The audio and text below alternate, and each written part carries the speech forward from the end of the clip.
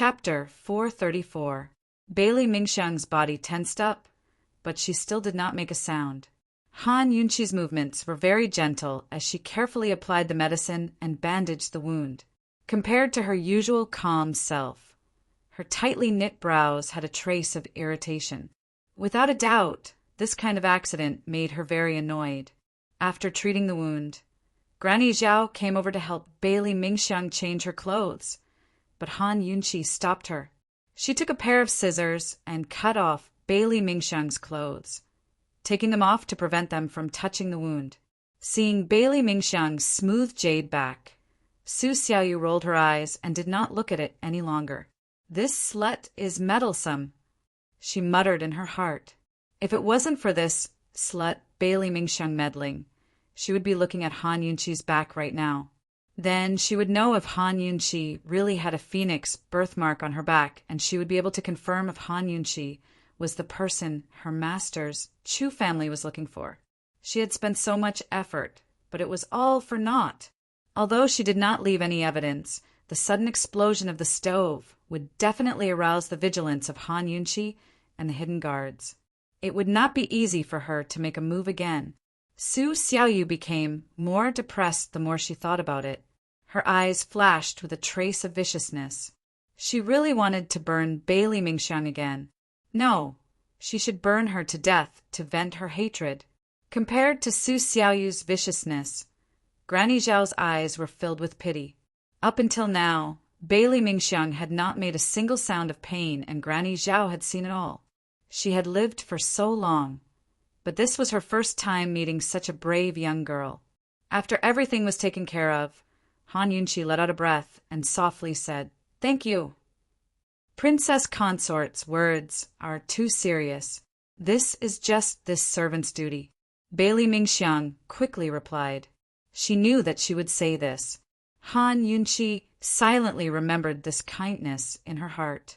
She told Zhao Mama to take good care of her and was about to leave when Bailey Mingxiang said in a low voice, "Esteemed Wang Fei, Mingxiang has a request." "I don't know." Upon hearing this, Su Xiaoyu secretly sneered. She knew that Bailey Mingxiang was not that simple. Since he had made a contribution, wouldn't he take the opportunity to ask for more? "Just tell me what you need." Han Yunqi was puzzled.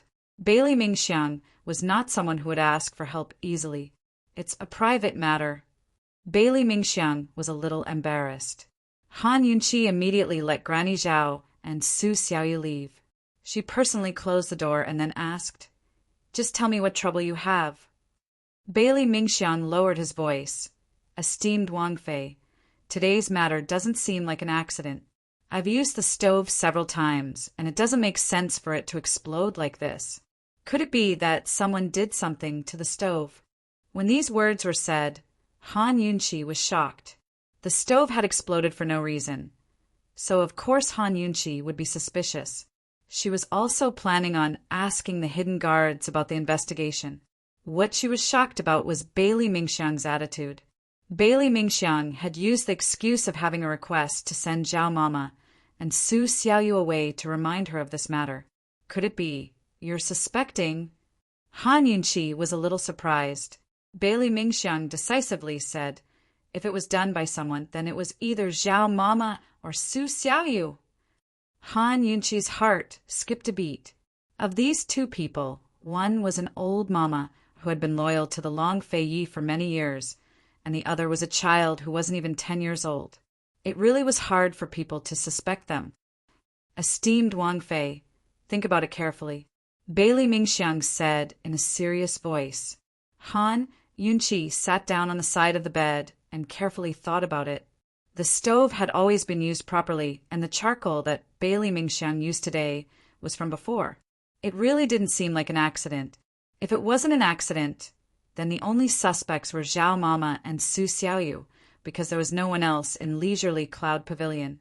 Moreover, the stove had been used multiple times, so it couldn't have been tampered with before it was sent in. Han Yunqi had always treated the Duke of Qin's estate as the safest place. Ever since Murong Wanru got married and Grand Concubine, he went into seclusion to pay her respects to Buddha. She no longer treated anything that happened in the estate with caution. But now this incident had come so suddenly.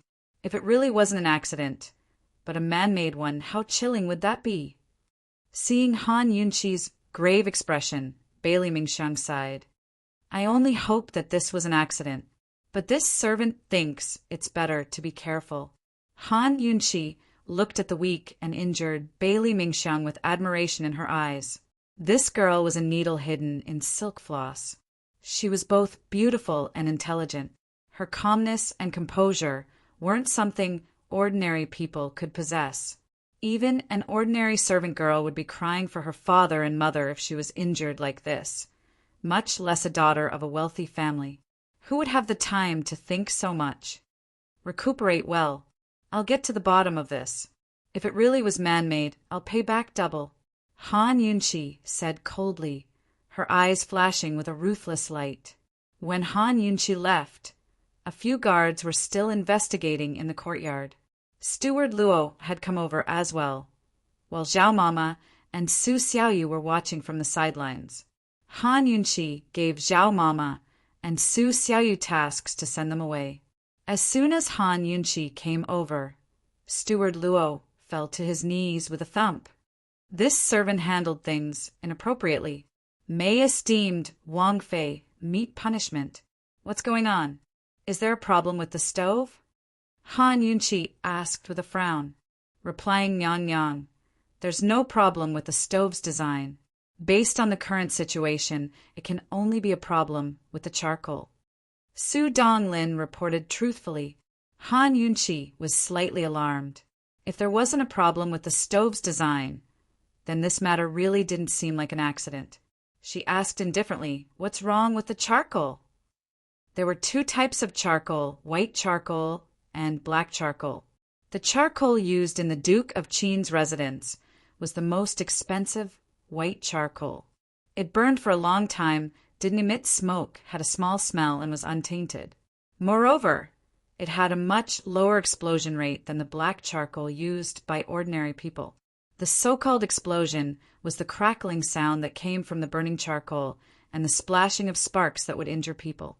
Based on the situation just now, it shouldn't have been an explosion, but an explosion. Therefore, even if there was a problem with the charcoal itself, it shouldn't have caused an explosion. The only possibility was that the charcoal was mixed with something explosive. Su Donglin was in a difficult position. It's still not clear. We've only analyzed the remaining dregs, but we didn't find anything explosive. This subordinate has checked the remaining charcoal, as well as the charcoal in use and in reserve in the residence. They're all safe. That's strange. Even if more than half of the charcoal had been burned and a lot of it had turned to ash, there should still be something strange in the dregs.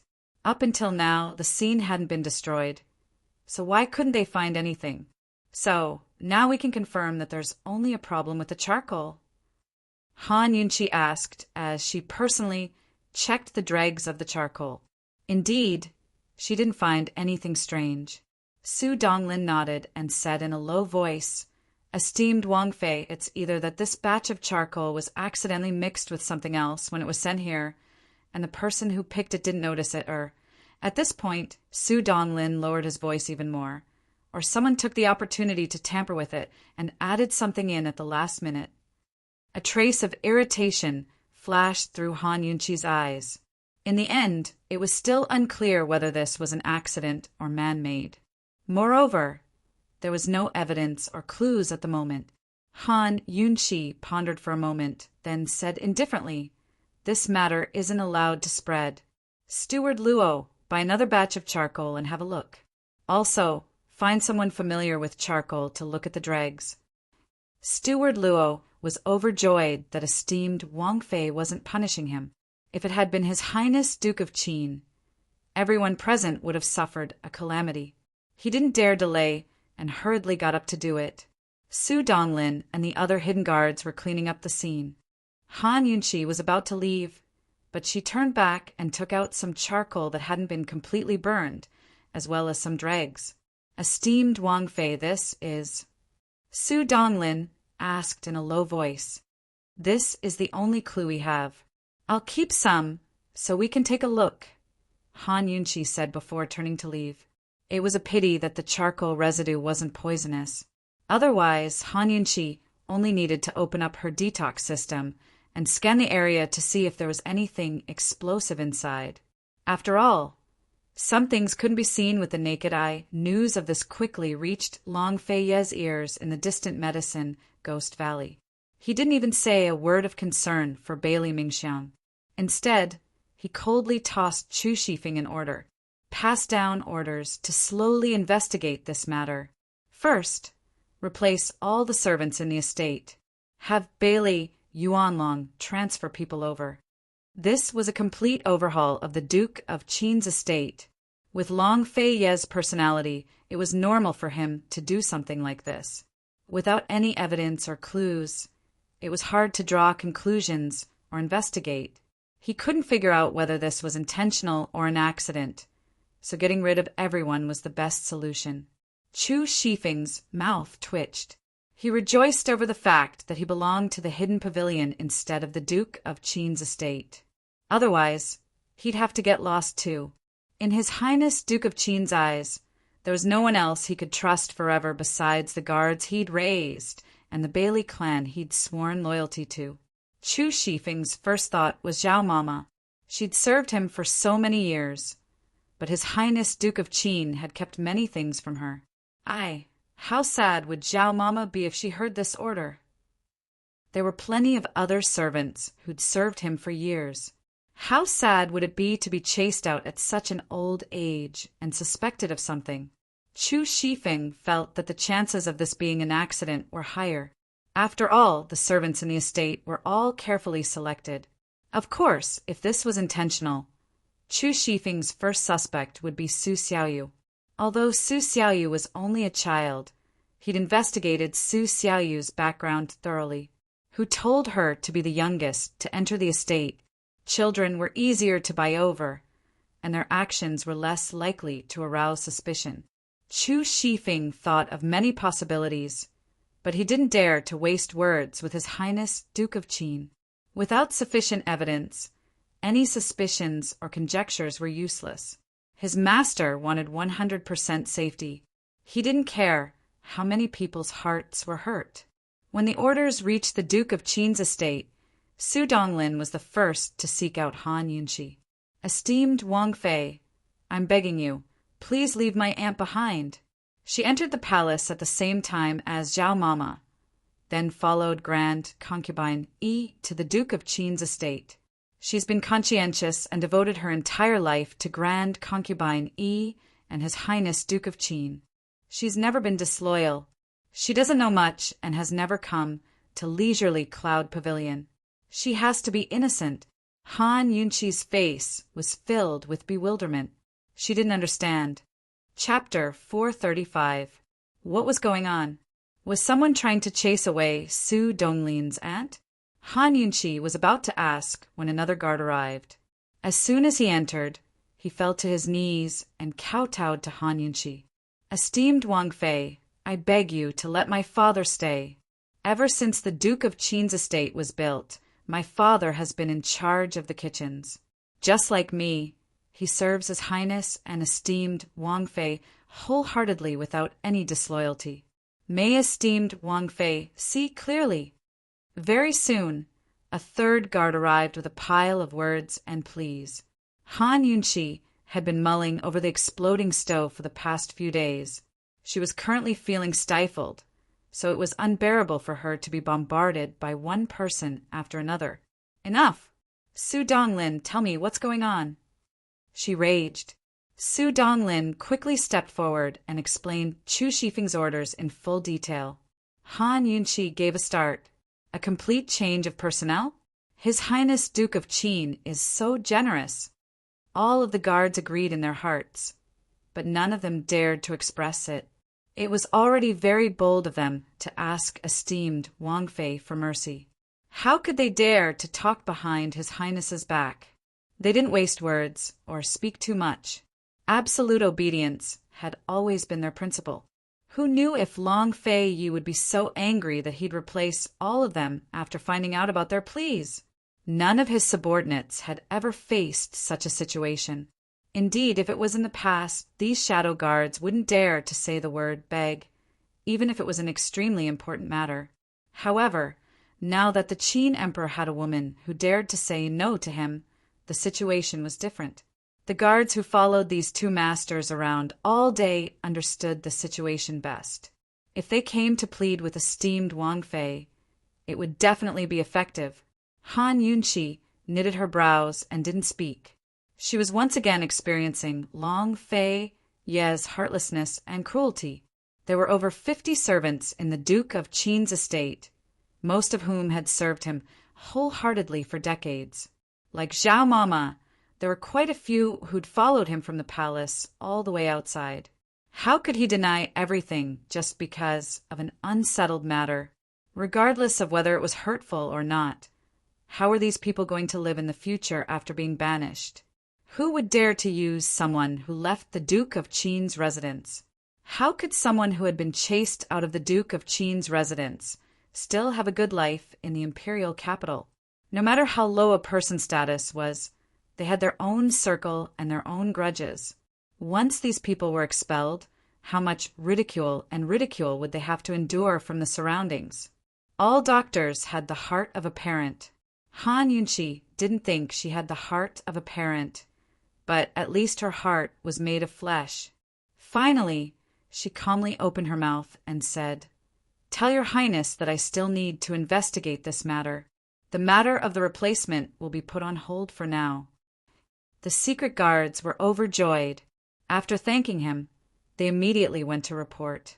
Very soon, Chu Shifeng sent back news that the Duke of Qin had approved esteemed Wang Fei's request and ordered the guards to strengthen their defenses. It was from this time onwards that a phrase began to spread among the secret guards. "With the Princess Consort here, there's no need to fear." In a few days it would be the 15th. Han Yunqi asked, "Is His Highness still with General Bailey?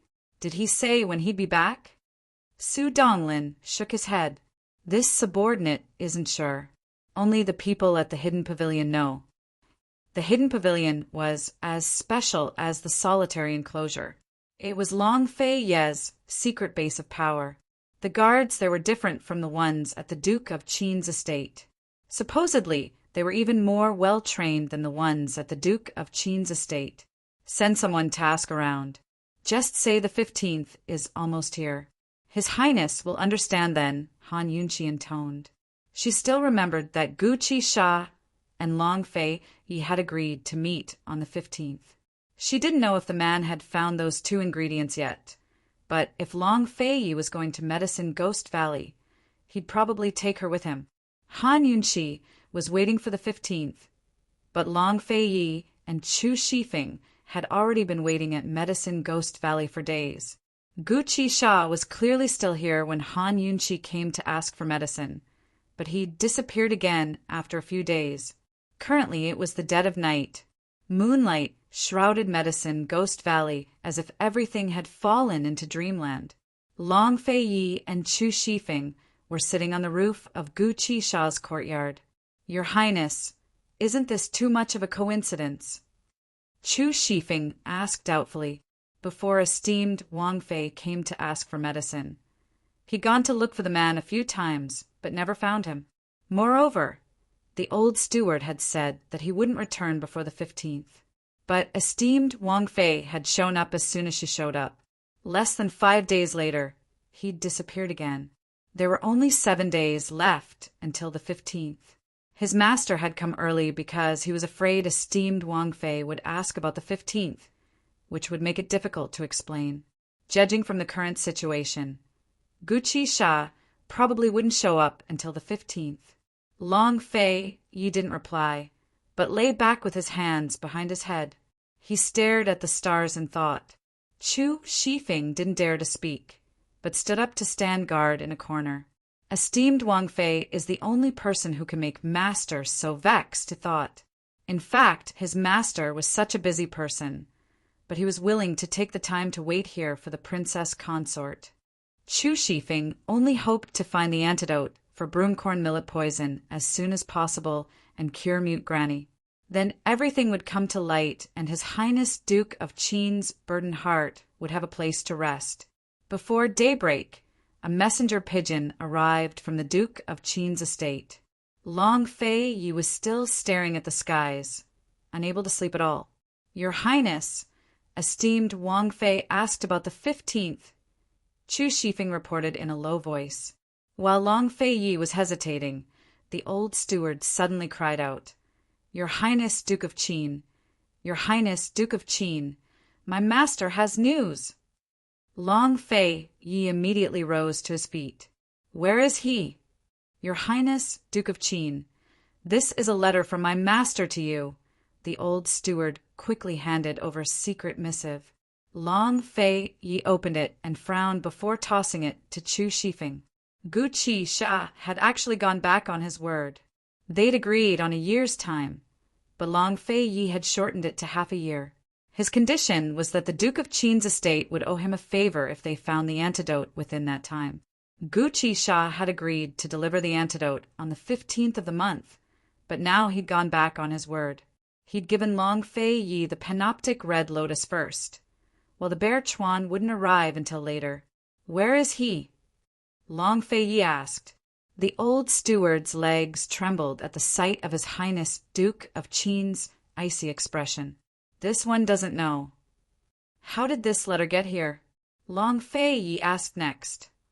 "It was a messenger pigeon," the old steward said as he took out the panoptic red lotus. "Your Highness Duke of Qin, kindly accept this." Long Fei Yi's anger finally subsided at the sight of the item. It looked like Gu Qi Sha really hadn't found the bear Chuan on purpose. Long Fei Yi didn't take the panoptic red lotus, but left him with a message. "Tell Gu Qi Sha that if he doesn't find the bear Chuan within a year, he'll have to bear the consequences." With one more antidote missing, the matter of Mute Granny would have to be put on hold again.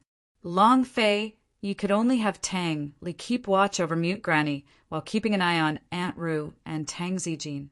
As for why Gu Qi Sha had failed to find the bear Chuan, even the old steward had no idea. But one person had already found the bear Chuan. It was none other than the long-absent Gu. He'd left Mu Ling somewhere behind, so he'd long set foot on Fishery Island by himself. The Bailey Navy didn't stop anyone from setting foot on the island, nor did they have the right to do so. However, anyone who took Jun Isia half a step off the island would be turned into a porcupine by the Bailey Navy. When Gu set foot on the island, no one recognized him. This was because he was no longer wearing his usual enchanting red robes or his usual mischievous smile.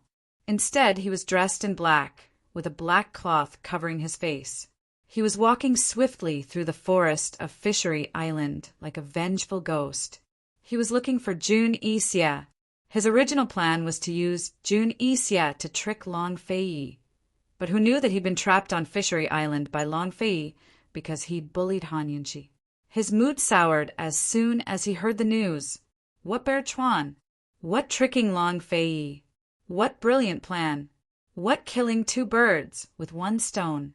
Everything was thrown to the back of his mind. He didn't even tell Mu Ling. He'd set off immediately the night he received the news, arriving at Fishery Island as quickly as possible. What a Jun Isia!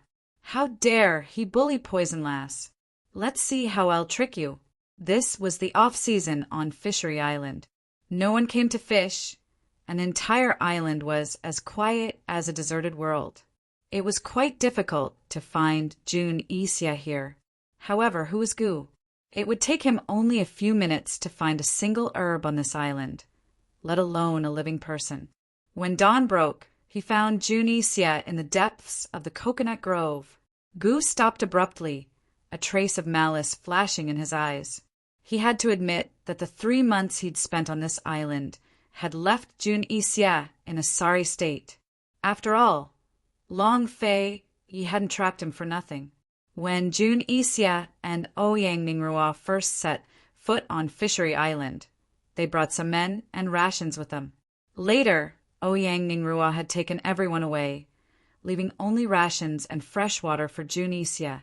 However, those rations and fresh water were limited. The Northern Lee Imperial clan had sent people to deliver supplies, but the Bailey Navy had chased them away before they could even get close to Fishery Island. There was no way they could deliver anything. In less than a month, Junichia had used up all the dry rations and fresh water they'd left behind. In the following days, he could only drink rainwater and coconut juice and eat roasted fish. Back then, eating grilled fish in a world of ice and snow was such an enjoyable thing. But now he had been eating grilled fish every day for more than 2 months. What kind of feeling was that? Junichia wanted to vomit whenever he saw fish, but he had no choice but to eat. If he didn't, then his only path was to starve to death. The current Junichia might not have been reduced to a barbarian, but he had a full beard and tattered clothes. He had Bailey Mingxiang's blood hidden in his robes, but had long forgotten about it. There was only one thing left in his mind that he couldn't figure out. Why hadn't the Northern Lee Imperial clan pressured Emperor Tianhui? Why hadn't the Northern Dynasty's emperors rescued him yet? Did something big happen in Northern Lee? Otherwise, the Northern Dynasty's emperors would never give up on him. The skies grew brighter and brighter. Junichia's stomach was rumbling with hunger, but he really didn't want to drink coconut juice or eat roasted fish. He opened his eyes and looked at the sky, then closed them again. But it was at this moment that the fragrant scent of rice wafted into his nostrils. The aroma of rice. He couldn't be wrong. This was definitely the aroma of rice that he hadn't eaten in 3 months. With a start, Junichia bolted upright. Chapter 436. The aroma of rice. Junichia felt invigorated as soon as he caught a whiff of the fragrance. He followed the scent and soon reached the depths of the coconut grove. He saw a black-robed, masked man cooking in the clearing. He seemed to have come prepared, for there were multiple bags of items by his side. He'd built 2 stone stoves and 2 pots, one of which was boiling water while the other was cooking rice. Beneath the snow-white layer, each grain of rice was plump and fragrant. White steam rose from the wafting rice, making Junichia salivate uncontrollably. He hadn't eaten a single grain of rice in 3 months. Of course, he was still a glutton. How could a 7-foot man bend his waist for 5 buckets of rice?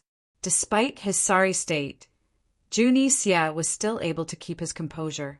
He swallowed and adjusted his emotions before walking over. This brother is so refined. Gu looked him over with a smile. I presume that your distinguished self must be Northern Lee's Duke of Kong. Junichia? Junichia felt a little awkward at these words. News of Long Fei Yi immobilizing Tianning's navy to surround Fishery Island had probably spread throughout Cloud Realm continent by now. It wasn't strange for anyone to recognize him.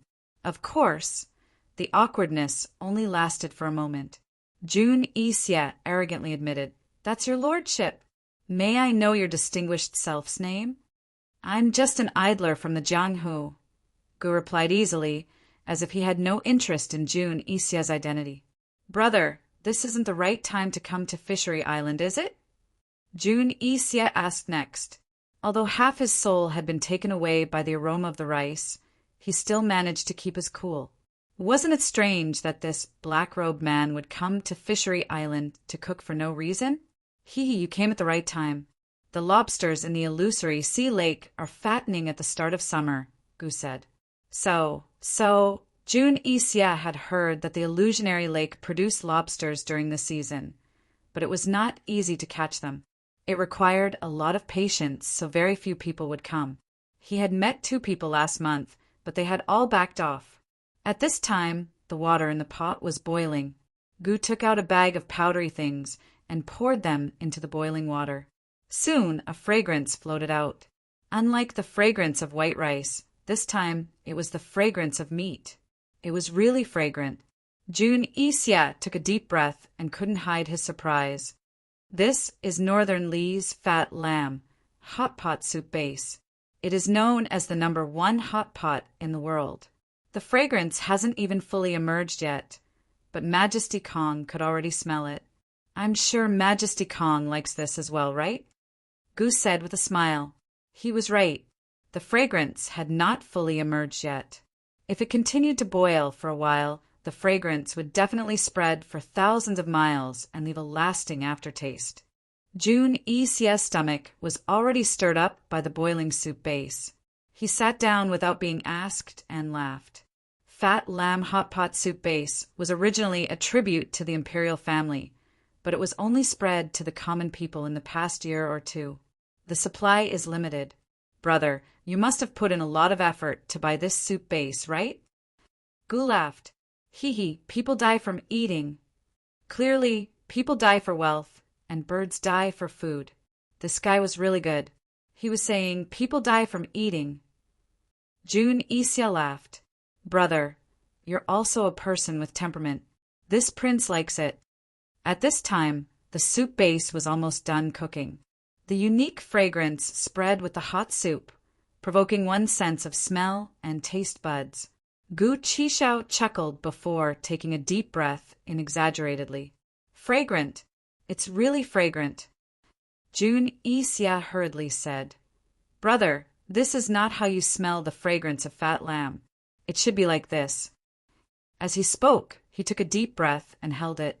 He let the fragrance fill his entire nose and slowly spread into his mouth. Gu hurriedly followed suit. Taking a deep breath and holding his breath was a form of enjoyment. It left a lasting aftertaste. Prince Kong is still the one who knows the ropes, Gu said. Jun Yixie chuckled and continued to take deep breaths. He enjoyed the long-awaited fragrance. Even if he couldn't eat it, just smelling it was satisfying. After the soup base was completely boiling, Gu took the bags of various sizes and opened them one by one. There were only two things.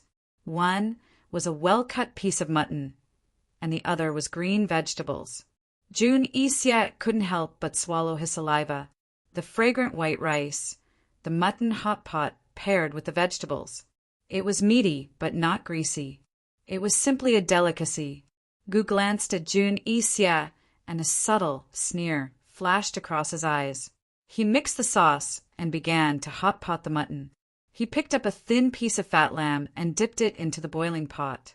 Then he scooped it up and placed it in the sauce. While the meat was still smoking, he quickly ate it. He chewed lightly. It was tender and juicy. The fragrance lingered in his mouth. It was really delicious. Jun Yixie's stomach growled as he watched. He covered it awkwardly. Gu pretended not to see it. After dipping a few more slices, he said with a satisfied expression, the taste is just right. Prince Kong, do you want to try it? Naturally, Jun Yixie wouldn't ask for food of his own accord. He was waiting for these exact words. He was overjoyed. I'll do as you say. Gu then broke a pair of chopsticks into two. I'll make do with it. He only brought a pair of chopsticks? Jun Yixie thought that this guy probably wasn't here for him. Of course, Jun Yixie was still cautious. No matter how hungry he was, he still took extra care to make sure the meat wasn't poisonous before eating it. Once he started eating, he really couldn't stop. Soon enough, the two of them had cleaned out the entire pot of rice and hot pot of hot pot mutton. After eating and drinking to his heart's content, Jun Yixie asked, Has this brother heard of the war between Northern Li and Tianning? From what Jun Yixie understood of the Northern Dynasty's emperors, the Northern Dynasty's emperors would definitely strike back after Long Fei Ye's provocation. They'd put pressure on Emperor Tianhui, so there was no way they'd remain silent until now. Gu leaned lazily against a tree trunk and arched an eyebrow at Jun Yixie. Smiling coldly, he said, This young master has never been interested in the affairs of the imperial court. Jun Yixie knitted his brows. This guy's attitude was clearly off. What did he mean by that? Gu's eyes grew even colder. This young master is more interested in you. Jun Yixie immediately went on guard. He glanced at the leftover food and knew it was a trap, but he was sure it wasn't poisonous. Besides Han Yunqi, who else in the world had better poison skills than him? Just who are you? Why have you come? He asked coldly. Gu slowly spat out two words. Bear Chuan! Jun Yixie grew even more stunned at his words, but he didn't show it. Instead, he asked coldly, "What's a Bear Chuan?" "You don't know." Gu laughed. "Never heard of it." Jun Yixie denied. How could he not know what Bear Chuan was? It was an extremely rare and precious medicinal ingredient that was used not to treat illnesses, but to create antidotes. He'd spent a lot of effort and money to get his hands on it. Where did this guy find out that Bear Chuan was in his hands? What kind of poison did he want from Bear Chuan? Jun Yixie denied it, but Gu wasn't in a hurry to argue with him. He didn't say anything and just watched with interest. Jun Yixie couldn't stay calm after eating such a delicious meal. He frowned and almost made a move, but he quickly remembered the rules of Fishery Island. "What do you want?" he said angrily. Gu's eyes turned vicious. He said word by word, "Hand over the Bear Chuan, and I'll give you the antidote. Otherwise." Jun Yixie was puzzled. Judging from this guy's attitude, he seemed to have an irreconcilable grudge against him. He'd offended many people, including those who'd killed their parents, wives, and entire families. Who was this guy? Although he felt guilty, his aura was still very strong. He glanced at him disdainfully. Otherwise what? Unexpectedly, before he could finish a sentence, his stomach began to cramp. The pain didn't increase gradually, but became very intense all of a sudden. His entire stomach felt like it was burning. Would Gu Chishao's own poisons be simple? Even though Jun Yixie was a man, he couldn't help but frown. Of course, in addition to the pain, his heart was already in a perilous situation. This meal was really poisonous. Not only did he fail to test it out, but he also couldn't figure out what kind of poison it was when the poison took effect. For him, the leader of the 100 Poison sect and the leader of the poison world, to be defeated in his field of expertise was simply a great insult. One Han Yunqi was enough. Where did this thing come from? Jun Yixie endured the pain and said angrily, "Who are you?" Gu was still standing there lazily. He casually plucked a weed and played with it in his hand. After a while, he faintly spat out 2 words. "Bear Chuan, I didn't." Jun Yixie sternly denied. Gu shrugged and rested for a while. Then he took out a packet of lamb slices and dipped them in it. He was enjoying himself with relish. In just a while, Jun Yixie was already in so much pain that he couldn't stand it anymore. He clutched his stomach and bent over. However, it wasn't that easy to get him to hand over the Bear Chuan. He had to endure. "I'm going to fish for lobsters. If Your Highness Majesty Kong thinks it through, you can come to me for the antidote at any time," Gu said with a smile. Yuzhou Island prohibited martial arts, but there were no drugs. As long as he didn't poison the fish in the lake, who could do anything to him? If he didn't use Jun Yixie's expertise in poison, he might not be able to trick him. Under Jun Yixie's vicious glare, Gu Chisha picked up his fishing rod and hummed a little tune as he headed for the illusory sea lake. He was planning to catch a few giant lobsters to nourish his poison lass's body. The end of spring and the beginning of summer was the best time to nourish her body. As soon as Gu left, Jun Yixie was so angry that he kicked over the boiler. Damn it! Was he having bad luck recently? Could any random person mess with him? There was no way he would hand over the Bear Chuan. Jun Yixie sat down under a tree and clutched his stomach tightly to calm himself down. He didn't believe that he couldn't get rid of the poison in his body. Unfortunately, after pondering and enduring for a few hours, Jun Yixie still came up empty-handed. He sat on the ground and was in so much pain that he couldn't even straighten his back. At that moment, the poison in his shoulder flared up. Jun Yixie fell to the ground. After a moment of silence, he couldn't take it anymore and started rolling on the ground. Pain could be fatal. Many people in the world had died from the pain. When he realized that his life was in danger, Jun Yixie finally compromised. He struggled to walk to the illusory sea lake, too weak to speak. He raised the Bear Chuan with trembling hands and gestured to Gu. "Oh, you've thought it through?" Gu laughed. Give me the antidote first. Jun Xia finally opened his mouth. His face was pale and covered in cold sweat. Do you think you have the right to negotiate with me? Gu retorted cold. Jun Xia was unwilling, but he couldn't do anything about it. He threw the bear chuan over. Gu caught it. After confirming that it was genuine, he was very happy. He glanced back at Jun Xia with a smile that could topple cities. I forgot to bring the antidote. Chapter 437. Did he forget to bring the antidote? How was that possible? Most poison users and doctors had the habit of carrying their own medicine with them, especially poison users. They would definitely carry their antidotes with them. Take him, for example.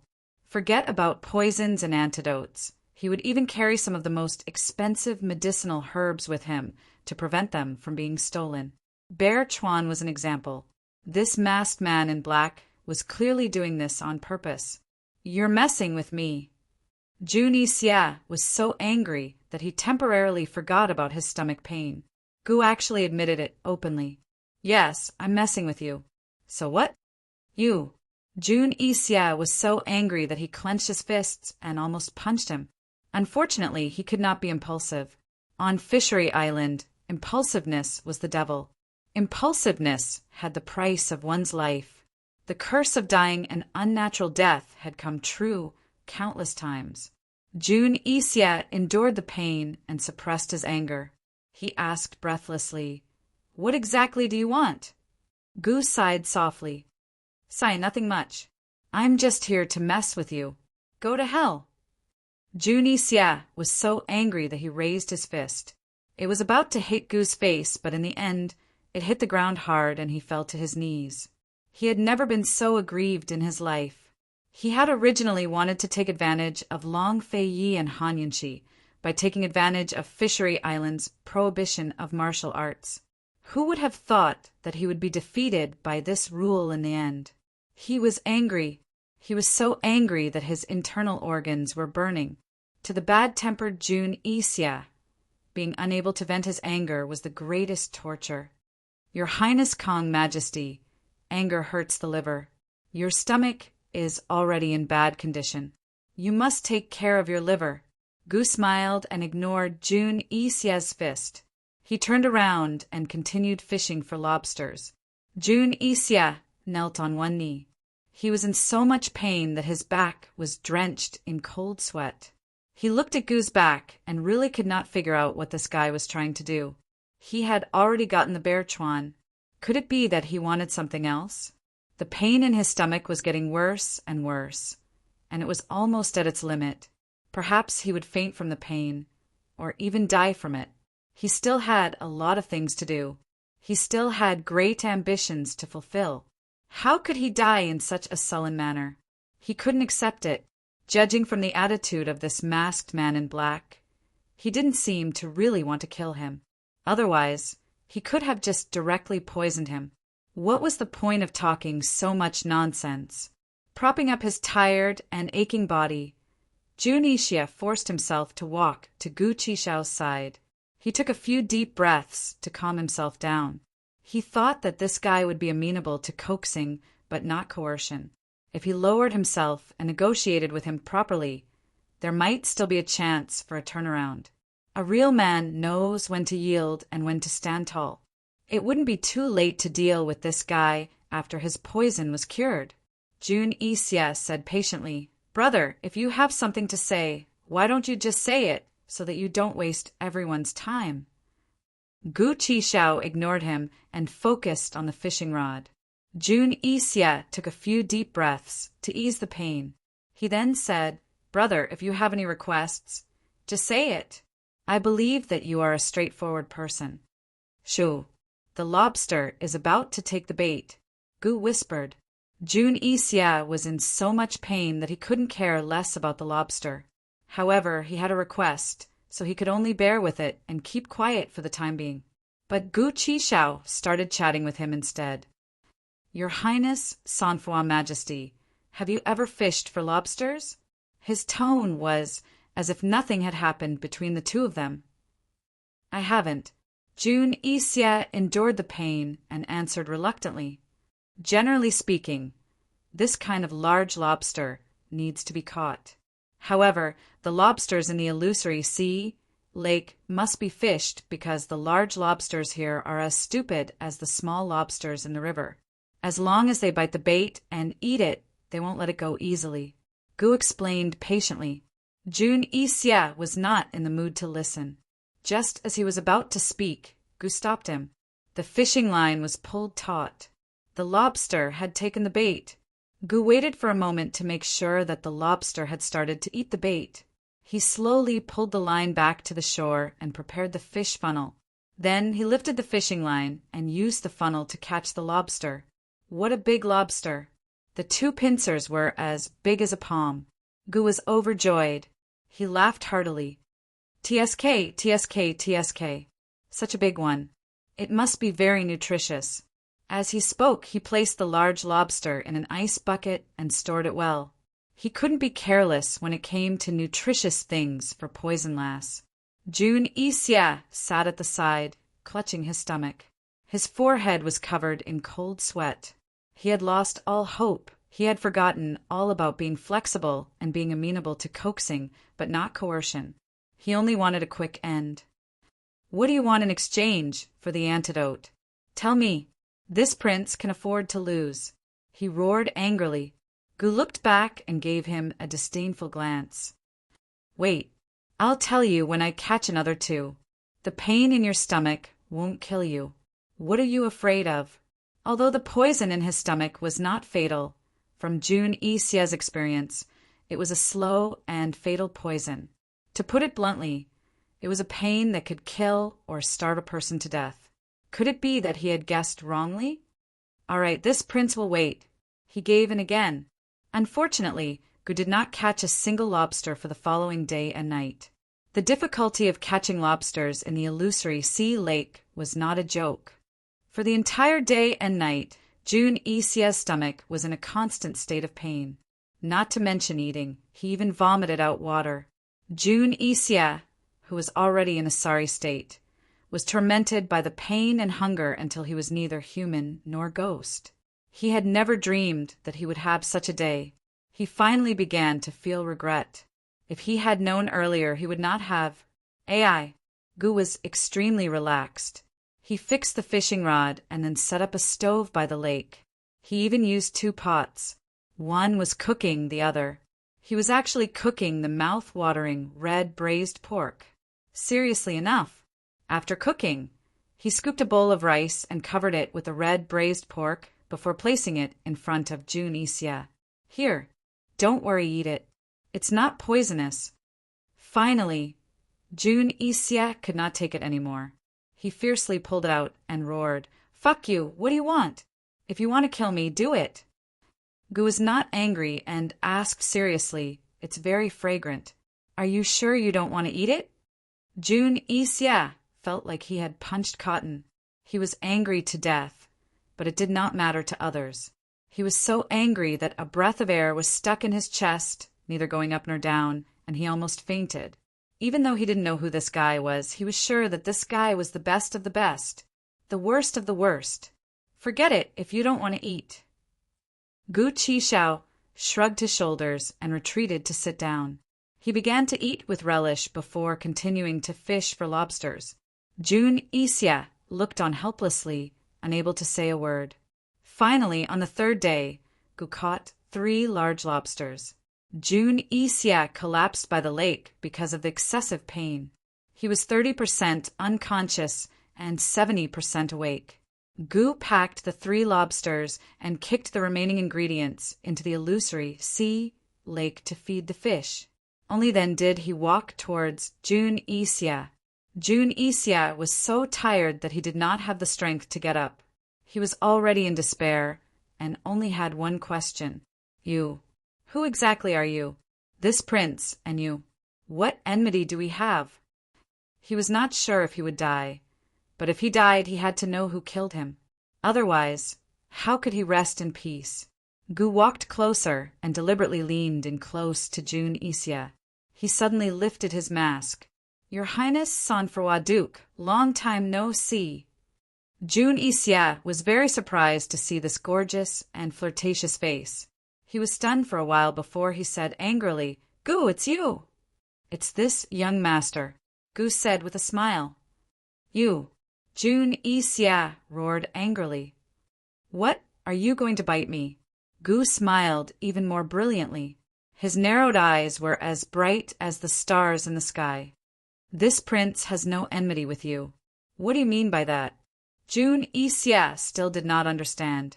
At this moment, the smile in Gu's eyes stopped abruptly and was replaced by a sinister and ruthless expression. He changed his face faster than flipping a book. No one could imagine that a person who smiled so brilliantly could have such a ruthless and cruel side. He narrowed his eyes and said coldly, because, "Han Yunqi, this young master will kill anyone who hurts her without mercy." When he said this, Jun Ixia actually laughed loudly. "What a joke, what a pity. Gu, you've taken a fancy to that married woman, haven't you?" "Nonsense, isn't it obvious?" Gu asked with a sneer. Jun Ixia wanted to attack him, but there was no way. Jun Ixia's pale lips curled into a mocking smile. "If you have the ability, go fight with Long Fei. Why are you trying to be a hero in front of this prince? This young master likes to be a hero in front of you, so what? Oh, right, this young master forgot to tell you. There's still one more day before your stomach starts to fester. It'll spread to your internal organs in half a day."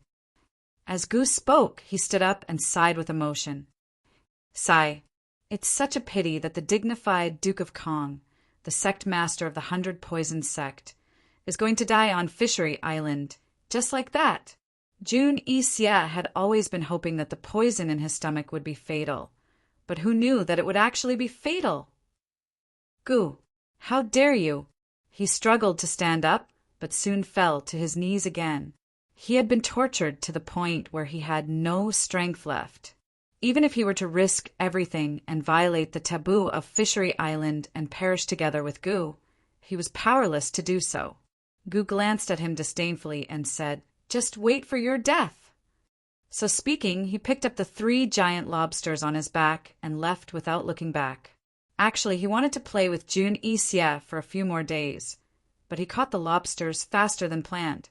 He had to deliver them to Poison Lass before they were still fresh. Nothing was more important than that. Come to think of it, it had been a long time since he'd visited Tianning's capital city to see his Poison Lass. That day, Gu Qishao heartlessly left Fishery Island, leaving Jun Ixia to struggle at death's door by himself as he hovered on the brink of death. However, to everyone's surprise, fog suddenly appeared on the sea around Fishing Boat Island that night. Judging from the location of the island, there was only one type of fog that would appear here: topographic fog. Although visibility was low, it didn't last long. The Bailey Navy had been guarding the island for 3 months, so they were naturally prepared to deal with the fog.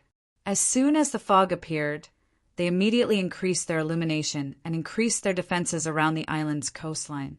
The Bailey Navy's only job was to keep an eye on the shoreline and prevent Jun Ixia from leaving. Thus, it wasn't much of a problem under these conditions.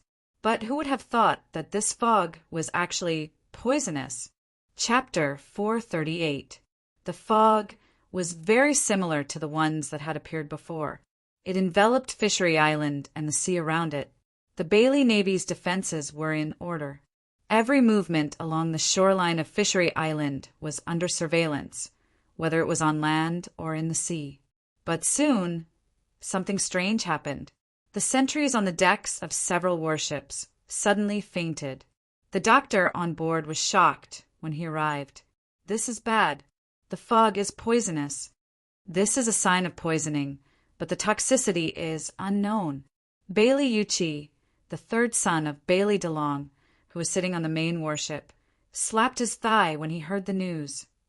"This is bad." The sea was so wide, and it wasn't a canyon or a place with special airflow.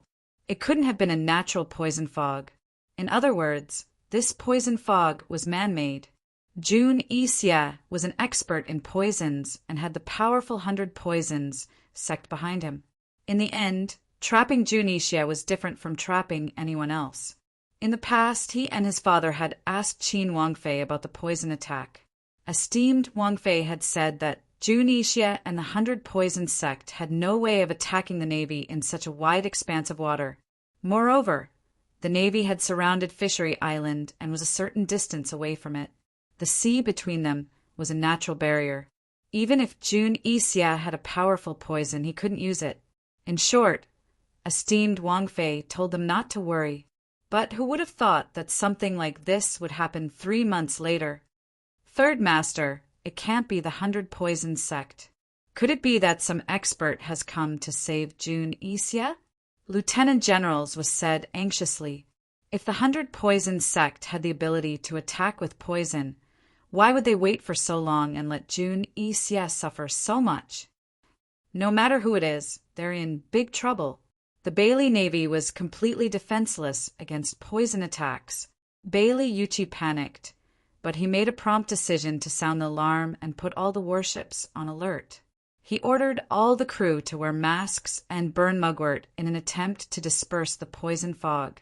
He personally wrote the letter and used the eagle his father had left him, hoping to deliver the news to His Highness Duke of Qin and esteemed Wangfei as soon as possible. But who would have thought that not long after, the poisonous fog would cover the entire fleet? As soon as the eagle flew out, it quickly fell into the sea. Bailey Yuchi's heart sank when he saw this. In this situation, the news could not be sent out for the time being. The masks seemed to be ineffective. Many of the sentries on the deck fainted. Fortunately, their lives were not in danger. Third young master, what should we do? Should we close the cabin? The deputy general asked. At the front line were the sentries, followed by the archers. Presumably, it wouldn't be long before the archers were poisoned as well. The poisonous fog was everywhere, and the only way to escape was to hide in the cabin, close the doors and windows, and wait for the poisonous fog to disperse. As soon as the deputy general said this, Bailey Yuchi immediately slapped him. Bastard! Aren't we being trampled on? If they retreated, not only would Jun Isia escape, the ship would also be destroyed. The deputy general rubbed his head. Although he was afraid, he had no choice but to ask, then what should we do now? If they didn't hide, they would be exposed to the poisonous fog. Who knew how many people would faint and how long they would be unconscious for? It was undeniable that poison was a terrifying skill, and a large-scale poison attack was even more terrifying. It could almost destroy an entire army. Bailey Yuchi had no choice but to cast a questioning glance at the 2 military doctors beside him. Third young master, this subordinate's guess is that the poisonous fog doesn't seem to be highly toxic.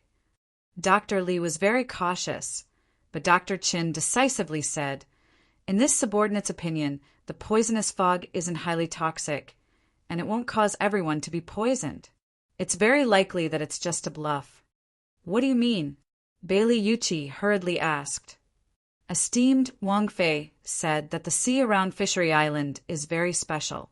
The sea breeze is very smooth, and the ocean currents are very smooth. It's very difficult to poison people in the sea or in the air. Even she can't do it. This subordinate's guess is that the poisonous fog won't last for long and will disperse very soon. Based on the current situation, less than 10 people have fainted from the poison, and the signs of poisoning are only fainting. It's clear that the poison isn't highly toxic. It's unlikely that they'll lose their lives, Dr. Chun analyzed in detail. Bailey Yuchi had more or less considered the same thing, so he was even more certain after hearing Dr. Chen's words. He immediately ordered, men, pass on this general's order. The poisonous fog isn't fatal. It'll disperse very soon, so don't panic. Send more men to keep an eye on Fishery Island. After calming down the troops and increasing their defenses, Bailey Yuchi went down to the cabin alone. A group of very professional Navy was stationed at the bottom of the main warship, the Mermaid Army. Although there weren't many mermaids, they were the true Bailey Navy. They were familiar with everything in the sea and could live freely in the sea. They were the Bailey clan's honor and representative, as well as the clan's most secret power. Bailey Yuchi handed the secret letter he'd written to a mermaid soldier and instructed seriously, "You must deliver this to my master as soon as possible." Naturally, he was referring to His Highness Duke of Qin, whom the Bailey Navy was loyal to. Understood. The mermaid soldier obeyed and dove into the sea. Even if the eagles were blocked, there was still a way out in the sea. The poisoner probably couldn't guard against that. Very soon, the mermaid soldiers left Fishery Island and headed towards Cloud Realm Continent. But things weren't looking good for the Bailey Navy. Dr. Chen's guesses weren't entirely correct. The poisonous fog really wasn't lethal, but it took a long time to disperse. Almost 2 hours had passed since the fog appeared.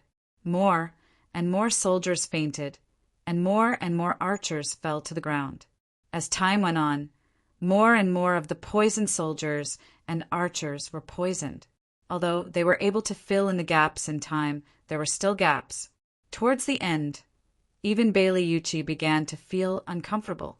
Although he didn't want to go back to the cabin, he couldn't collapse as a deputy general. He quickly returned to his cabin and took a few puffs of mugwort tobacco before feeling better. "Third young master, if this keeps up, we won't have enough men."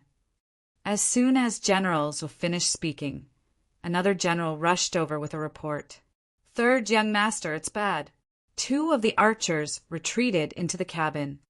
Bailey Yuchi grew alarmed. "Drag them out and execute them in front of everyone." In the army, the worst taboo wasn't losing, but shrinking back. This was especially true at a critical moment like this.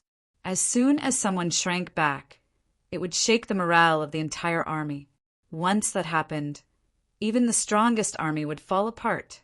They've already been executed, but those cowards are all asking when the poison fog will disperse, Generals was said helplessly. The fact that the fog hadn't dispersed for so long made the soldiers suspicious. They even began to question the poison's lethality. Ignoring his discomfort, Bailey Yuchi strode forward and roared, "Soldiers are trained for 1,000 days to be used in a single moment. What's the point of having such cowardly cowards at a time like this? I'm telling you now, if you want to retreat, this old man will personally kill you and feed you to the fishes. Brothers who can hold on, the Bailey army and His Highness Duke of Qin won't treat you unfairly." His words restored much of the soldiers' morale, but they couldn't do without morale, nor could they do without it. The Bailey Navy held on for a full 4 hours. It was almost dawn, but the poison fog still hadn't dispersed. A large number of archers and Navy soldiers had already lost consciousness. The remaining troops weren't enough to defend Fishery Island. Bailey Yuchi had long since gone to Fishery Island. Even if he couldn't defend the shoreline, he could at least protect Jun Yixia. Unfortunately, he hadn't even found Jun Yixia before he fainted in the coconut grove on Fishery Island. If Jun Yixia was still awake, he would have been shocked by the poison fog as well. Unfortunately, he'd already been rescued and was lying on a mysterious fishing boat far away from Fishery Island, heading in the direction of Northernly. A mysterious expert had unknowingly rescued him long ago. The poison fog gradually dissipated at daybreak. The Navy and archers gradually regained consciousness, including Bailey Yuchi. They quickly discovered traces of a ship on the shoal of the harbor. Jun Yixia had been rescued. Bailey Yuchi stared blankly for a moment, then rushed back to the main warship's cabin and shouted angrily, "Didn't I tell you last night to guard the sea?" The mermaid soldiers guarded the surface of the sea. As long as a ship appeared, they were to capsize it. "Third young master, that person's ship is poisonous. Wherever it goes, the seawater will be contaminated. We can't approach it at all. We've already sent people to follow it, but we can only follow it from afar. Without His Highness Duke of Qin's orders, we don't dare to show ourselves." The mermaid captain replied helplessly. He was right. Mermaids had a special status. They couldn't even show their faces, let alone fight. Following them from afar was already their bottom line. If they were discovered, the losses would outweigh the gains. Bailey Yuchi's anger subsided. He sighed repeatedly. I can only blame myself for not finding Jun Yixia sooner. Third young master, the newcomer's poison skills are extremely high. I doubt even esteemed Wang Fei would be a match for him, the mermaid captain said seriously. Bailey Yuchi didn't have time to think too much. He immediately wrote down the situation and sent a messenger pigeon back. After trapping Jun Yixia for 3 months, Jun Yixia was about to go crazy from exhaustion, but he'd actually escaped in a single night. He didn't know how His Highness Duke of Qin and esteemed Wang Fei would react when they received this news.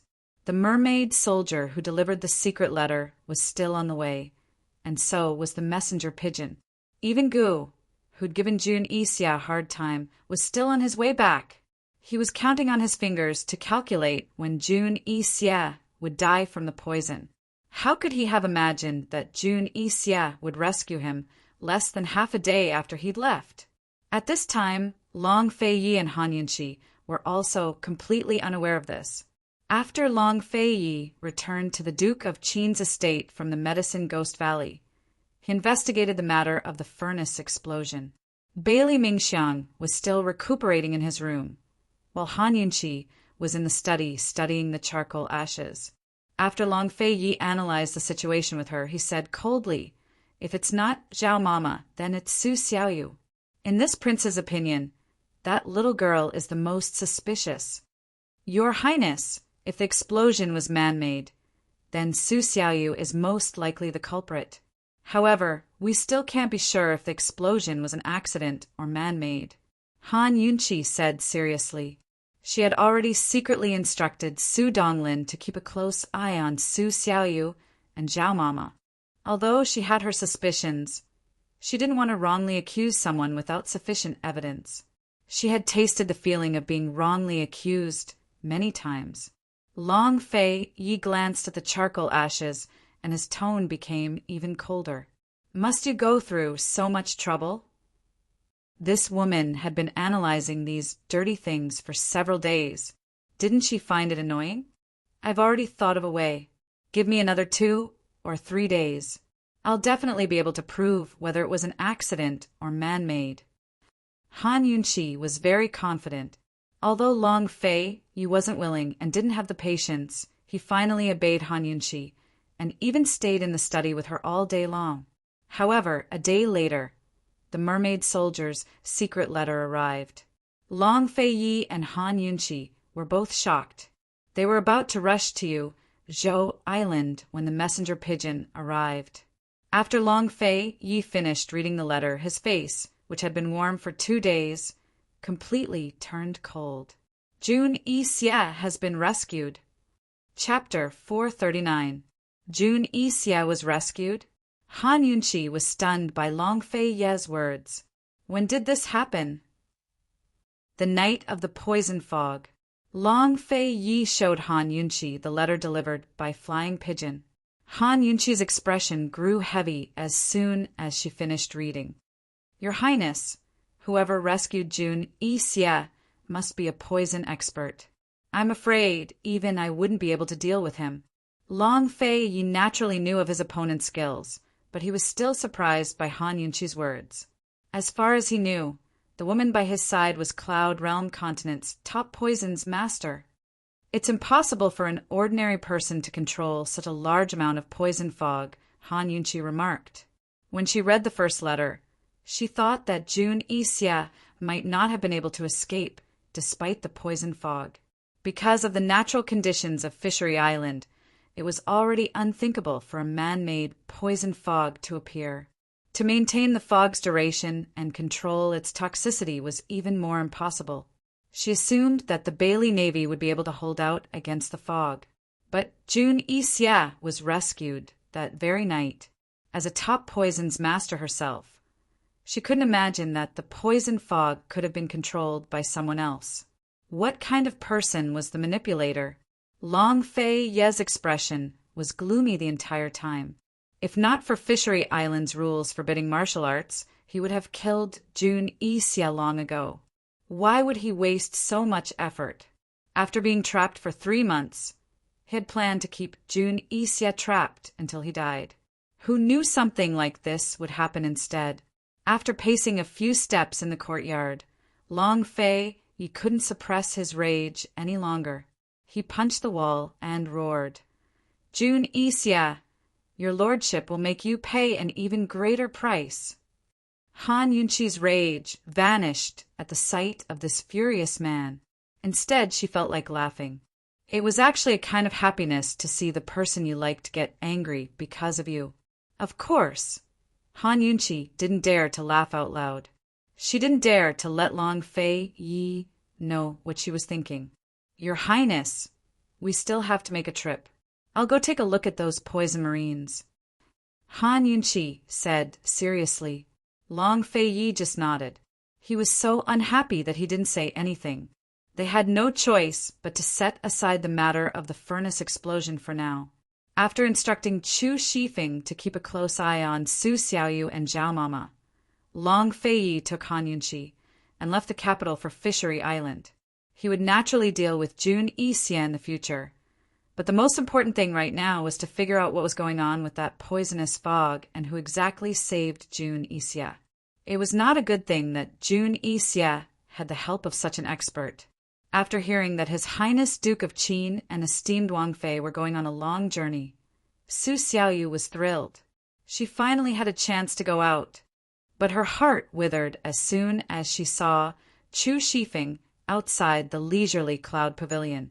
She couldn't go out. Ever since the furnace explosion, she hadn't found a chance to leave the estate. She had agreed to meet her master in the middle of the month, but now it was the end of the month and she still hadn't reported back. She couldn't even send word out. If she knew this would happen, she wouldn't have been so impulsive. Although His Highness Duke of Qin and esteemed Wang Fei hadn't mentioned the explosion recently, she still felt uneasy. Especially after His Highness Duke of Qin's return, she felt even more fearful. She really wanted to run away, but that would expose her identity. Moreover, she might not be able to escape. She had no choice but to keep waiting and think of a way out. Currently, Chu Tianyin was waiting for Su Xiaoyu angrily. "Young master, why don't this subordinate go take a look at the Duke of Qin's estate tonight?" the guard asked in a low voice. Chu Tianyin immediately kicked him. "Idiot, do you think the Duke of Qin's estate is a place you can visit?" If it was that easy, he would have gone long ago. Why wait here? Su Xiaoyu wasn't the type to be late, so she must have gotten caught up in something important at the Duke of Qin's estate. Although Chu Tianyin was anxious, all he could do was wait. As a last resort, he could only abandon Su Xiaoyu as a chess piece. This time he had an important mission in Tianning's capital city.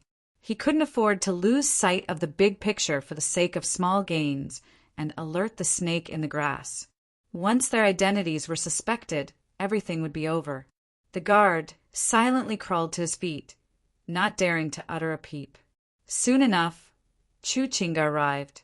Under Chu Tianyin's tutelage, Chu Qingge had already turned all of the servants in her palace into docile, loyal servants. She'd even gotten on good terms with eunuch Luo, Emperor Tianhui's personal guard. Today, she'd borrowed the chance to leave the palace to pay respects to Buddha to sneak in here. "Big bro, you guessed right.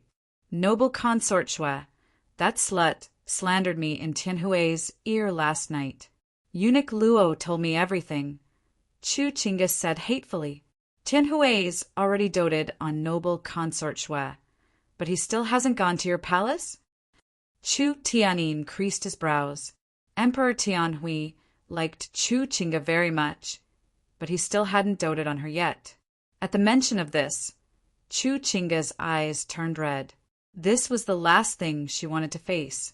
Fortunately, Emperor Tianhui had just recovered from a serious illness when she married into the family.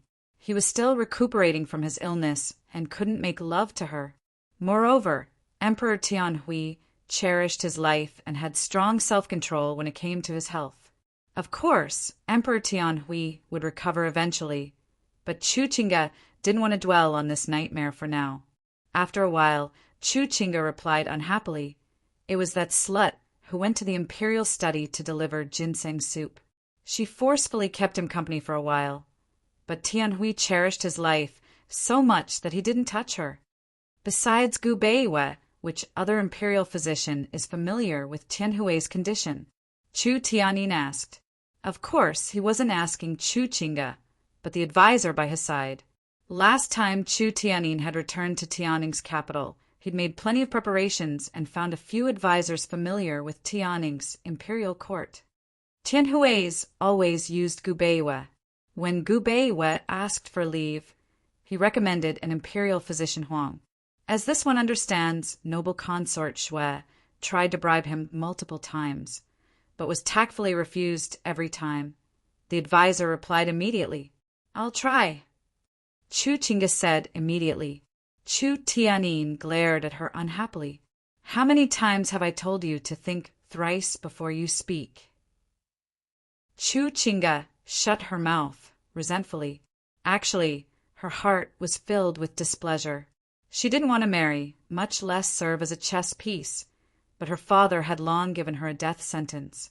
With her father's personality, she'd be done for the rest of her life if she refused.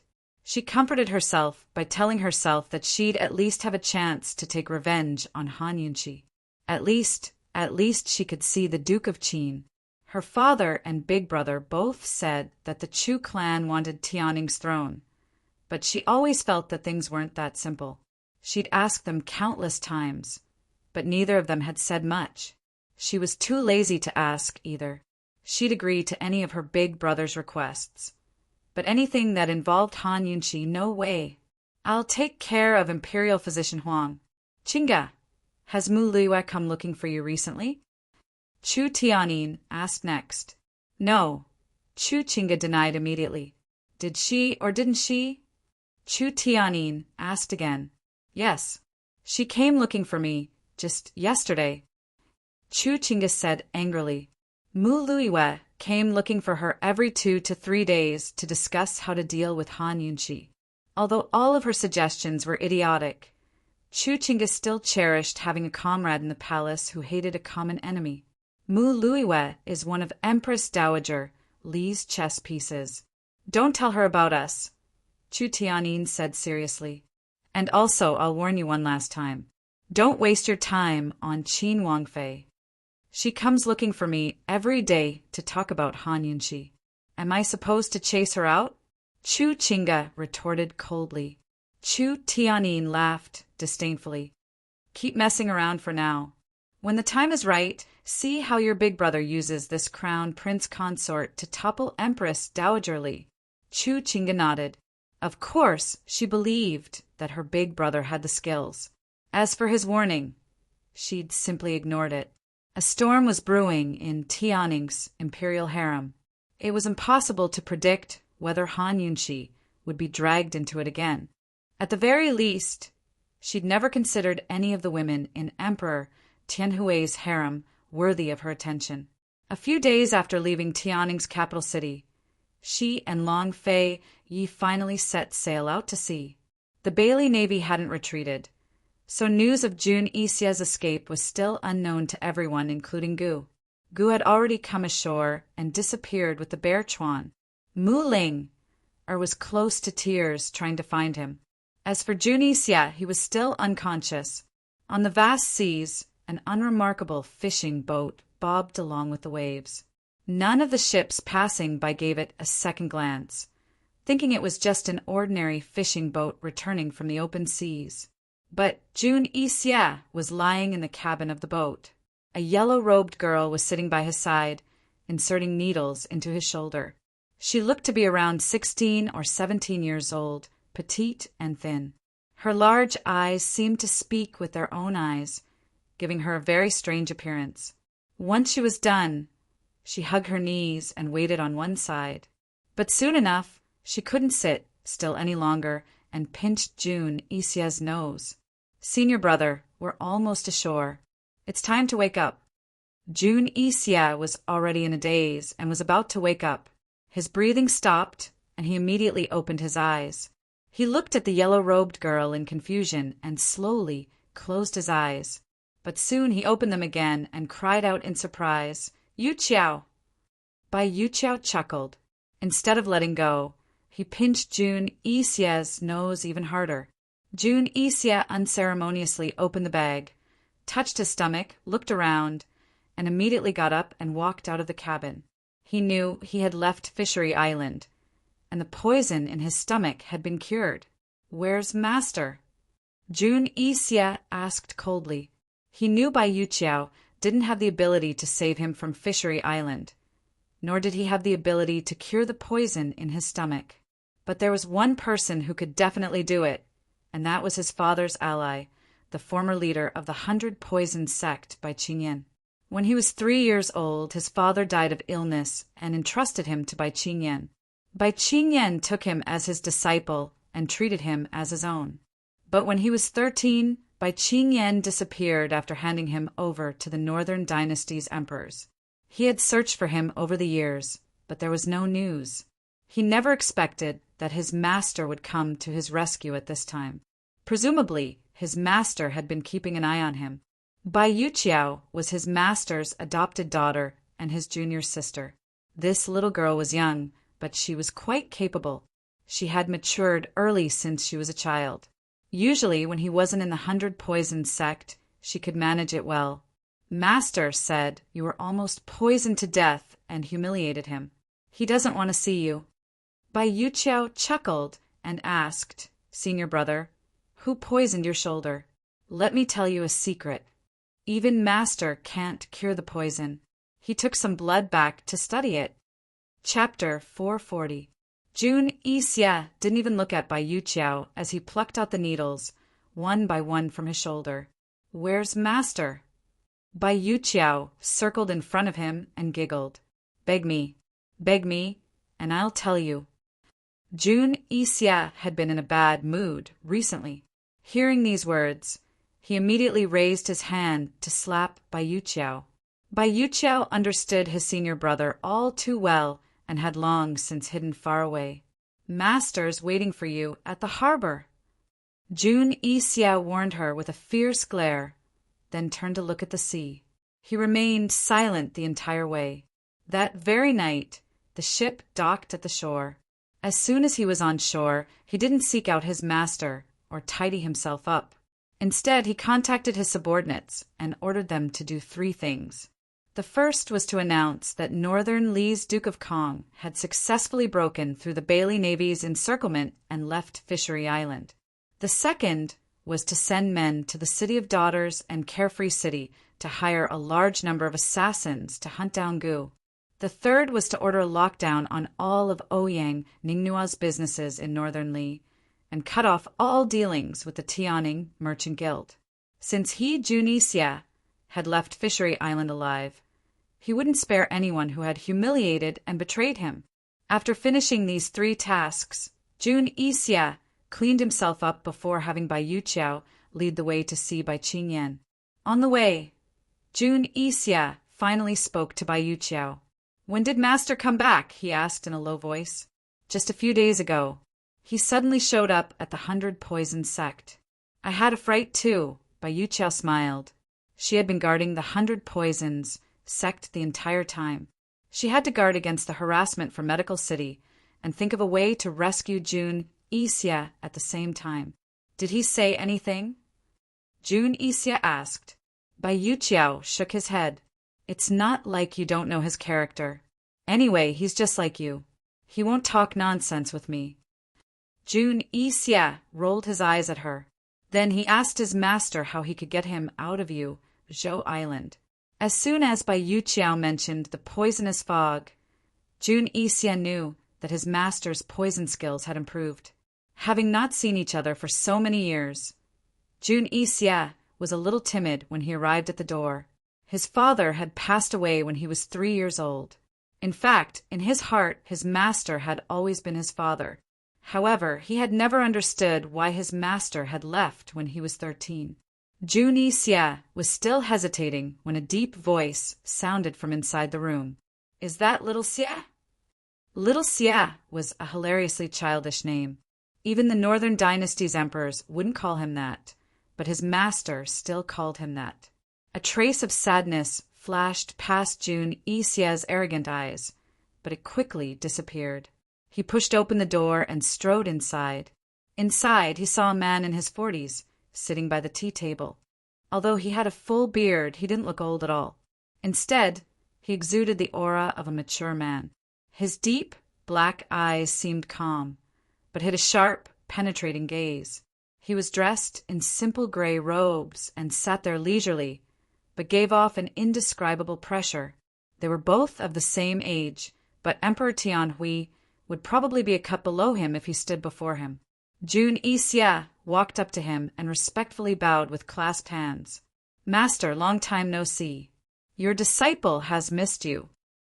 Bai Qingyan personally helped him to his feet and said, If Master had been a step late, wouldn't you have lost your little life? The poisoner was a fellow called Gu. His origins are unclear.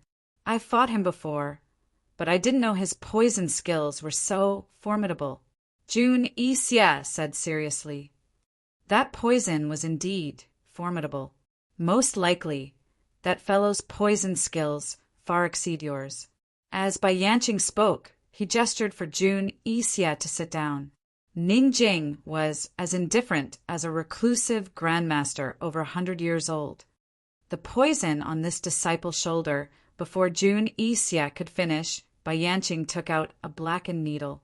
Even Master can't cure this poison. It looks like you should avoid offending that woman. Master knows it's Han Yunqi too? Jun Xia was puzzled. I only heard about it after I left the mountains, Bai Qingyan replied. Jun Xia lowered his voice. Master, the Shadow Clan members are risking their lives to protect her. Moreover, the poison sex poison beast is in her hands. Bai Qingyan's eyes finally flickered. What do you mean? This woman is very likely a descendant of Western Qin's imperial clan. This disciple has been investigating her background this entire time. But unfortunately, all the clues have been erased. Jun Xia continued. But Western Qin's imperial clan was clearly extinct back then. Perhaps this disciple is overthinking things.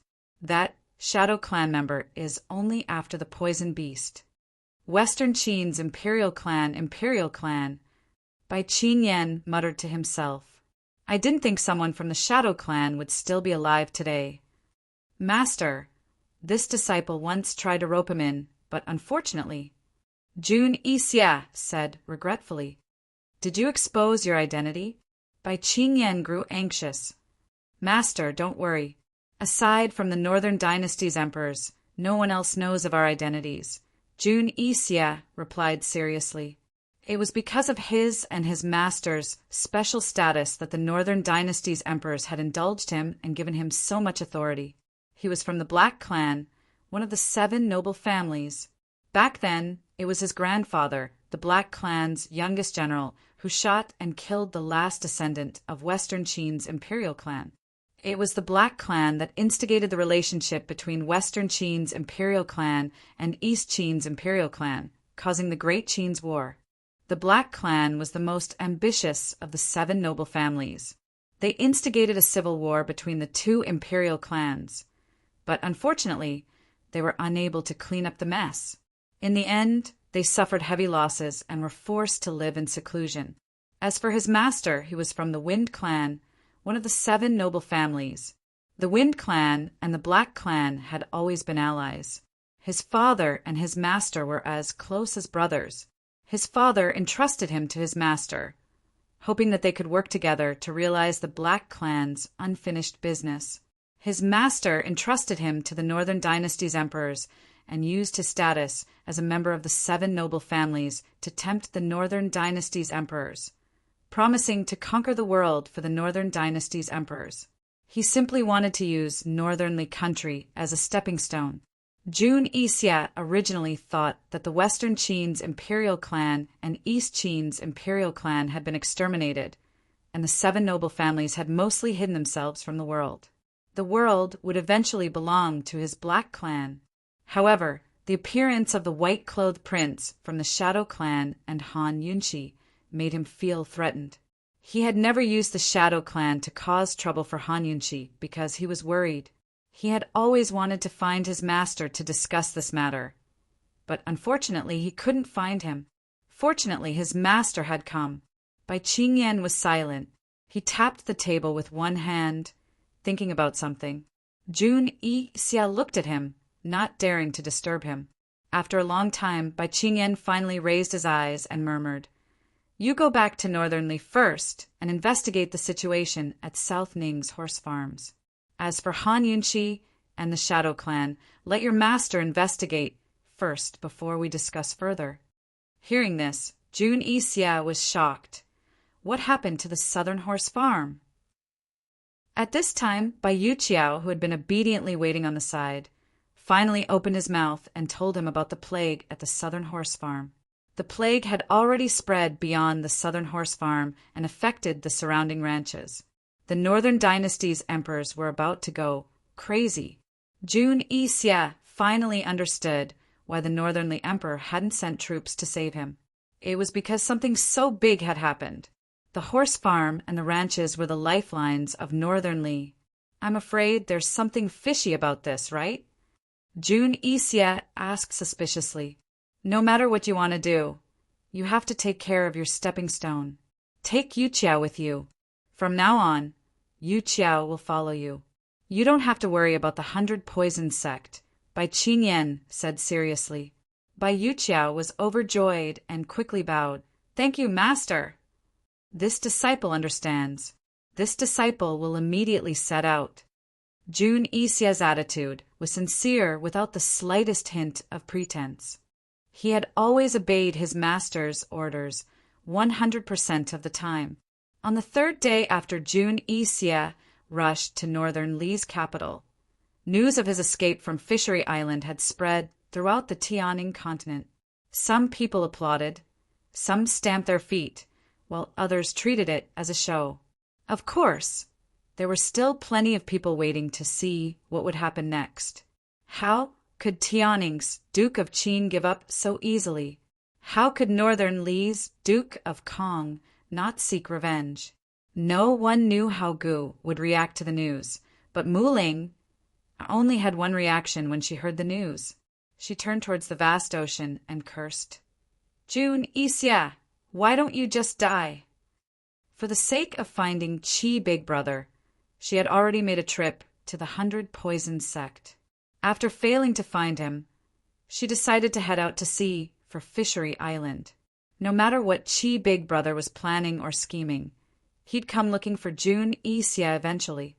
Who knew that Jun Yixia would escape before she even reached Fishery Island? If Jun Yixia escaped, then Qi Big Brother wouldn't come back. She was seasick. She'd spent a day on the sea, but now she'd wasted it. Now she had to turn back and chase after Jun Yixia's whereabouts. By now, Long Fei Yi and Han Yunshi had already reached Fishery Island. Han Yunshi was currently examining the unconscious Marines and archers who'd been poisoned by the fog. There were quite a few unconscious Marines and archers, and they'd all been unconscious for different periods of time. Han Yunshi examined them in batches and made detailed notes. She didn't say a word during the entire process. The atmosphere was so solemn that even Bailey Yuchi didn't dare to speak. He glanced at His Highness Duke of Qin countless times, only to see him sitting on one side and admiring his esteemed Wang Fei as if she were a work of art. Bailey Yuchi thought that His Highness Duke of Qin would be in a better mood with esteemed Wang Fei around. Would he give him a lighter punishment later? However, reality proved that Bailey Yuchi was right. Qin Wang Fei was their savior. Your Highness, I underestimated the enemy. Even you wouldn't be able to endure this kind of poisonous fog for too long, Han Yunshi said bluntly. Bailey Yuchi was so shocked that he almost fell over. Fortunately, the Marines and archers had all retreated, so he was the only one present. Otherwise, His Highness Duke of Qin would lose all face. He'd thought that His Highness Duke of Qin would be displeased, but he'd only nodded and said nothing. Han Yunqi sat down and drank a cup of tea. Just as she was about to speak, Long Fei Yi gestured for Bailey Yuqi to withdraw. There really wasn't any punishment. Bailey Yuqi thought to himself that he had to properly support esteemed Wang Fei in the future.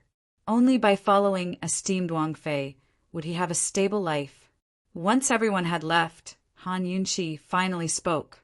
Your Highness, although I can detoxify this poisonous fog, the poisoner's poison skills are far above mine and Jun Yixie's.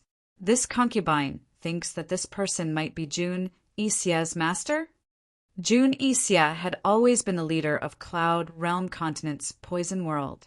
She was an outsider, so many people had wondered where she'd gotten her poison skills from. Even Long Fei Yi had questioned her.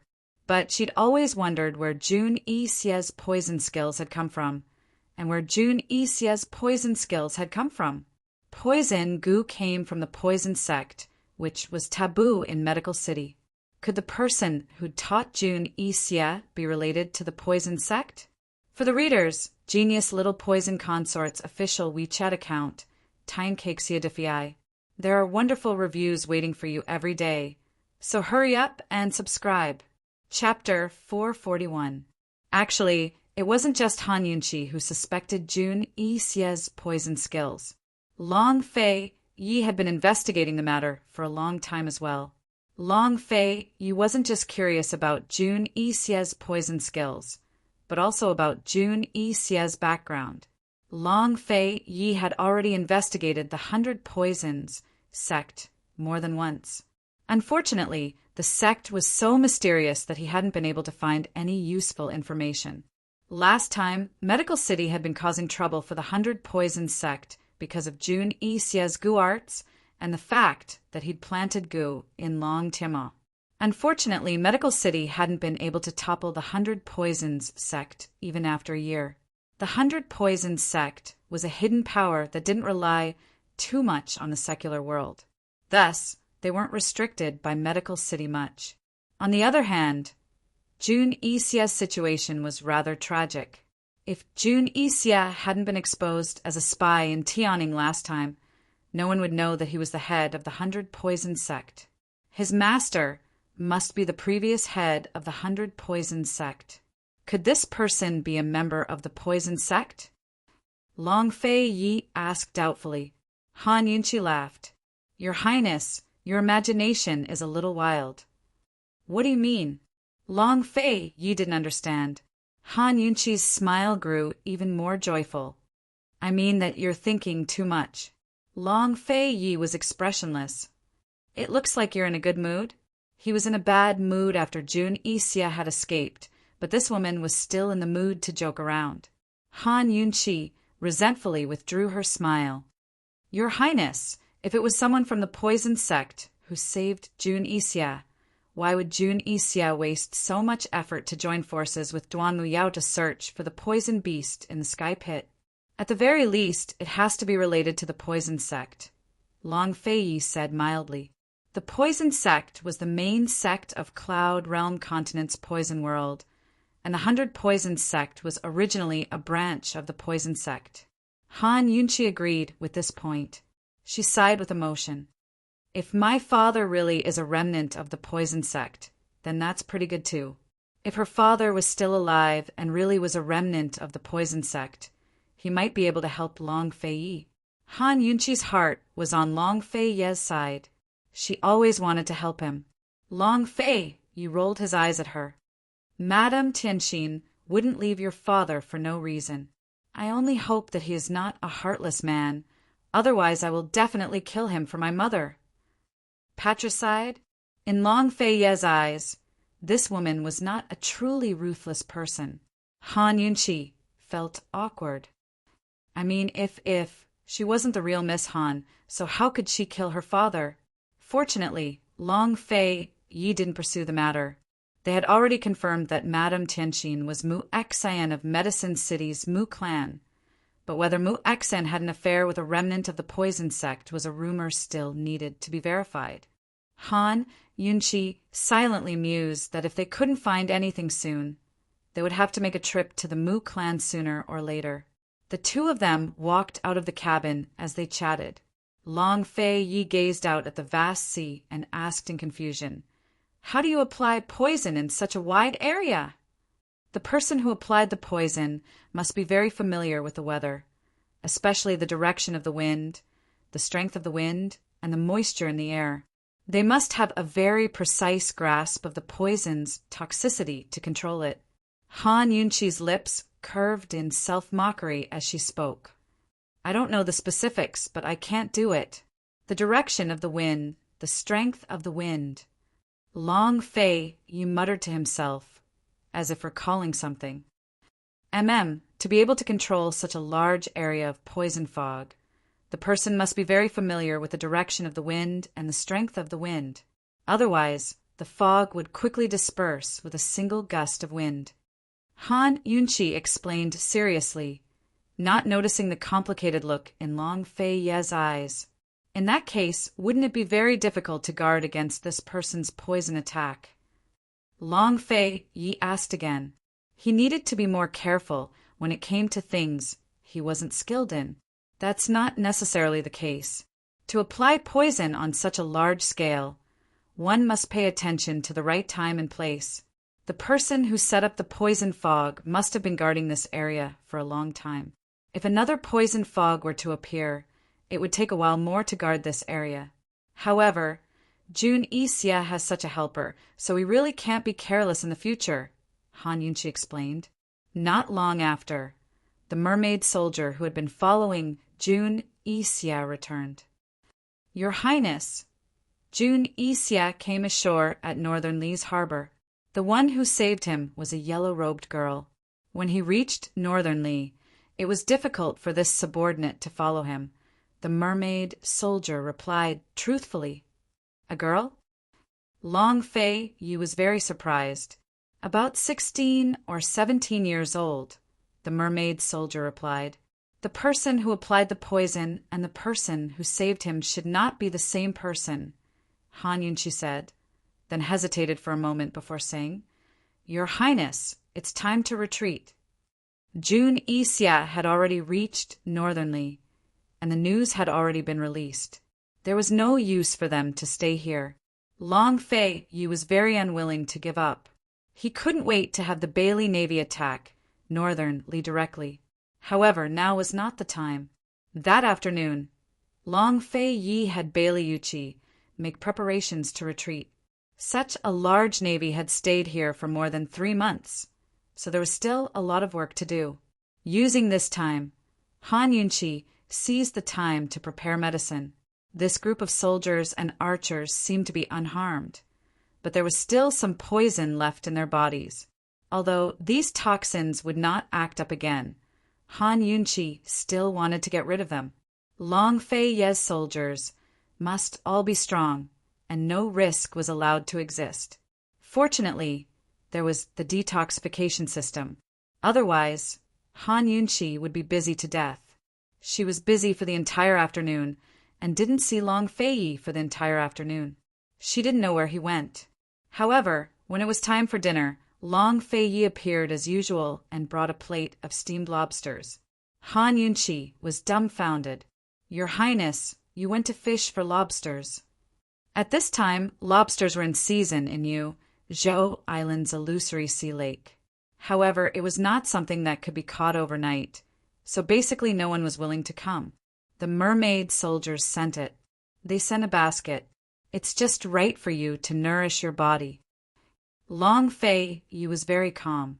He lifted his robe and sat down. Seeing that Han Yunchi was still standing there, he knocked on the seat beside him, indicating for her to sit down. The mermaid soldiers aren't afraid of being exposed. Han Yunchi was very surprised.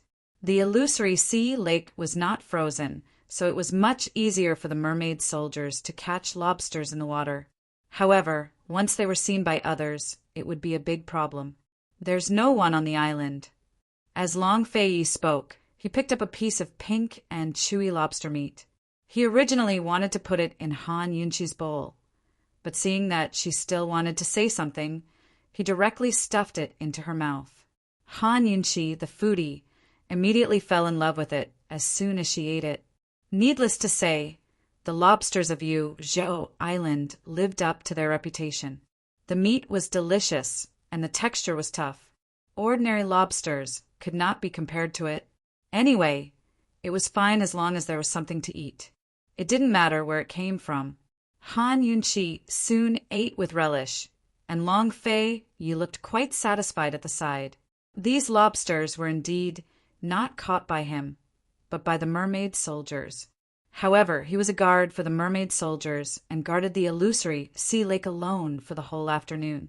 After Han Yunqi ate several pieces, she asked, "Your Highness, don't you want to eat?" Long Fei Yi shook his head. "I don't like it very much." Han Yunqi was a foodie, but Long Fei Yi was not. She was a carnivore, but Long Fei Yi was very vegetarian.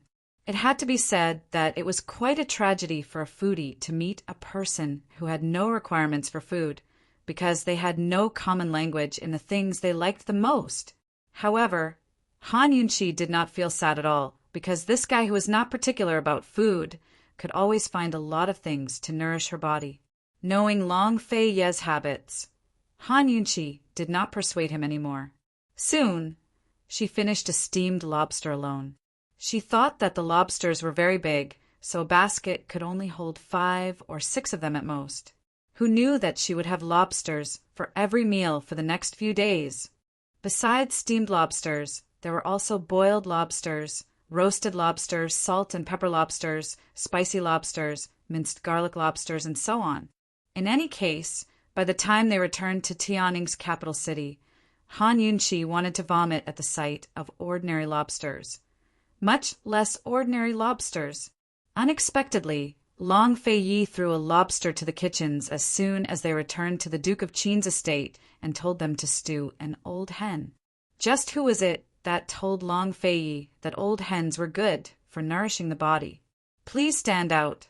Esteemed Wang Fei promises she won't beat you to death." The head chef of the kitchens held a chicken in his left hand and a lobster in his right, his face bewildered. He didn't know where to start. In all his years as a chef, he'd never heard of lobsters being used to stew an old hen. What would it taste like if they were stewed together? The head chef had no idea what it would taste like, much less Han Yunqi. But before the head chef finished stewing, Chu Shifeng suddenly reported, "Your Highness, something's happened at the hidden pavilion. It's better if you make a trip there." Long Fei Yi didn't ask any questions, but told Han Yunqi to rest well before hurrying out the door. As soon as he reached the door, Chu Shifeng murmured, "Your Highness, Medicine Ghost Valley sent word that Bear Chuan's been looking for you. He says he wants you to go pick it up personally." "So fast?" Long Fei Yi was surprised. "I don't know what's going on, but Guqi Sha wouldn't dare to extort you." Chu Shifeng paused, then added, "Your Highness, esteemed Wang Fei's side." Han Yunqi had asked Long Fei Yi about the 15th, but Long Fei Yi had told her that Guqi Sha hadn't found the medicine yet. Long Fei Yi paused, then simply said, "Let's go." "Master," and servants set out that very night for Medicine Ghost Valley. But as soon as they were far enough away, Gu appeared at the gates of the Duke of Qin's estate. This time he didn't climb over the walls, but openly knocked on the door with a large bag of items. But a group of guards appeared before the page boy, who opened the door. His Highness Duke of Qin had ordered them to break Gu's legs as soon as he showed up. Gu swept his gaze around the room before chuckling. "Is this how your Duke of Qin's estate treats its guests? You're a guest too?" "Pa," the guard said bluntly. Gu Tishao's eyes turned fierce as he suddenly kicked out with his foot. The force of his kick sent the guard flying. "If Han Yunqi wasn't here, I wouldn't have come even if Long Fei Yi begged me. Impudence!" The leader of the guards roared angrily. More than a dozen guards behind him charged forward, while another dozen guards flew out from the side to surround Gu. A few guards wouldn't be able to beat Gu Qishao, but a large group of them could at least trample him a few times, right? Soon, Gu was surrounded by more than 30 guards, and a fierce battle ensued. But it wasn't long before Han Yunqi's voice rang out. "All of you, stop!" The hibiscus garden was located in the deepest part of the Duke of Qin's estate. No matter how loud the commotion at the gates was, it wouldn't affect that area. Han Yunqi had just rejected the lobster stewed with chicken and lobster from the kitchens. She was hiding in Bailey Mingxiang's room, preparing to use the leftover charcoal from the explosion to conduct an experiment. Su Donglin had already gone to report before she even started. Note to the reader: 2 corrections. First, Juni Xie is from the Nether clan, not the Black clan. Yesterday I wrote the wrong clan name. Second, my master's name is Bai Yanqing. In 439, there are 2 places where I wrote Bai Yanqing. Chapter 442. If it was in the past, the Duke of Qin's hidden guards would never listen to Han Yunqi. But now, with her command, everyone stopped. Gu turned around from the encirclement and saw Han Yunqi standing at the doorway, slender and elegant. His murderous aura disappeared and was replaced with a smile. "Poison lass, long time no see. Did you miss Qi, brother?" How long had it been since he last saw this lass? He was the only one who knew what was going on. Han Yunqi was also thinking about how long it had been since she last saw this fellow. She almost couldn't remember the last time she saw him. She almost believed that this fellow wouldn't pester her anymore. Han Yunqi walked over. "Long time no see. I thought I'd never see you again." "So you thought I was dead?" Gu's smile became even more brilliant as he walked towards Han Yunqi. The hidden guards didn't want to retreat, but they were even more afraid of offending this princess consort than before. If they offended her, who would speak up for them in front of His Highness Duke of Qin in the future? Han Yunqi stopped in front of Gu and looked him up and down. She sighed softly. "Ai, it's a pity that you're still alive." Gu looked very hurt as he stared at Han Yunqi. He shook his head and didn't speak. Han Yunqi didn't banter with him anymore. "Do you need something from this princess consort?" "There's nothing special about a princess consort.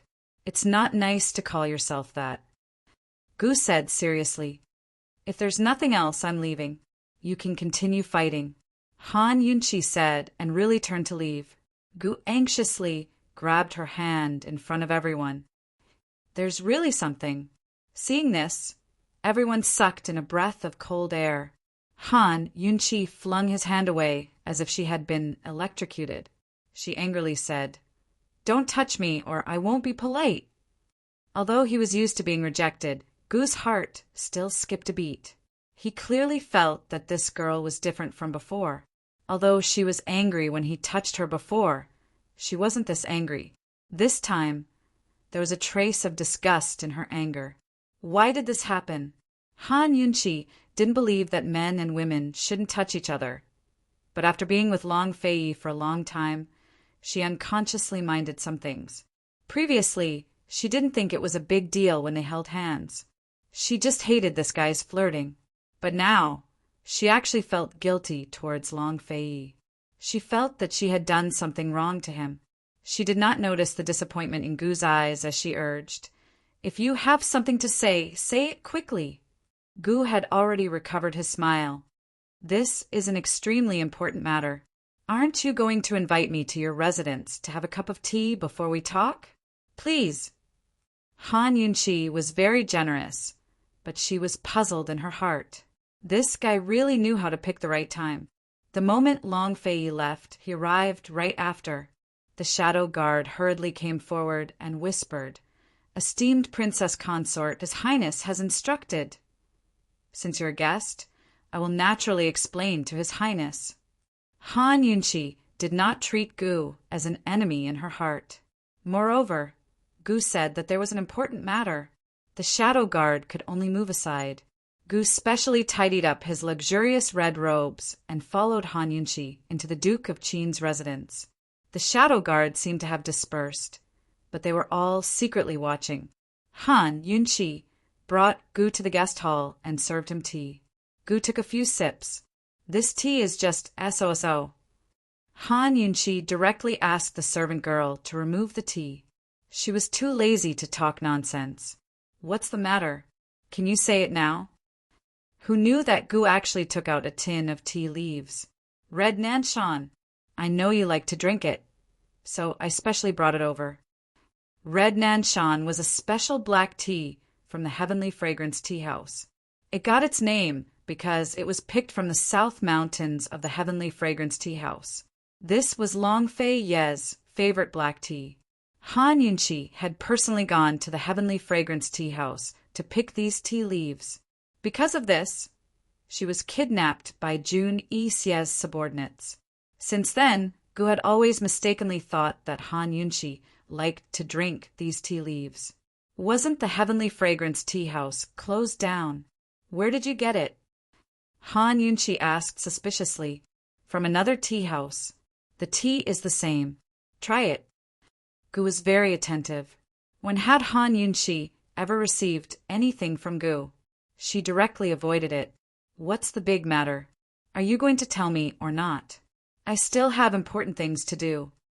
Han Yunchi was indeed busy. She had already thought of a way to detect the explosives in the charcoal ashes. She only needed to do one more experiment to get the results. When Han Yunchi smiled at him, Gu smiled even more brightly. When Han Yunchi was angry at him, Gu was still able to smile. He opened the big bag that he had brought and mysteriously motioned for Han Yunchi to come over and take a look. Good stuff. You definitely won't be able to imagine it. Han Yunchi was curious. She stood up and came over. Who knew that when she saw the things in the bag, she would be so disgusted that she wanted to vomit. Giant lobsters. She hurriedly ran away. Take it away, take it away. It's too disgusting. Gu looked puzzled and confused. These are giant lobsters from Zhou Island. They're very nutritious. This young master was super lucky and only managed to catch 3 of them. He had originally planned to stay on Zhou Island for a month to fish for lobsters while poisoning Jun Yixie to death. Then he'd leave his corpse on the beach and throw it into the sea to feed the fish. If not for the fact that he wanted this last to eat something new, he would have stayed a few more days. Then he wouldn't have let Jun Yixie escape. Then he wouldn't have been chased down by multiple assassins before he even reached Tianning's capital. He had almost exposed his identity as a poison goo human in order to draw the assassins away. But this last was telling him that it was disgusting.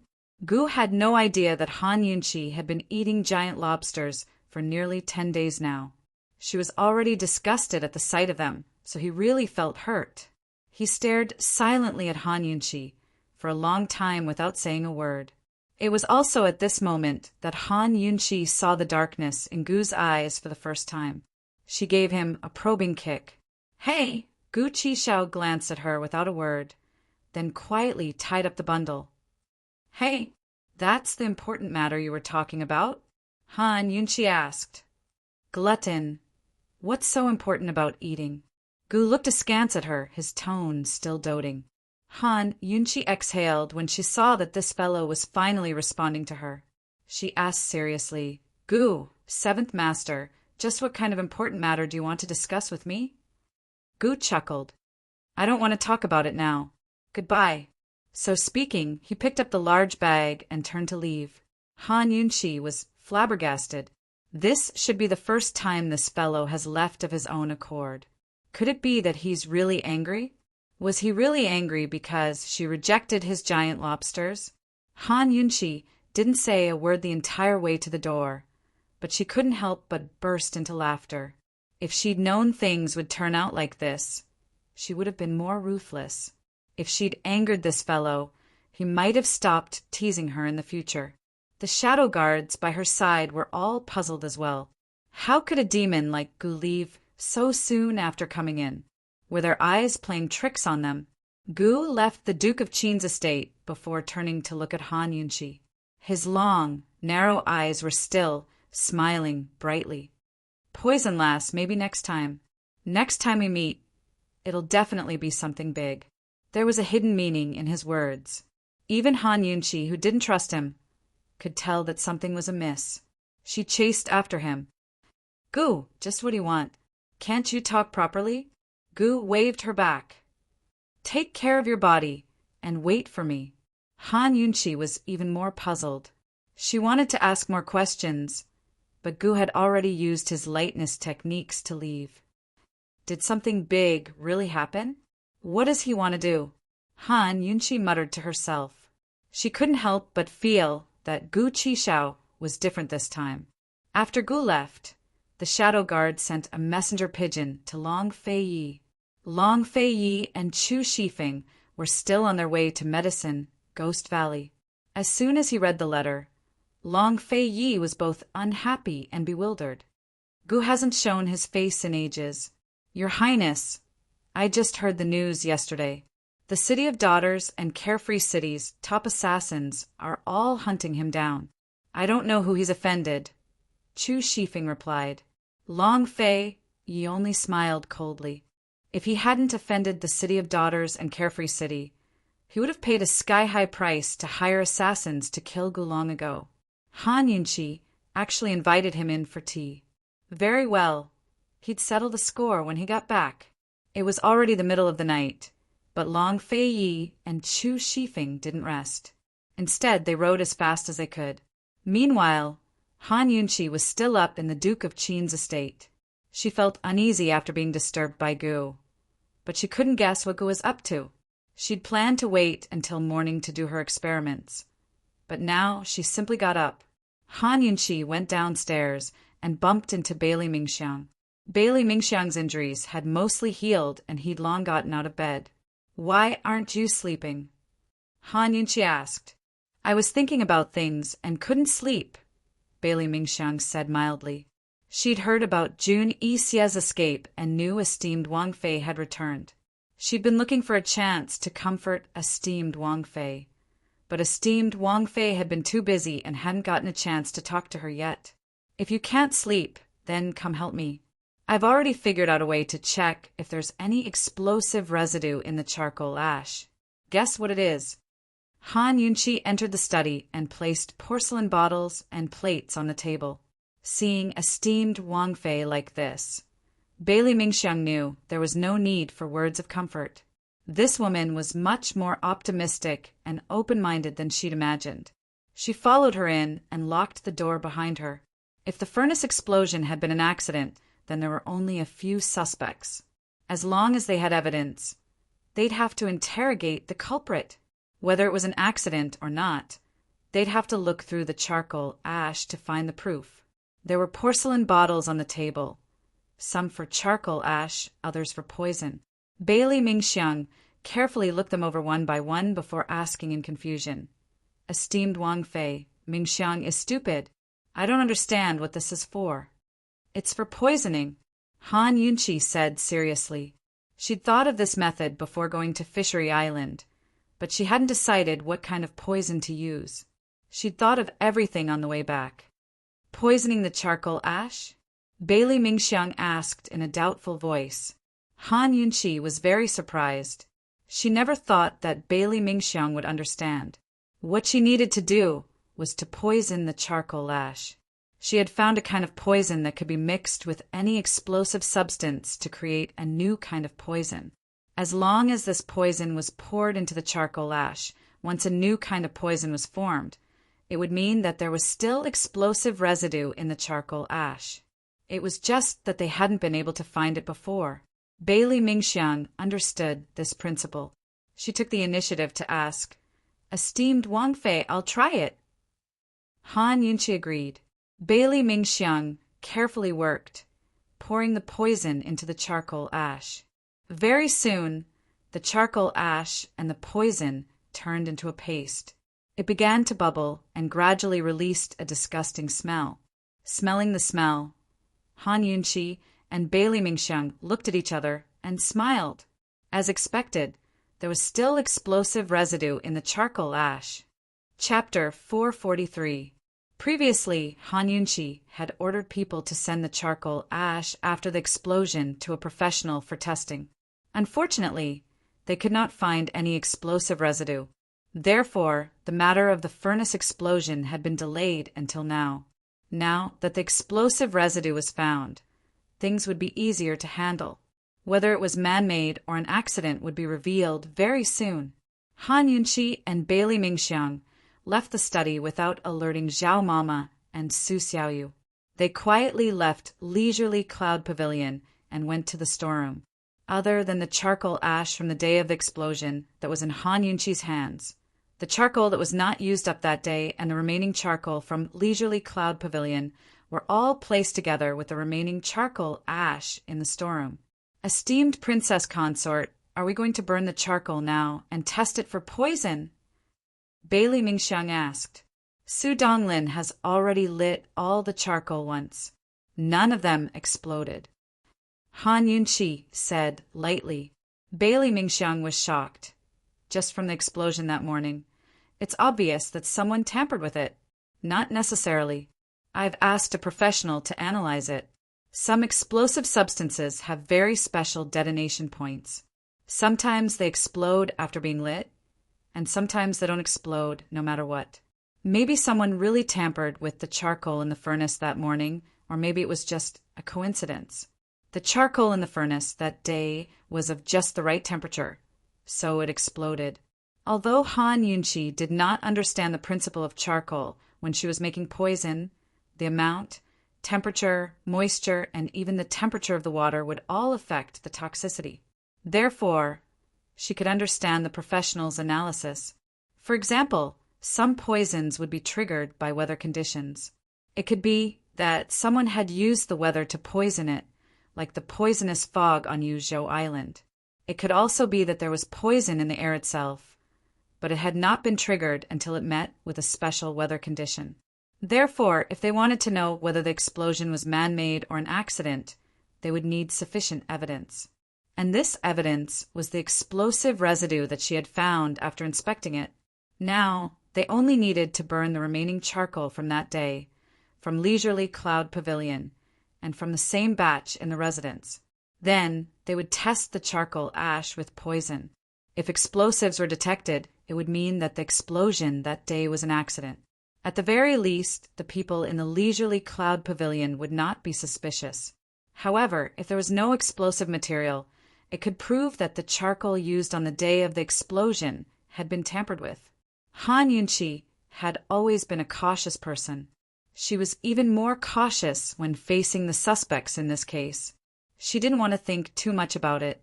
She only hoped that she could get enough evidence to prove that it was an accident and convince herself and Long Feiyi. Seeing that Bailey Mingxiang did not speak, Han Yunqi asked, "Have you thought it through?" Bailey Mingxiang frowned and thought for a moment, then smiled. "I understand. Esteemed Princess Consort is truly thoughtful. The principle of using poison is the same. You have to consider all aspects. It's not as simple as just using the poison." Han Yunqi said seriously, and Bailey Mingxiang silently noted it down. The master and servant chatted as they walked towards the storeroom. However, who knew that Su Donglin would suddenly run over and gasp for breath.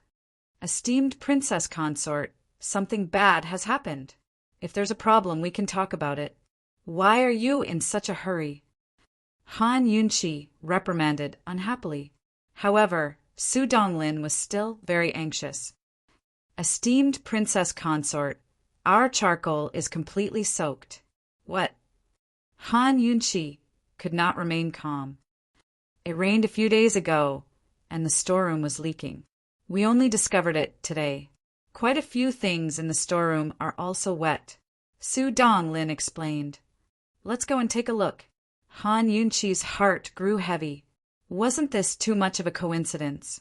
Even the latrines in the Duke of Qin's estate were made of glazed tiles that couldn't be shaken by wind or rain. They were very sturdy and wouldn't be eroded by the wind. So how could something like this happen? Moreover, it happened in the storehouse. When she rushed to the storeroom, the hidden guards had already asked the craftsman to inspect the room. "What's the situation?" Han Yunqi asked seriously. "Esteemed Princess Consort, it looks like someone deliberately did it," the craftsman said seriously. Han Yunqi's heart sank even more. "Why do you say that?" The leaking was caused by the loosening of the roof tiles. The area of loosening is quite large. Based on the loosening, someone took something from inside the room and did not step on the roof to loosen it. The craftsman answered truthfully. When these words came out, everyone was shocked. It was clear that someone had used the rainy day to destroy the charcoal. This person is quite skilled. Since they could enter, they did not directly destroy the charcoal. Instead, they used the heavy rain these past few days to create an illusion of an accident. This person's thoughts are quite deep. Bailey Mingxiang said, since things had already gotten to this point, why would they still need to do a poisoning experiment? That explosion was not an accident. Someone had deliberately set it up. Destroying the charcoal like this was to destroy the evidence. She never thought that the culprit would not only commit a crime in her leisurely cloud pavilion, but also in the storeroom. Did anyone come to the storeroom these past few days? Han Yunqi asked seriously. The storeroom was not like other places. Aside from the person in charge of the storeroom, outsiders had to register to enter and leave. Su Donglin quickly presented the register. Han Yunqi flipped through the last few days and did not find Zhao Mama and Su Xiaoyu's names. Aside from Steward Luo and 2 manservants, there were no outsiders. Under normal circumstances, Zhao Mama and Su Xiaoyu would not come to the storeroom. Could it be that the suspects were not the 2 of them? Or perhaps there was more than one suspect. Even in the safest place, the Duke of Qin's manor, there were spies. Han Yunqi gently stroked the wet charcoal. Her heart flashed with a frightening light. Don't think that this princess consort can't find evidence just because it's wet. Coldly, she said, don't make this matter public for now. No matter if it's 1 or 2 spies, this princess consort will not let them go. For the next few days, Han Yunqi continued to look for poisons. Poisons that would react with explosive materials in a certain humidity. Zhao Mama and Su Xiaoyu had not come to the storeroom, and the other servants had not been to the leisurely cloud pavilion. Under such circumstances, if she found explosive materials in the wet charcoal, it would mean that the charcoal that was sent to the leisurely cloud pavilion contained explosive materials. Zhao Mama and Su Xiaoyu would not be suspects. On the contrary, if she did not find any explosive materials in the wet charcoal, then the suspects would not only be Zhao Mama and Su Xiaoyu, but also the people in the storeroom. Everything in the Duke of Qin's manor was normal. Han Yunqi had already deliberately announced that the explosion was an accident. Most of the servants also thought that it was an accident and that it had already passed. No one mentioned it again. Under the seemingly calm surface, the evidence and suspects had already taken shape. Han Yunqi and Bailey Mingxiang were seizing the time to look for poisons. At this time, there was one person who was very nervous. This person was none other than Su Xiaoyu.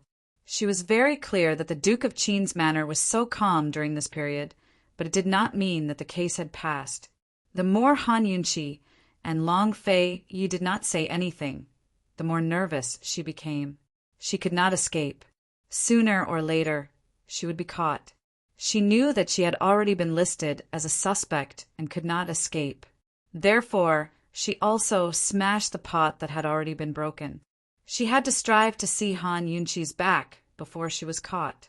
Unfortunately, she did not have the chance. Previously, Long Fei Yi and Han Yunqi were often together, so she did not dare to make a move.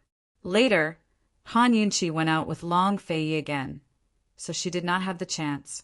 She thought that no matter how Long Fei Yi and Han Yunqi investigated the explosion case, she would first wet the charcoal. At least this would reduce their clues and buy herself some time. Moreover, without evidence, even if they suspected her, she could pretend to be pitiful and not admit to it. At lunchtime, the people in the kitchens delivered lunch as usual. As usual, Su Xiaoyu diligently rushed to receive the food before Zhao Mama. She took out a small piece of paper from under the rice basket, only to see a line of words written on it. The storeroom was discovered leaking rain last night. Seeing this, Su Xiaoyu was even more alarmed.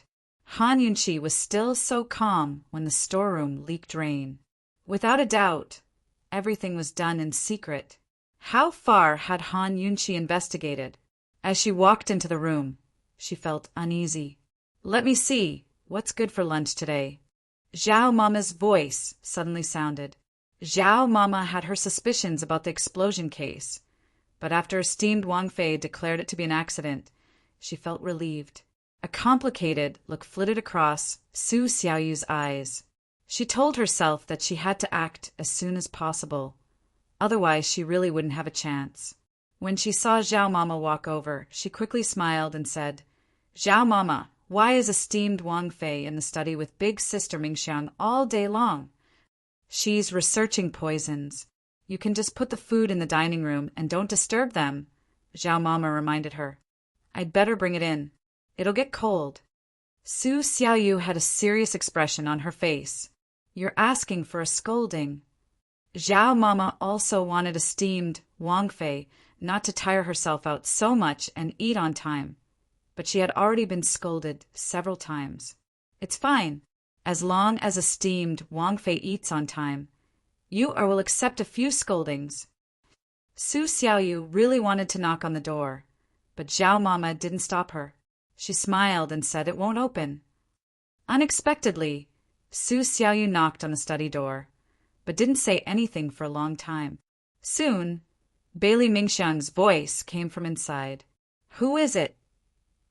Su Xiaoyu laughed mischievously at Zhao Mama, but still didn't say anything. "This damned girl. She's getting bolder and bolder."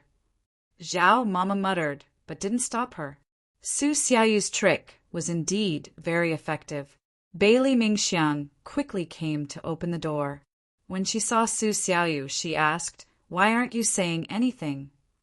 "I'm here to deliver food to esteemed Wang Fei. If I say anything, will you open the door?" Su Xiaoyu retorted. Bailey Mingxiang already had a grudge against Su Xiaoyu, a suspect, and didn't like servants who acted on their own. However, she didn't show any dissatisfaction and only said indifferently, "Esteemed Wang Fei is busy. Let's put it in the dining room first." Su Xiaoyu pouted and turned to look at Zhao Mama. Zhao Mama's heart was filled with thoughts of how to nourish esteemed Wang Fei's body, so she naturally stood on Su Xiaoyu's side. She hurriedly stepped forward to help. "Mingxiang, esteemed Wang Fei's stomach won't be able to take it if she doesn't eat at this time. When His Highness blames us, everyone will suffer." Bailey Mingxiang absolutely didn't dare to refuse Zhao Mama's request when she mentioned His Highness Duke of Qin. His Highness Duke of Qin had been nourishing esteemed Wang Fei's body recently, and everyone in the prince's estate knew about it. Bailey Mingxiang's eyes hid incomparably complex emotions as she said indifferently, "All right, I'll send it in." Unexpectedly, Su Xiaoyu discreetly avoided her and strode in with the food basket. Su Xiaoyu's chance had come. Chapter 444. Su Xiaoyu usually liked to run around, so seeing this, Zhao Mama didn't take it to heart. She chuckled and held Bailey Mingxiang's hand. "Mingxiang, come eat with me. Don't starve yourself." Bailey Mingxiang was very anxious. Esteemed Wang Fei was in the innermost part of the study making the antidote, so she couldn't hear the movement at the door. Moreover, when she was serious, she wouldn't pay attention to her surroundings. It wouldn't be good if Su Xiaoyu, the suspect, entered the study and saw the wet charcoal on the table. Ignoring Zhao Mama, Bailey Mingxiang suddenly broke free and chased after her while shouting, "Xiaoyu, don't disturb esteemed Wang Fei. Esteemed Wang Fei is busy with something." Shouting like this would at least remind esteemed Wang Fei. However, it turned out that Bailey Mingxiang had underestimated Su Xiaoyu. Soon, a loud bang came from inside the room. Bailey Mingxiang was frightened and rushed over. Zhao Mama also rushed over and saw that the soup bowl had shattered on the ground and Su Xiaoyu was desperately splashing cold water on esteemed Wang Fei. "The hot soup got splashed. Oh, quickly bring cold water over. There isn't enough water here." "Woo-woo, I didn't do it on purpose. Woo-woo," Su Xiaoyu was crying miserably. As she cried, she hurriedly scooped cold water and poured it on Han Yunqi's back. Han Yunqi's brows were tightly knitted. Her entire back was burning with incomparable pain. Everything had happened so suddenly that she felt like she was in a dream. She was concentrating on making the antidote. Just as she was about to make the antidote, she was interrupted by Bailey Mingxiang's voice. She knew that Su Xiaoyu had come in, but she didn't expect it to be so fast. She was about to turn around to see what was going on when Su Xiaoyu suddenly rushed over with a bowl of hot soup. The entire bowl of hot soup splashed on her back. It hurt. Su Xiaoyu used her lightness techniques to silently draw closer. Naturally, Han Yunqi wouldn't be able to guard against her. This time, she was throwing caution to the wind. No matter how Han Yunqi would suspect her or deal with her afterwards, she didn't care. She had to make Han Yunqi take off her clothes now. He had to see Han Yunqi's back. Zhao Mama's face turned pale with fright. The first thought that came to her mind wasn't to save her, but to explain things to His Highness Duke of Qin. "Granny Zhao, find some water, quick!" Han Yunqi said loudly. She felt that her back was burning, so she didn't dare to move. She was afraid that she would rub her clothes and cause more trouble. Granny Zhao finally came back to her senses and quickly ran out to fetch some cold water. Bailey Mingxiang did not panic as she snatched the water from Su Xiaoyu's hands. While helping the princess consort cool down, she angrily rebuked, "Stinky girl, you've caused a disaster. Move aside if you're so clumsy." God knows if this brat did it on purpose or not. She was too suspicious. She couldn't let her meet the princess consort again. Su Xiaoyu originally wanted to cry out for justice, but when she saw that Han Yunqi had already begun to take off her clothes, she closed her mouth and knelt to the side. Han Yunqi was very clear that her back needed urgent treatment. Otherwise, her injuries would be as serious as Bailey Mingxiang's. For the time being, she couldn't be bothered to hold Su Xiaoyu accountable. While the cold water cooled her back and cooled her clothes, she had to quickly remove them and separate them from the wound as quickly as possible. She didn't want them to stick together and suffer more pain. She was only wearing her underclothes and outer clothes. The outer clothes were easy to take off. She endured the pain and took them off herself. However, some parts of the underclothes stuck to the wound on her back. "Princess consort, I'll do it." Bailey Mingxiang helped her rinse the cold water with one hand and carefully helped her remove her clothes with the other. Soon, Zhao Mama also came to help. The underclothes had already been removed from her shoulders and were being carefully removed. There were several places that needed to be rinsed with cold water to lower the temperature and carefully removed. Han Yunqi sat motionless. Bailey Mingxiang and Zhao Mama were so nervous that they didn't even dare to breathe. They very carefully removed the clothes from the ulcers inch by inch. Zhao Mama should have seen this kind of accident many times in the palace and should be very calm. However, at this moment, her hands were trembling more than anyone else's. It was for no other reason than the fact that Qin Wangfei was the one injured. Although she kept telling herself not to think about it, she still couldn't help but think about it. What would His Highness Duke of Qin do if he found out? What would His Highness Duke of Qin do if he came back? "Zhao Mama, calm down." Bailey Mingxiang couldn't watch anymore. "His Highness will be furious when he comes back. We'll all die." Zhao Mama spoke the truth. Bailey Mingxiang's hand stiffened, but he remained calm. "Even if we have to die, we have to serve the princess consort well first." Han Yunqi heard these words and engraved them in her heart. Those who deserve to die will definitely die. This princess consort can protect those who don't deserve to die. Han Yunqi said coldly. Zhao Mama finally calmed down a little, but Su Xiaoyu's heart skipped a beat. She was already prepared to be executed, but when she heard these words, she was actually a little scared. However, she quickly forgot that if they wanted to execute her, they would need evidence. Zhao Mama was so scared, so she was very suspicious, wasn't she? At this time, half of the underclothes had been removed. Su Xiaoyu knelt to the side, watching with wide eyes and waiting. As the clothes gradually came off, she slowly became nervous. After sneaking into the Duke of Qin's residence for so long, she always thought that she had a good way to complete her mission and continued to stay in the Duke of Qin's residence to provide intelligence for her master. Unfortunately, many of her attempts had failed.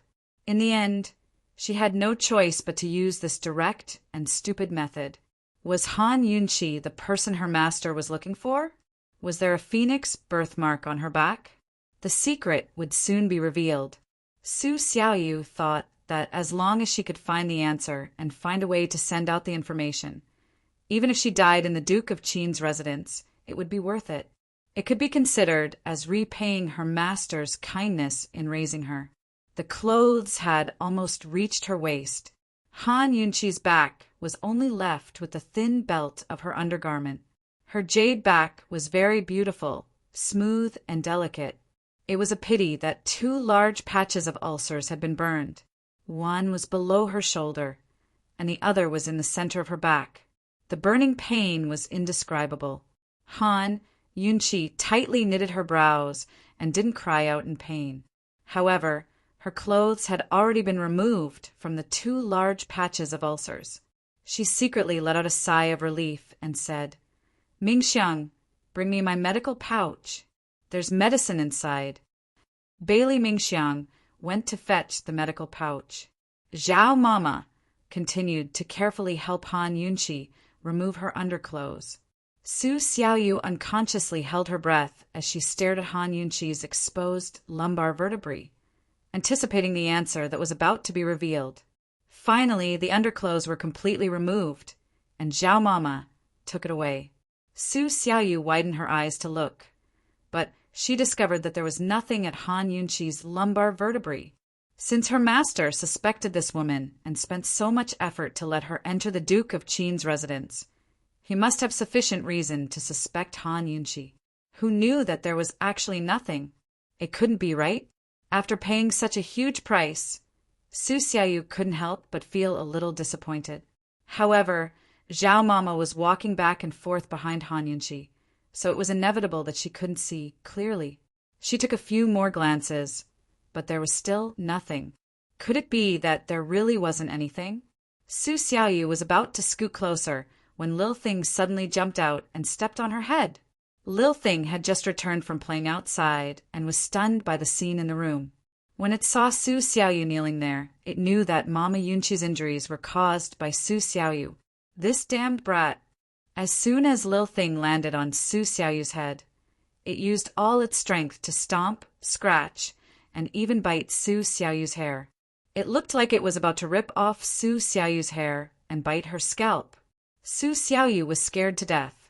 "Esteemed Wang Fei, save me. Save me. Ah, you didn't do it on purpose." Sob sob. "Esteemed Wang Fei, you begging you, spare me." Sob sob. "Save me, sob sob." It had to be said that Su Xiaoyu's acting skills were top-notch. Her crying skills were top-notch as well. She sobbed with tears and snot, but didn't chase Lil Thing away. Instead, she pitifully curled up into a ball and collapsed on the ground, crying miserably. Han Yunqi looked over. The last person she wanted to suspect was Su Xiaoyu. She was only 7.5 years old, but right now she was the biggest suspect. Today's burns were too strange. "Esteemed Wang Fei, save me. Esteemed Wang Fei." Sob sob. "I didn't do it on purpose. I really didn't do it on purpose." Su Xiaoyu curled up on the ground, crying and wailing with all her might.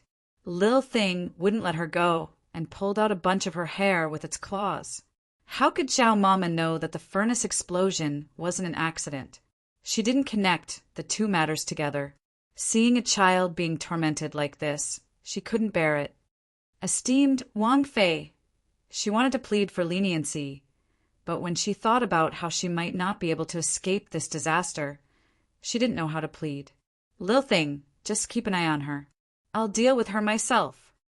Han Yunqi finally opened her mouth. Even at this point, she still had a trace of hope in her heart.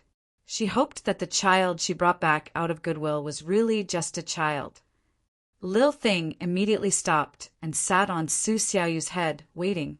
Su Xiaoyu didn't dare to move, let alone look at Han Yunqi's back. Han Yunqi lay down on a warm couch. Once she lay down, Zhao Mama quickly pulled a silk blanket over Han Yunqi's waist. She couldn't catch a cold after being burned like this. Bailey Mingxiang hurriedly treated the wound and applied medicine. She had been served by esteemed Wang Fei before, so she had learned quite a bit. She was competent enough to do the job. Su Xiaoyu lay on the ground in the distance. She was certain that Han Yunqi didn't have a birthmark on her back. Bailey Mingxiang was focused and Han Yunqi was also silent. Zhao Mama inadvertently saw several plates of charcoal ash on the table and suddenly understood everything. She also fell silent. Originally, Leisurely Cloud Pavilion was the most relaxed and leisurely place in the Duke of Qin's manor. But now the atmosphere was tense and strange. It was so heavy that Zhao Mama couldn't breathe. Very quickly, Bailey Mingxiang finished treating and bandaging the 2 ulcers. Without needing Zhao Mama's help, Zhao Mama looked at Su Xiaoyu. Seeing Su Xiaoyu's pitiful little body, her sunken eyes dimmed. Esteemed Wang Fei, these 2 wounds have been treated. There's still some red areas. Although it's not a big problem, you should still apply some medicine. Bailey Mingxiang seriously asked. Han Yunqi only gave a faint sound of agreement. Bailey Mingxiang applied the medicine to the red areas and carefully examined them.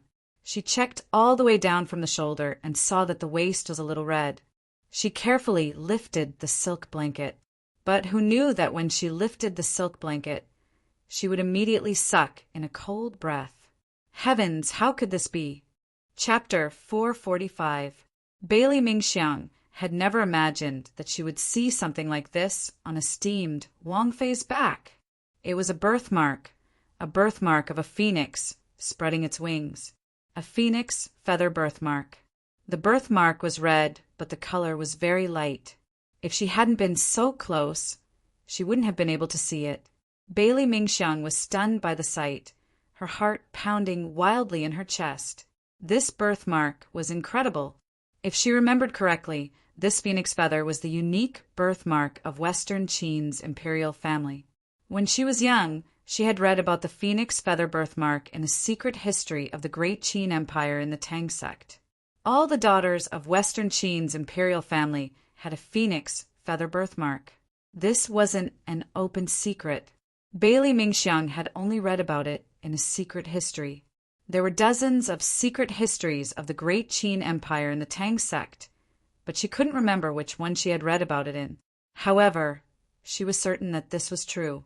His Highness Duke of Qin and Aunt Ru had always paid close attention to the 7 noble families, but they hadn't paid much attention to the Western Qin's imperial family. This was because the Western Qin's imperial family had been exterminated. Many people knew that the last bloodline of the Western Qin's imperial family had been shot and killed by the Nether clan. The Western Qin's imperial family had truly become history. There was no need to investigate anything related to the Western Qin's imperial family. But why would esteemed Wang Fei have a phoenix feather birthmark on her body? Bailey Mingxiang didn't have time to think about why there was an orphan of the Western Qin's imperial family. She was such a calm person, but at this moment, her hands couldn't stop trembling. This matter was too serious. A birthmark couldn't be faked, so esteemed Wang Fei had to be an orphan of the Western Qin's imperial family. This identity was undoubtedly fatal to His Highness Duke of Qin. Unfortunately, His Highness Duke of Qin doted on this woman so much. Did His Highness Duke of Qin know that the phoenix feather birthmark was the symbol of the Western Qin's imperial family? Had he seen esteemed Wang Fei's birthmark before? And did esteemed Wang Fei know about it herself? Seeing that Bailey Mingxiang hadn't applied any medicine, Han Yunqi asked calmly, "What's wrong? Did my injuries scare you?" At this moment, Granny Zhao also turned her head and looked over. Bailey Mingxiang shuddered and hurriedly covered her with the silk quilt. "It's okay. I've applied medicine. I want to let the wound dry." As she spoke, she glanced at Zhao Mama. Seeing Zhao Mama's absent-minded appearance, she assumed that she hadn't noticed the faint birthmark when she was covering the princess consort with the quilt. However, even if she saw it, she would only treat it as an ordinary birthmark. She did not know anything about Western Qin. In fact, Han Yunqi's back was burned red all over. If it wasn't for Bailey Mingxiang's attention, he might not have noticed it. "You don't need to apply too much medicine in other places." "It's fine," Han Yunqi said. However, these words allowed Bailey Mingxiang to confirm one thing. The princess consort did not know about the birthmark on her back. At least, she did not know the significance of this birthmark. Otherwise, esteemed Wang Fei would never have allowed her to apply the medicine so easily. Esteemed Wang Fei was the legitimate daughter of the Han family, the daughter of Lady Tianqin. Given Han Kong'an's bearing, he didn't seem like a noble descendant of the imperial family. Lady Tianqin's mysterious origins were suspicious. Lady Tianqin had died in childbirth. She probably didn't have the chance to tell esteemed Wang Fei the truth. As Bailey Mingxiang pondered this, she became even more uneasy. She was in a dilemma. Should she tell this secret to the princess consort? If she did, what would the consequences be? If she didn't, what would happen? Esteemed Wang Fei was her savior. She was the first and only person in the world who truly cared about her. However, her identity as a member of the imperial family of Western Qin, the more Bailey Mingxiang thought about it, the more conflicted she became. She really didn't know what to do. However, she didn't only have esteemed Wang Fei to consider. She also had to consider His Highness Duke of Qin. Did His Highness Duke of Qin know about this secret? And should she tell His Highness Duke of Qin? If His Highness Duke of Qin didn't know about this birthmark, then as a subordinate, she would have to tell him the truth, whether it was for public or private reasons. However, if she did, what would esteemed Wang Fei do? How would His Highness Duke of Qin treat esteemed Wang Fei? If His Highness Duke of Qin knew about this birthmark, then why did he dote on esteemed Wang Fei so much? If she rashly told him about this, would she be silenced? Just as Bailey Mingxiang was at a loss and feeling uneasy, Han Yunqi opened her mouth. "Mingxiang, go find Su Donglin and summon all the servants in the estate to the Sunset Pavilion. I'll be there soon." The furnace exploded and the storeroom leaked. "It's time to find out." Bailey Mingxiang secretly took a deep breath and told herself to calm down. She had to deal with the matter at hand first. "Esteemed Wang Fei, they can't escape. Lie down and heal your wounds first," she advised earnestly. "She won't die. If we don't get rid of the spy, it'll be like having a fishbone stuck in our throat. No traitors are allowed in the Duke of Qin's estate." Han Yunqi's voice was clearly louder. Su Xiaoyu, who was paralyzed on the side, didn't move at all. Her head was lowered, so it wasn't clear whether she heard her or not. Since esteemed Wang Fei was insistent, Bailey Mingxiang couldn't persuade her any further. She carefully dressed esteemed Wang Fei before leaving. Hidden guards couldn't come in as they pleased. With the little thing here, she could rest assured that Su Xiaoyu wouldn't be able to escape. As soon as she left leisurely Cloud Pavilion, Bailey Mingxiang let out a long breath. She silently told herself to stay calm. She had to wait for His Highness Duke of Qin to return before deciding whether or not to tell him about the birthmark. Han Yunqi lay on the bed. Her originally bright and lively eyes dimmed by 30% and became 70% deeper. Although the ulcer on her back had been treated in time and the burning sensation had lessened by a lot after applying medicine, it still hurt. The burning sensation and the tightness gradually spread from the wound to her entire back. The most important thing she needed to do now was to continue lying on the bed and wait for a day or two for the pain to subside before moving again. Moreover, she had to move carefully. However, the pain in her back was ultimately no match for the pain in her heart, just like how the wounds on her body were no match for the pain in her heart. After resting for a while, Han Yunqi endured the pain and resolutely got up. The poison to test the wet charcoal was almost ready. She had to continue. Since the explosion, this was the first time she couldn't wait to find out the truth. However, when she passed by Su Xiaoyu, Han Yunqi stopped and said indifferently, "Xiaoyu, was it an accident? If you confess, you will be lenient. If you resist, you will be severely punished." Su Xiaoyu was very surprised by these words.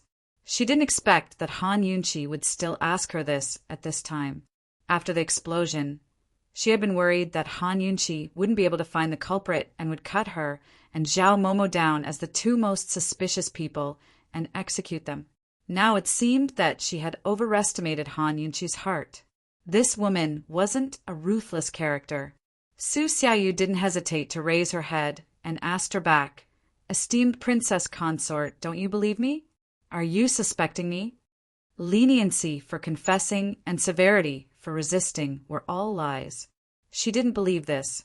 Since Han Yunqi still didn't intend to directly judge her as the culprit, then she could make good use of Han Yunqi's soft-heartedness.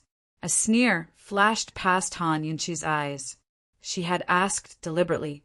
She also didn't believe in leniency for confessing and severity for resisting. Once she was guilty, no matter if she confessed or resisted, she would not let her off easily. She endured the pain and walked to the desk step by step to continue the unfinished work. Very quickly, the poison was successfully concocted. All the servants in the Duke of Qin's manor, men and women, old and young, had gathered at the Sunset Pavilion in the garden. When Han Yunqi, Zhao Momo, and Su Xiaoyu arrived, there was a hubbub of voices as everyone was discussing spiritedly. When they saw esteemed Princess Consort arrive, everyone quieted down. Bailey Mingxiang and Su Donglin hurried over to help. Han Yunqi brought the charcoal ash, wet charcoal, and poisonous liquid one by one on the stone table in the pavilion. A few days ago, the furnace in Leisurely Cloud Pavilion exploded. Recently, the storeroom leaked and the charcoal was completely wet. Also, this princess consort was scalded today. These successive incidents, were they accidents or man-made? Are there any spies in the Duke of Qin's manor? How many? Today, this princess consort will give everyone a definite answer.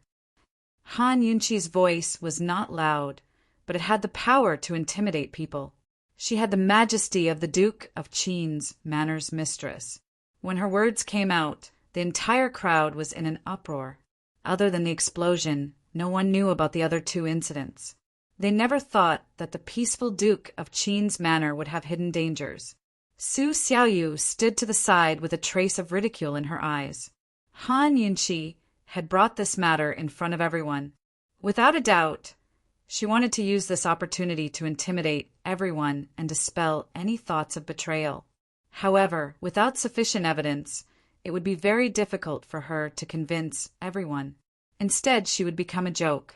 After everyone quieted down, Han Yunqi pointed to the charcoal and poisonous liquid bottles on the table and explained in detail how the poison was produced by mixing the poisonous liquid and explosive materials. Everyone listened in a daze, but in the end they all understood. Everyone sighed in their hearts. Actually, esteemed Princess Consort didn't need to be so serious. If there were any suspicious servants, she could just convict them and put them to death. It was normal for large families to beat servants to death, let alone a place like the Duke of Qin's manor. However, it had to be said that esteemed Princess Consort's way of handling things was enough to convince people and earn their respect. Su Xiaoyu also listened attentively. She never thought that Han Yunqi would be able to think of this method and even find the poison. It had to be said that she was very impressed. She silently watched as Han Yunqi poured the poisonous liquid into the charcoal. Her clear black and white eyes flashed with a trace of coldness that didn't match her age. Very quickly, the charcoal ashes were contaminated with poison and a foul smell spread out. Han Yunqi raised the porcelain plate and said indifferently, There are explosive materials in the charcoal ashes. Following that, she contaminated the 2 plates of wet charcoal with poison. However, the result was unexpected. There was no change in the poison. These 2 plates of wet charcoal were not poisonous. There was no need for Han Yunqi to say more. Everyone understood. Only the charcoal in the Leisurely Cloud Pavilion's furnace contained explosive materials. Even the unburned charcoal in the Leisurely Cloud Pavilion didn't contain explosive materials. There was no doubt that someone had deliberately tampered with the furnace. I think that no coincidence can explain this coincidence. However, the rainwater in the storeroom leaked and soaked the rest of the charcoal. This is also not a coincidence. Han Yunqi's tone had always been very calm, but this calmness gave people an unfathomable feeling that made people fearful for no reason. Su Donglin stood up and said coldly, "The craftsman proved that the roof tiles in the storeroom were tampered with by someone in the room. Therefore, someone deliberately destroyed the charcoal." Once these words were said, everyone couldn't hold back and began to talk. They never thought that there would be a spy in the strict and well-guarded Duke of Qin's mansion. Su Xiaoyu's eyes still flashed with a cold smile. So what if Han Yunqi found out about this? How could she prove that it was related to her? Important announcement. Sorry, 2 bugs have been fixed. First, the Black Clan in Chapter 440 that was previously fixed has been changed back. Jun Yixia was indeed from the Black Clan, not the Nether Clan. Second, it was written in Chapter 440 that Jun Yixia's grandfather shot the Western Qin baby boy. This was wrong. Jun Yixia's grandfather saw the Western Qin baby boy being shot to death by the Nether Clan, not him. It was also written in Chapter 260. Chapter 446. In the midst of the uproar, Han Yunqi raised her hand and everyone quieted down. However, at this time, someone couldn't help being curious and asked, "Princess Consort, who is the traitor?" Who would have thought that Han Yunqi's calm voice would suddenly turn cold? There are only a few people that have been in and out of the warehouse these past few days. Come, bring them all in. The secret guards brought in 6 servants. There were 3 maids in charge of the warehouse, 2 manservants, and housekeeper Luo. When everyone saw housekeeper Luo among them, they were all shocked. But housekeeper Luo was very calm as he kept his head up with a calm expression. "There are only 6 of you that have been in and out of the warehouse these past few days." Han Yunqi walked out of the pavilion and looked at the 6 servants. Her face was 30% cold and 70% serious. "His Highness and this princess will not allow traitors to exist here. Who was it that broke the roof of the warehouse? Either you stand up or—" Han Yunqi did not finish speaking. She looked at Su Donglin with her eyes, and Su Donglin immediately threw out a needle board. This needle board was as big as a stool, and it was densely covered in nails. Each one was shining with a cold light and was shockingly sharp. Most of the servants knew that this needle board was a very terrifying torture tool. As long as one sat on it, all the nails would pierce their buttocks. The pain was indescribable, but it wasn't fatal. It would hurt for several days before they died from excessive blood loss. This was a kind of death that was worse than death. Housekeeper Luo's expression did not change as he remained calm. The other 2 manservants and 3 maids all had pale faces as their bodies trembled. There was no doubt that if the culprit did not stand up, none of them would be able to escape this disaster. Very quickly, the maids all kneeled down in fear. "Princess Consort, it wasn't me. Have mercy." "Princess Consort, I didn't do anything. I'm innocent." Su Xiaoyu was no longer as calm as before. Her brows were tightly knit as if she was thinking of something. However, at this time, Han Yunqi coldly said an old saying, "Resist and be strict, confess and leniency." Su Xiaoyu's heart skipped a beat. She had a feeling that Han Yunqi was doing this on purpose. When he had said those words in the study room of the Leisurely Cloud Pavilion, he had done it on purpose. It was not because he wanted to be lenient with her, but because he wanted her to hear it. Han Yunqi had already made up her mind. She was going to find out who the person in the warehouse was, and then sell her out. Sure enough, the words "those who resist will be severely punished.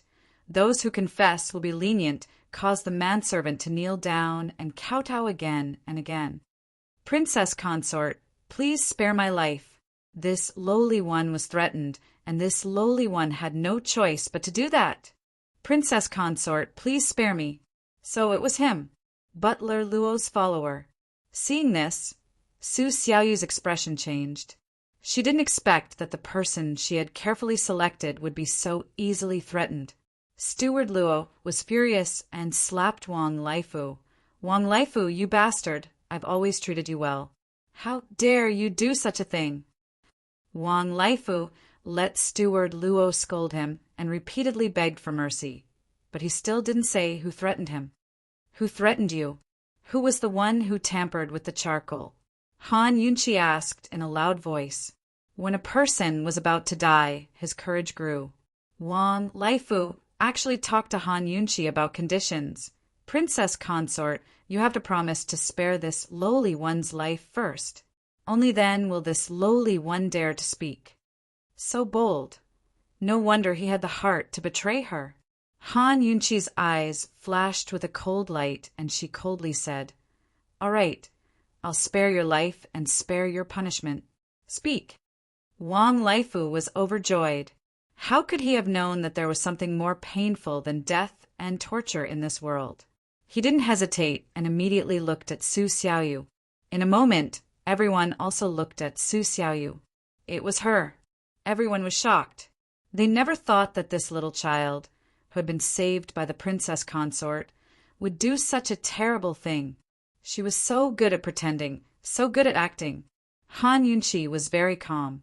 She already knew what was going on. It wasn't that she was soft-hearted, but rather that she wanted people to be convinced. Su Xiaoyu finally revealed her true face. She looked at Han Yunqi, and her lips curled into a cold smile. She was about to speak when Zhao Mama suddenly shouted, "Su Xiaoyu, you cheap girl! Has your conscience been eaten by a dog?" Zhao Mama didn't have any children, so she had always treated Su Xiaoyu as her own granddaughter. She thought that she would live for a few more years and watch this girl grow up. Then she would secretly save some dowry for this girl and marry her off in a grand manner. Who would have thought that she was a spy and actually hurt the princess consort like this?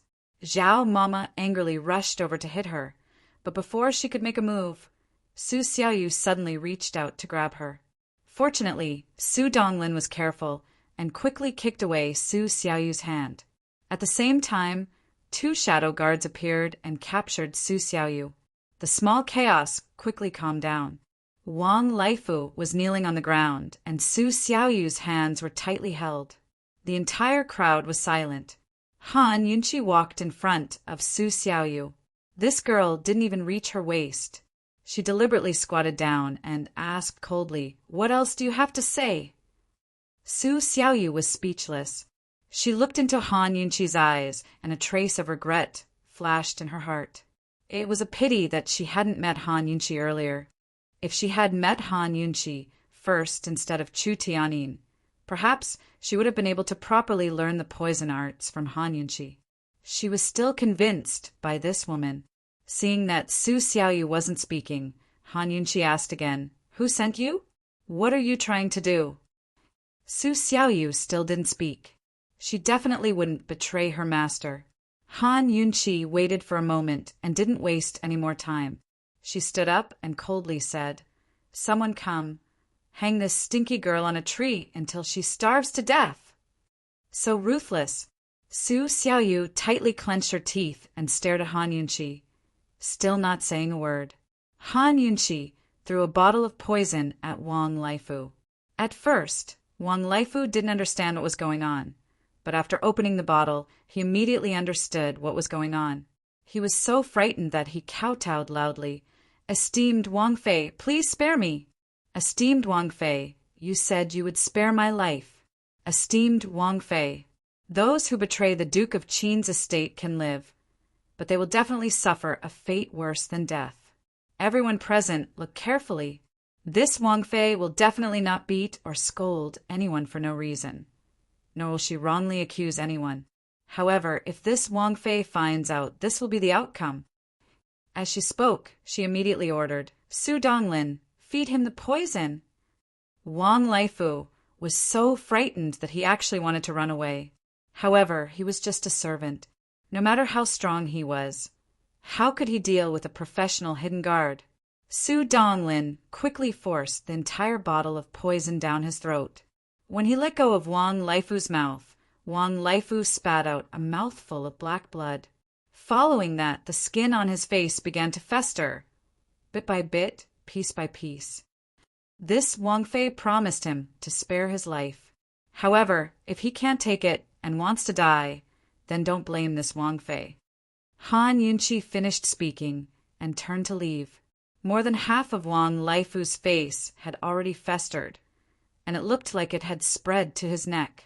Everyone present watched with disgust and fear. Thinking back to the words that esteemed Wang Fei had just spoken, everyone's heart was filled with reverence. Yes, it was reverence, respect, and fear. This woman's words and actions were completely different from other masters. She made people wholeheartedly accept her and respect her.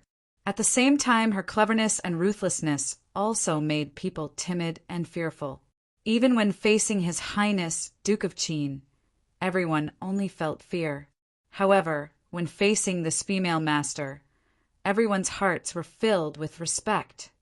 Su Xiaoyu looked at Wang Leifu for a while, then unconsciously looked away. She had always been bold and cruel, but Wang Leifu's fate made her heart tremble. Looking at Han Yunqi's departing figure and the frightened servants and hidden guards present, her face gradually turned pale. Only then did she realize that she was wrong. This woman wasn't soft-hearted. She was cruel, but she was also smart. She had used this case to intimidate everyone in the Duke of Qin's estate. In the future, it would be impossible to bribe or threaten the servants of the Duke of Qin's estate. Soon, Su Xiaoyu was hung by Su Donglin on the tallest tree in the Duke of Qin's estate. The crowd gradually dispersed. Wang Leifu struggled under Su Xiaoyu's feet, letting out anguished howls. Su Xiaoyu didn't dare to lower her head, afraid that she would become the next Wang Leifu. When there was no one around, she raised her head and fiercely spat out a hidden weapon into the air.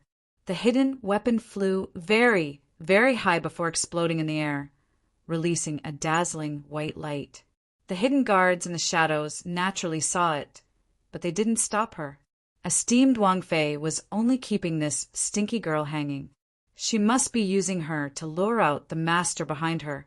Han Yunqi indeed had this idea. Unfortunately, she and the hidden guards were both wrong. At this time, a hidden spy near the Duke of Qin's estate saw the signal. After waiting for a while, he hurriedly retreated to report to Chu Tianyin. Reporting to Master, Su Xiaoyu sent out a white light signal. Chu Tianyin guessed that something had happened to Su Xiaoyu, but he never expected that Su Xiaoyu would send out a white light signal. His handsome brows knitted tightly as he asked seriously, "Did you see it clearly?" This subordinate saw it very clearly. It was our signal. It was a white light. The spy replied truthfully. Chu Tianyin seemed to have suffered a huge blow. He fell heavily into his chair and shook his head repeatedly. How could this be? How could? He had arranged for Su Xiaoyu to infiltrate the Duke of Qin's estate, so he had made sufficient preparations. Letters of various colors represented all kinds of unexpected situations. Even if Su Xiaoyu was at death's door, she still had to think of a way to send out the information she received. And the white light represented futility. It meant that Su Xiaoyu had seen Han Yunqi's back. Han Yunqi didn't have a phoenix birthmark, so she wasn't the person their Chu clan was looking for. His Chu clan was one of the 7 noble families, the Nether clan that had shot and killed the infant of Western Qin's imperial family. At that time, Many of the 7 noble families had seen the scene of the shooting. However, only the Shadow clan knew that the infant wasn't of the imperial family's bloodline, but a substitute. The last descendant of Western Qin's imperial family was a baby girl. In order to preserve her status, the imperial concubine had swapped the baby girl and adopted a baby boy. In order to protect the baby girl, the Nether clan had misled the East Qin imperial family and the other nobles into thinking that Western Qin had been destroyed. Therefore, they staged a show and pretended to betray Western Qin's imperial family by sending troops to kill the infant boy. Back then, the baby girl had wandered among the commoners and disappeared in the chaos of war. For more than 100 years, the Nether clan hadn't given up on searching for her. Unfortunately, they hadn't found any clues. They had only found out by chance from a wet nurse that the Han family's legitimate young miss had a phoenix symbol on her back. That was why they had come all the way here. The daughter of Western Qin's imperial family must have a phoenix birthmark on her back. They had only found this clue after 100 years, but now they were telling him that Han Yunqi wasn't. How could he and his father accept this news? Chapter 447. Han Yunqi wasn't the orphan of Western Qin's imperial clan. This news wasn't just a blow to Chu Tianyin, but the entire Chu clan.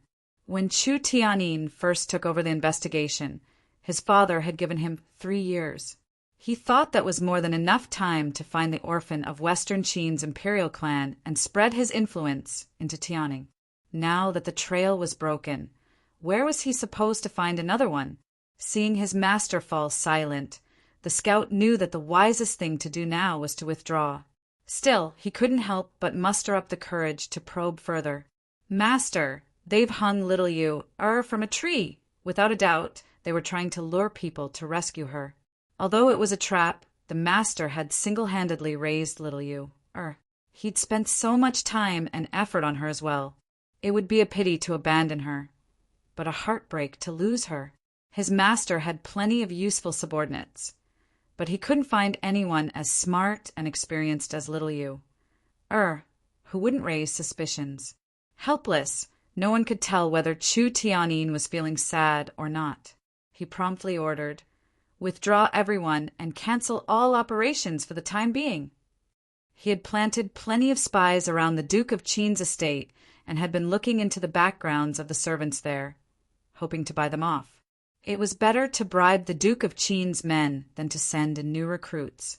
But now that news of Su Xiaoyu had spread, he had to withdraw. He still wanted to stay in Tianning's capital city. Although the news of the orphan of Western Qin's imperial clan was lost, his little sister Chu Qingge was still in the palace. She was still Emperor Tianhui's sweetheart. At the very least, he had to help Chu Qingge secure the position of Tianning's empress.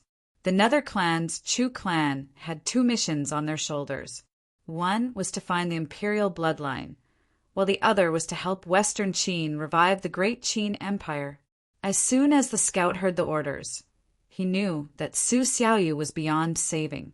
Although he felt a little regretful, he didn't dare to defy his master's orders. He obeyed and did as he was told. Within a single night, all of Chu Tianyin's operations in Tianning's capital city had been cancelled. His speed was so fast that Han Yunqi's spies couldn't find him. Esteemed Princess Consort, the people that Imperial bodyguard Chu sent to investigate, are all dead. Their movements are even faster than ours. Su Donglin brought back bad news. When Su Xiaoyu had entered the Duke of Qin's estate, Chu Shifeng had sent men to investigate her origins. Who knew that the next time the guards went, they'd found that everyone involved had been killed. Esteemed Princess Consort, could it be that we have alerted the enemy? Bailey Mingxiang asked in a low voice. Although hanging Su Xiaoyu on the tallest tree in the Duke of Qin's mansion was to lure the snake out of its hole, it was also to alert the snake that Su Xiaoyu had been exposed in the Duke of Qin's mansion. From the looks of it, the other party was planning to abandon Su Xiaoyu. If it were me, I would also choose to abandon the pawn. Tianning's capital city is the Duke of Qin's territory. Now that the cat's out of the bag, the other party wouldn't have the guts to continue. Han Yunqi said seriously. Esteemed princess consort, then why did you hang Su Xiaoyu so high up in the air? We should seal off the news first. Su Donglin grew anxious, but Bailey Mingxiang only laughed. Esteemed princess consort's ulterior motive isn't the wine but Su Xiaoyu. Han Yunqi liked Bailey Mingxiang more and more. Bailey Mingxiang really was smart and quick-witted. What do you mean by that? Su Donglin asked anxiously. Esteemed princess consort is certain that Su Xiaoyu will be abandoned, so she hung Su Xiaoyu so high up in the air to attack Su Xiaoyu. If esteemed princess consort wants to know something, the most direct way is to start with Su Xiaoyu, Bailey Mingxiang explained. Han Yunqi really did mean that. She refused to believe that a child less than 10 years old like Su Xiaoyu could be so strong-willed in the face of death. How loyal could she be when she was abandoned? This girl doesn't seem like she wants to kill someone. Just what does she want to do? Han Yunqi muttered to herself. She still couldn't figure out why Su Xiaoyu had caused the explosion and scalded her on purpose. Judging from the previous situation, Su Xiaoyu more or less knew martial arts. If she wanted to kill her, she had plenty of chances. She could have done it when she scalded her in the study. Why had Su Xiaoyu snuck into the Duke of Qin's estate? She didn't want to kill but hurt? If it was just scalding her, it didn't seem to have any meaning. Esteemed princess consort, who was there when you saved Su Xiaoyu? Bailey Mingxiang asked. Chu Qingge and Mu Ling. Han Yunqi had long considered this question. Back then, Chu Qingge had hit Su Xiaoyu. Mu Ling couldn't stand the sight of it and had stepped in to help her. She'd gone to save Su Xiaoyu purely by chance. She hadn't gone to that restaurant on purpose. She remembered that she and Zhao Mama had gone out to buy jewelry that day and happened to pass by that restaurant for a meal. Now that she thought about it, Su Xiaoyu must have been waiting at that restaurant for ages. Even if she and Zhao Mama hadn't gone in that day, Su Xiaoyu would have made a big deal out of it and brought it to the streets, so she'd run into her. In that case, had Chu Qingge and Mu Ling been used by someone at that restaurant? Or was one of them Su Xiaoyu's accomplices? Both of them have a grudge against esteemed princess consort, right? Bailey Mingxiang asked next. All right. Han Yunqi felt a little embarrassed at Bailey Mingxiang's words. She'd only been in Tianning for a short while, but she'd already offended so many people that they could line up to the city gates. Both of them are suspicious, but Han Yunqi thought for a while before she said, As I see it, it's not either of them. What do you mean by that? Bailey Mingxiang didn't understand. Han Yunqi felt helpless. If the two of them really did something like that, wouldn't they just take my life? Why did they go in such a big circle with explosions and burns? Esteemed princess consort, the two of them probably hate you to the bone. Su Donglin laughed out loud. Han Yunqi glared at him before he shut up. Bailey Mingxiang couldn't help but muffle his mouth as well. Esteemed princess consort's reasoning was enough to eliminate Mu Ling and Chu Qingge as suspects. Esteemed princess consort, Bailey Mingxiang wanted to ask more questions, but Su Donglin cut him off. Miss Mingxiang, don't ask any more. As I see it, that cheap girl won't last more than 3 days. Moreover, when His Highness Duke of Qin returns, I guarantee he'll get to the bottom of the matter. Bailey Mingxiang's eyes flashed with helplessness before he shut his mouth. Han Yunqi didn't say anything, but looked towards the flower gardens. In the distance, she could see Su Xiaoyu's frail body hanging high in the air like a falling leaf, desolate and bleak. She really couldn't figure out why that girl had come. She'd already reported the news to Long Fei, but she didn't know where the Long Fei was right now or when he'd return. After standing there for a while, Bailey Mingxiang urged, Esteemed princess consort, it's time to change your dressing. In reality, Bailey Mingxiang didn't really care about Su Xiaoyu's situation. Her mind was filled with the matter of the phoenix birthmark. Before His Highness Duke of Qin returned, she had to make up her mind whether or not she should tell him. At this time, Su Xiaoyu was so hungry that her entire body was weak. Her hands were tied behind her back as she hung from a tree, her body curled up and her head bowed. She knew very well that her master would not come to save her, and she had already thrown her life away. However, after waiting for 2 days and seeing that there was no movement from her master, she could not ignore the sadness in her heart. Her master really didn't want her anymore. She was picked up by her master and raised by him. She'd always treated him like her own older brother. Although she knew that she'd have to repay his kindness with her life one day, she still couldn't accept it when that day really came. What was his master doing at this moment? Did he miss her? Could he really bear to part with her? It had been so long since she'd seen him. She really wanted to see him one more time. She knew that Han Yunqi didn't just want to starve her to death.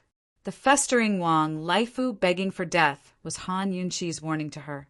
Moreover, Long Fei Yi hadn't returned yet. Heaven knows how Long Fei Yi would torment her when he did. Su Xiaoyu thought it over for a long time before she secretly made a decision. She'd wait a little longer and endure for a few more days. If her master really didn't come to save her, then she'd only have one path left, and that was suicide. Su Xiaoyu feared Long Fei Yi the most, but Long Fei Yi still hadn't received any news. When he and Chu Shifeng went to the Medicine Ghost Valley, they'd only told Tang Li to take care of him. None of the other guards could get in touch with him. There were some things that Long Fei Yi kept under wraps that even his own guards didn't know.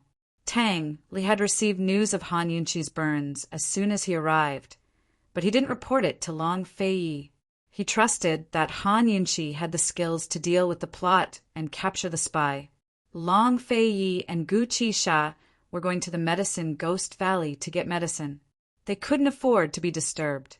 After all, this matter had dragged on for far too long. Of course, Tang Li still had his own selfish motives.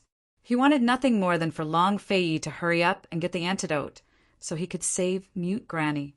Only then would he be free. He'd finally escaped his marriage and gained his freedom, but had been forced to stay by this deaf and mute Granny's side for half a year. He didn't dare to voice his anger, but he felt sullen.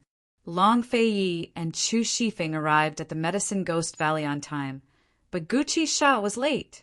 Long Fei Yi had never been so patient before. He waited for 2 whole days in silence before Gu Qisha finally showed up. "Where's the stuff?" Long Fei Yi got straight to the point, but Gu Qisha only said, "Where's esteemed Wang Fei? Why didn't she come with you?"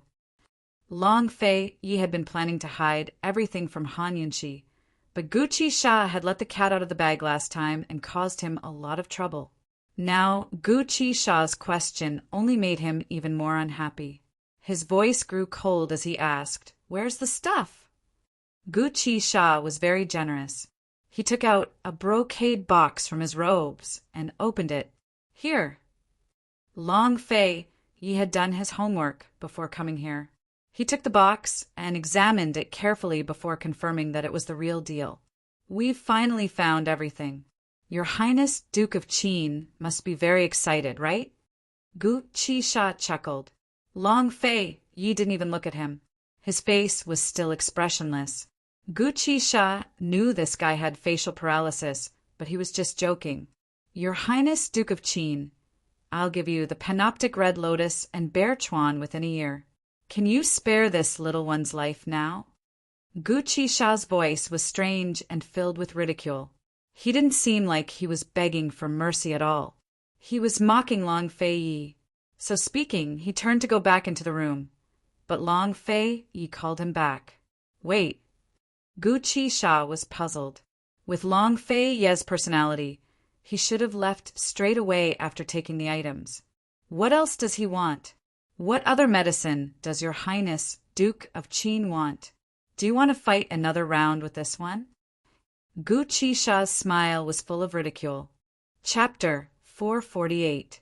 Long Fei Yi remained calm at the mocking look in Gu Qisha's eyes, but Chu Shifeng found the sight to be an eyesore. He raged. "Gu Qisha, the winner is king. Put away your laughable face. When His Highness Duke of Qin had come to ask for medicine, he'd tried peaceful means before resorting to force. It was this fellow who didn't know how to appreciate favors and made things difficult for him on purpose. Otherwise, His Highness Duke of Qin wouldn't have hurt him and threatened him directly. The winner is king? I think you're forcing me. Gu Qisha's smile grew even more disdainful. His Highness Duke of Qin is stronger than this one. Chu Qingge couldn't get used to hearing this and retorted, It's good that you know you're weak. There's no need to show off. So you're saying that His Highness Duke of Qin is bullying the weak? Gu Qisha chuckled. So what if he's bullying the weak? Chu Shifeng really wanted to argue with this fellow, but Gu Qisha's strange smile only made him want to piss him off to death. Long Fei Yi saw all of this and felt a faint sense of familiarity. He felt like he'd seen such a cheap mouth somewhere before, but he had no time to dwell on it now because he had something else to do. Long Fei Yi, how can your lordship be sure that this bear Chuan is real? He asked, leaving aside Gu Qisha. Even Chu Shifeng was surprised. Both of them assumed that Long Fei Yi had something important to do, but instead he asked if the bear Chuan was real. Didn't you already inspect it? What? You're only asking if it's real now that you've accepted it, Gu Qisha asked unhappily. Although Chu Shifeng didn't speak, he didn't understand either. His Highness Duke of Qin had written at least 10 letters to Medicine City's Wanggong before coming here. He'd asked about the bear Chuan, panoptic red lotus, and serpent fruit in detail, as well as how to make the antidote for broomcorn millet poison. Each letter was a dozen or so pages long.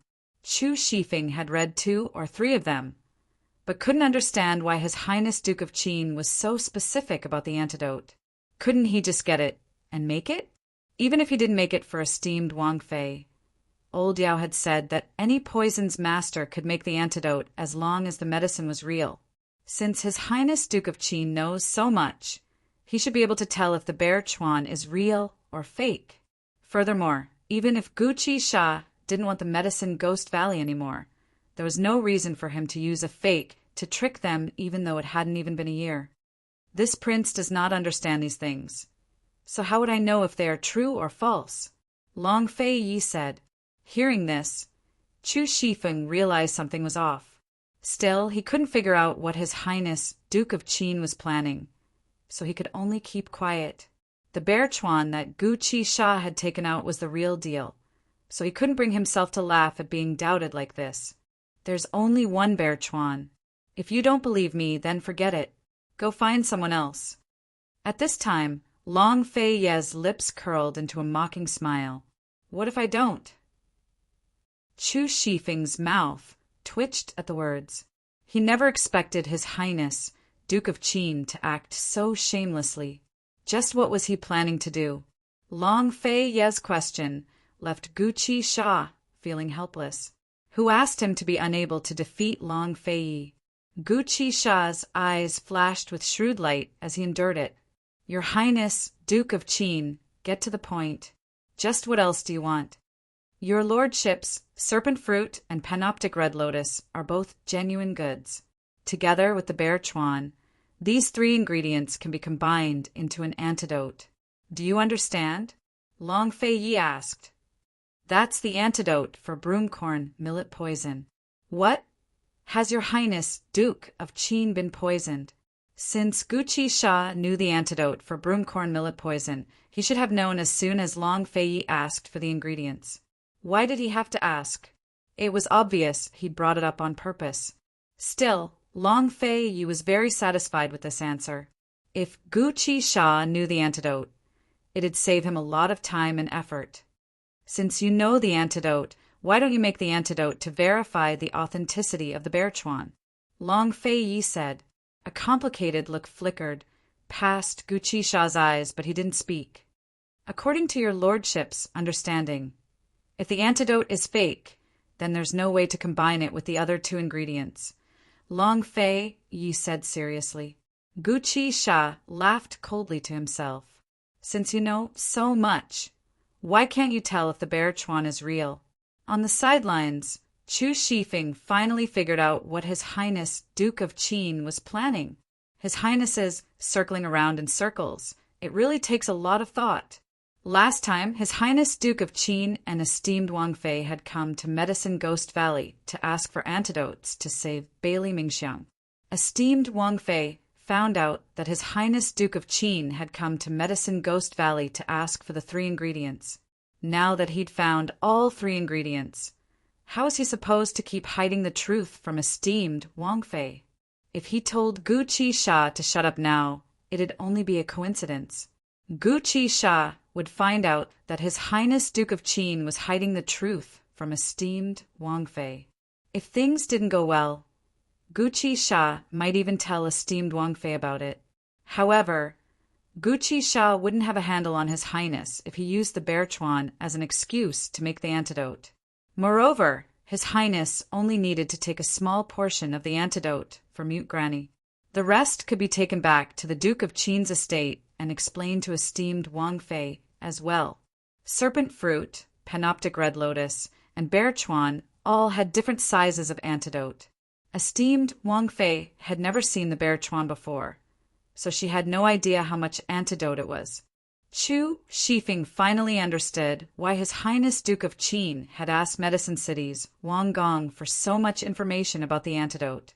As it turned out, he'd been thinking of ways to keep hiding the truth, so esteemed Wang Fei wouldn't get suspicious. How much thought must he have put into coming up with such a plan and excuse? As expected, one needed to come up with more lies just to cover up one lie. With His Highness Duke of Qin's power and influence, why would he waste so much effort trying to cover up a lie, no matter what he did or said? When did he ever need to explain himself to anyone? When Han Yunqi had asked him questions in the past, His Highness hadn't even bothered to explain himself, much less answer them. Now even the heavens had changed. Long Fei Yi and Chu Shifeng were both waiting for Gu Qisha's reply. Chu Shifeng mused that Gu Qisha was a shrewd man, but he'd never guess His Highness Duke of Qin's intentions. After all, he had no idea what was going on between His Highness and esteemed Wang Fei, much less Mute Granny. Gu Qisha's eyes darted around in their sockets. Heaven knows what he was thinking. Still, he quickly agreed. He. Then I'll have to ask Your Highness Duke of Qin to take out all 3 ingredients. I'll make the antidote right here and now. The 3 of them arrived at the medicine hall before Long Fei Yi took out all 3 ingredients. Gu Qisha began to make the antidote right in front of them. His skinny, bony hands moved quickly and smoothly as he weighed, sliced, crushed, ground, and mixed the ingredients together. His movements were as fluid as flowing water. With Gu Qisha's black robes concealing his movements, it was easy to miss him if he wasn't careful. Long Fei Yi and Chu Shifeng both watched closely. Soon enough, the antidote for broomcorn millet poison was complete. Gu Qisha presented the antidote to Long Fei Yi with a cold smile. Your Highness, Duke of Qin, take a look and see if this is real or fake. If you take it out of Medicine Ghost Valley, this one won't recognize it. Long Fei Yi glanced at the antidote before personally pouring the powder into a porcelain bottle. Without a word, he turned to leave. This was his personality. If there was nothing important, he wouldn't waste words. Although he didn't need to see him off, Gu Qisha still walked him all the way out of the valley. Your Highness, Duke of Qin, may we meet again someday. Long Fei Yi didn't even look back. He'd gone in such a big circle today that he could finally give Han Yunqi an excuse. Once he cured Mute Granny's poison and figured out what was going on with Lady Tianxin, he'd bring the antidote back to Han Yunqi. He hadn't been away from that woman for so long ever since he came back from the disaster areas. He figured it'd take at most 5 days before he could go back. That woman probably wouldn't be so docile as to stay at home and recuperate. She'd probably be running out every day. Gu Qisha stood on top of the mountain and watched Long Fei Yi's figure disappear into the forest.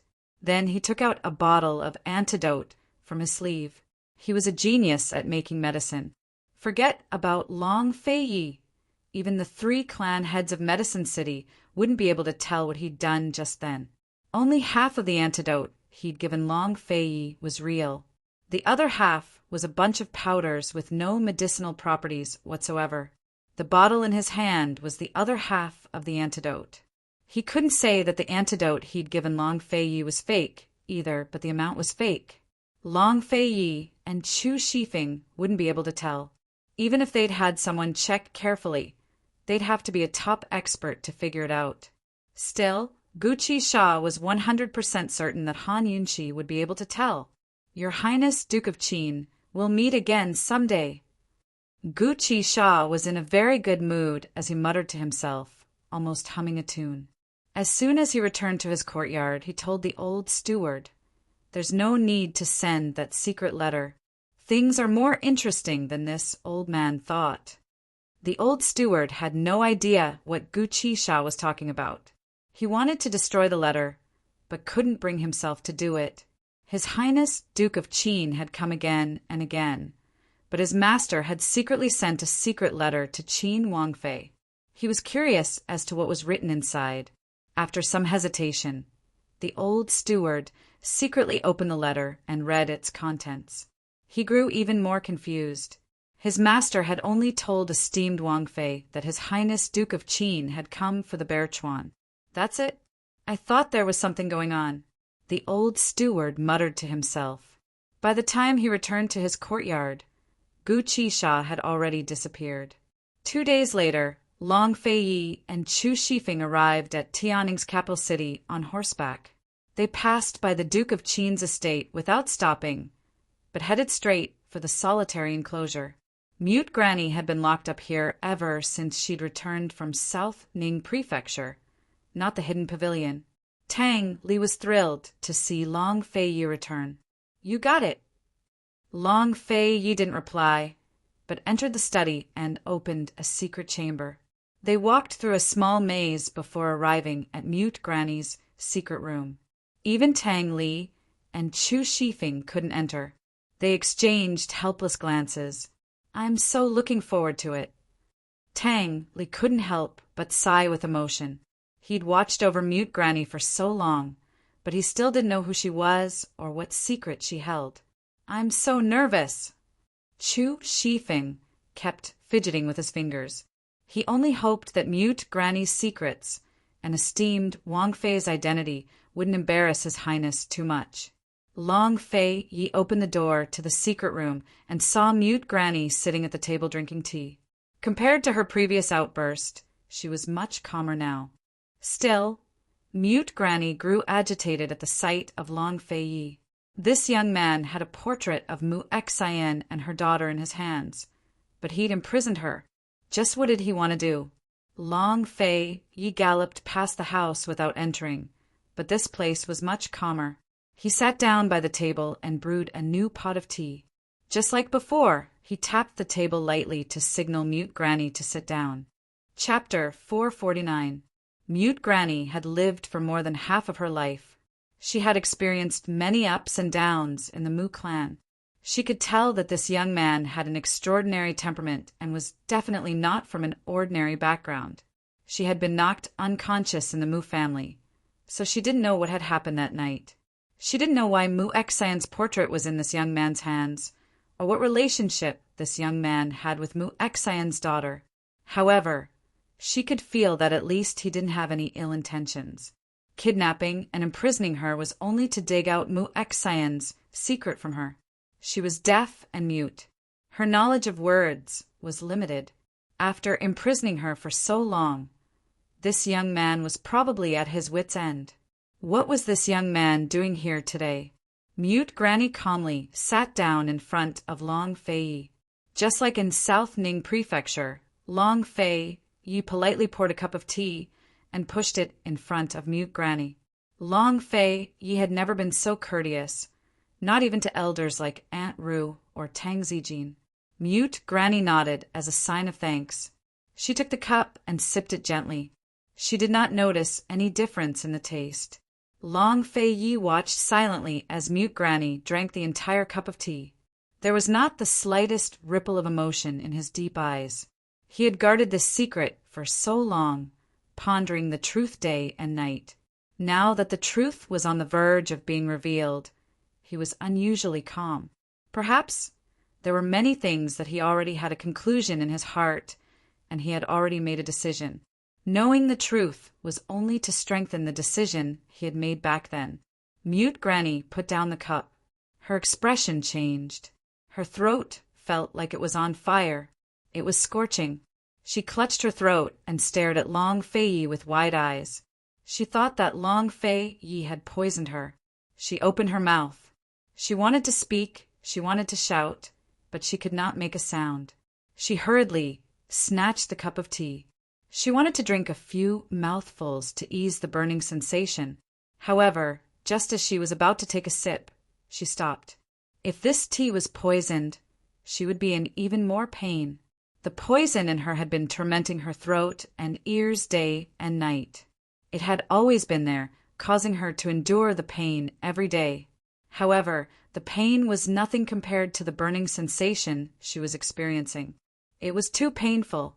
Mute Granny angrily pointed at Long Fei. If she could speak, she would definitely be cursing him. She kept opening her mouth as if she really wanted to say something, but in the end, she couldn't make a sound. In the face of Mute Granny's fury, Long Fei remained unmoved. He continued to sip his tea. This scene made Mute Granny even angrier. She suddenly rushed over and roared, "Who are you? Why are you torturing me like this?" As soon as he said that, Mute Granny was stunned. She hurriedly covered her mouth, her face full of shock. God, did she just shout out loud? Her throat suddenly stopped hurting. Just as Mute Granny was in disbelief, a searing pain shot through her ears. This time, however, Mute Granny didn't explode. Instead, she looked at Long Fei in confusion, hoping for an answer. Long Fei was still drinking tea. After 3 cups of tea, he finally spoke. He was very straightforward. "Madame Mu Xian is your master, right?" Mute Granny was even more shocked. She actually heard it. For more than 20 years, she had lived in a world of dead silence, unable to hear a single sound. Now, she suddenly heard a human voice. It was a familiar yet unfamiliar feeling. For a moment, she couldn't get used to it. She didn't hear what Long Fei said clearly. Without a doubt, Long Fei had put the antidote to the broomcorn millet poison in her tea. The broomcorn millet poison was cured.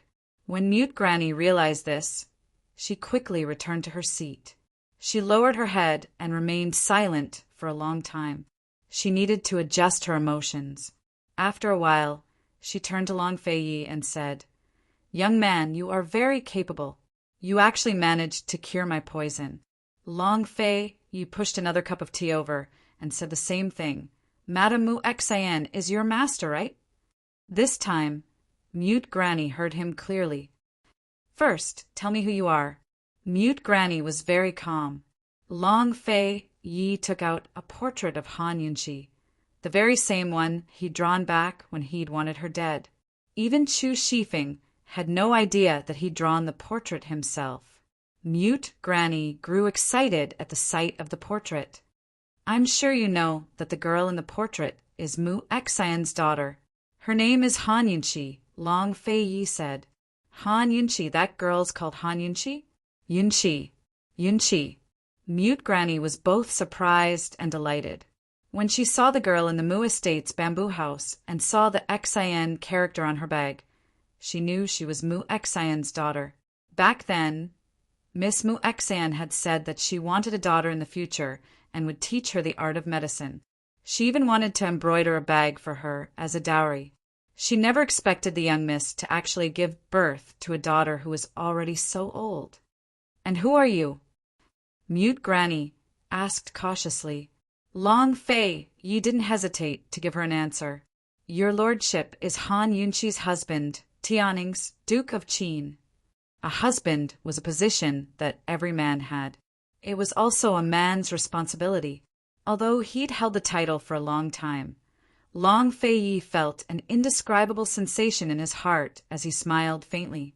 Mute Granny had been imprisoned in the Mu estate for years, so she had no idea of Tianning's Duke of Qin's power. She was very surprised.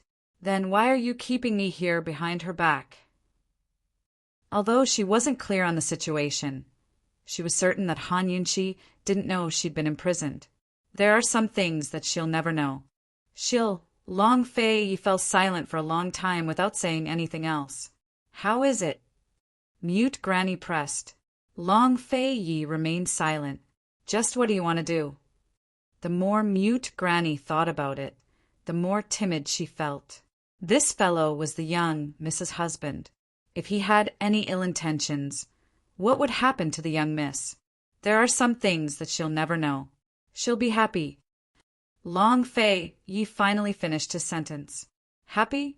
This was the first time he'd said that word in his life.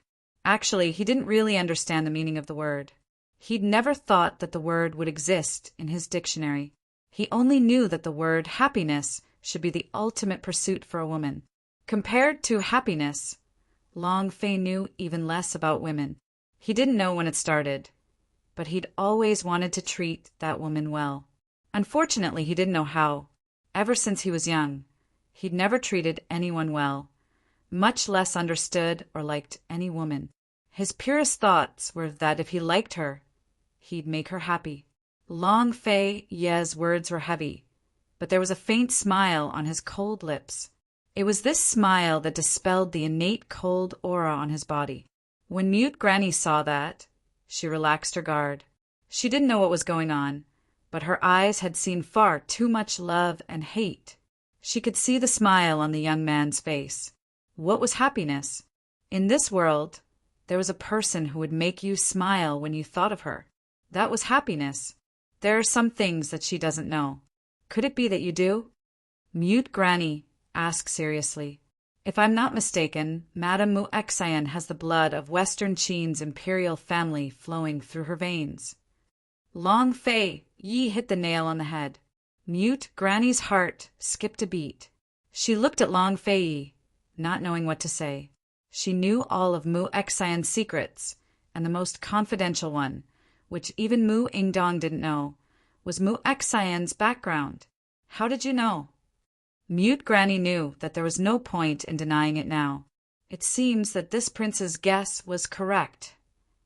Long Fei Yi grew serious. From the first night Han Yunqi entered the Duke of Qin's manor, he had begun investigating Han Yunqi. On the wedding night, the woman's poisoned skills and calmness surprised him. He didn't believe that the trash of the Han family's D-daughter would have such skills. At first, he suspected that Han Yunqi was a spy, and that she was in cahoots with the spies from Northern Li. But later, he gradually realized that the woman was very simple. She didn't even have a friend, much less an accomplice. She didn't have any relationship with the spies from Northern Li, but she had personally uncovered them. She carried the identity of Qin Wangfei and didn't enjoy any glory. Instead, she was hated by everyone and got herself into trouble. But she was able to deal with it all on her own. At first, he just watched silently, but gradually he couldn't help but make an exception and speak up for her. She said that she learned her poison skills from the books left behind by Lady Tianxin, but he was skeptical. He began to secretly interrogate Hong Kongan and investigate Lady Tianxin. Only then did he find out that Han Yunqi wasn't Han Kongan's biological daughter, but Lady Tianxin's and someone else's. He investigated all the way to the Mu family in Medicine City and found out that Lady Tianxin was having an affair with the remnants of the poison pet. For a long time, his suspicions about Han Yunqi's origins were inseparable from the two words poison sect. If the white-robed man from the Shadow Clan hadn't appeared, he would never have thought that the woman he had made an exception to keep by his side was related to the Western Qin imperial family.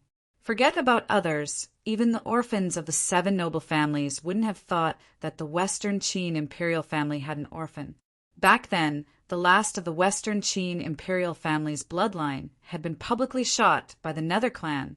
The Shadow Clan was one of the 7 noble families. They were the most loyal and responsible guards of the Western Qin imperial family. The Shadow Clan's protection was with their lives. They had never failed to fulfill their duties, much less betrayed them. When the Western Qin imperial family was destroyed, the entire Shadow Clan had been buried with them. But now, a descendant of the Shadow Clan had appeared. Without a doubt, this proved that the Western Qin imperial family had an orphan. That white-robed man's protection of Han Yunqi was hard to ignore. No one could say for sure whether the Shadow Clan member had appeared to search for his master, or whether he had appeared because of the poison beast. Long Fei Yi didn't have a definite answer either, which was why he'd asked Mute Granny today. But Mute Granny's reaction gave him a definite answer. Han Yunqi was the orphan of the Western Qin imperial family. Without a doubt, Mute Granny was furious at Long Fei Ye's probing method, but she couldn't deny it. "How on earth did you guess?" she asked angrily. "Because the Shadow Clan came looking for her," Long Fei Yi said calmly. Unexpectedly, Mute Granny was very agitated. "The Shadow Clan, what do they want?" Chapter 450. Long Fei Yi never thought that the words Shadow Clan would make Mute Granny so agitated. Her expression wasn't one of excitement, but one of anxiety. The Shadow Clan should be the clan that the Western Qin imperial orphan trusted the most. What do they want to do?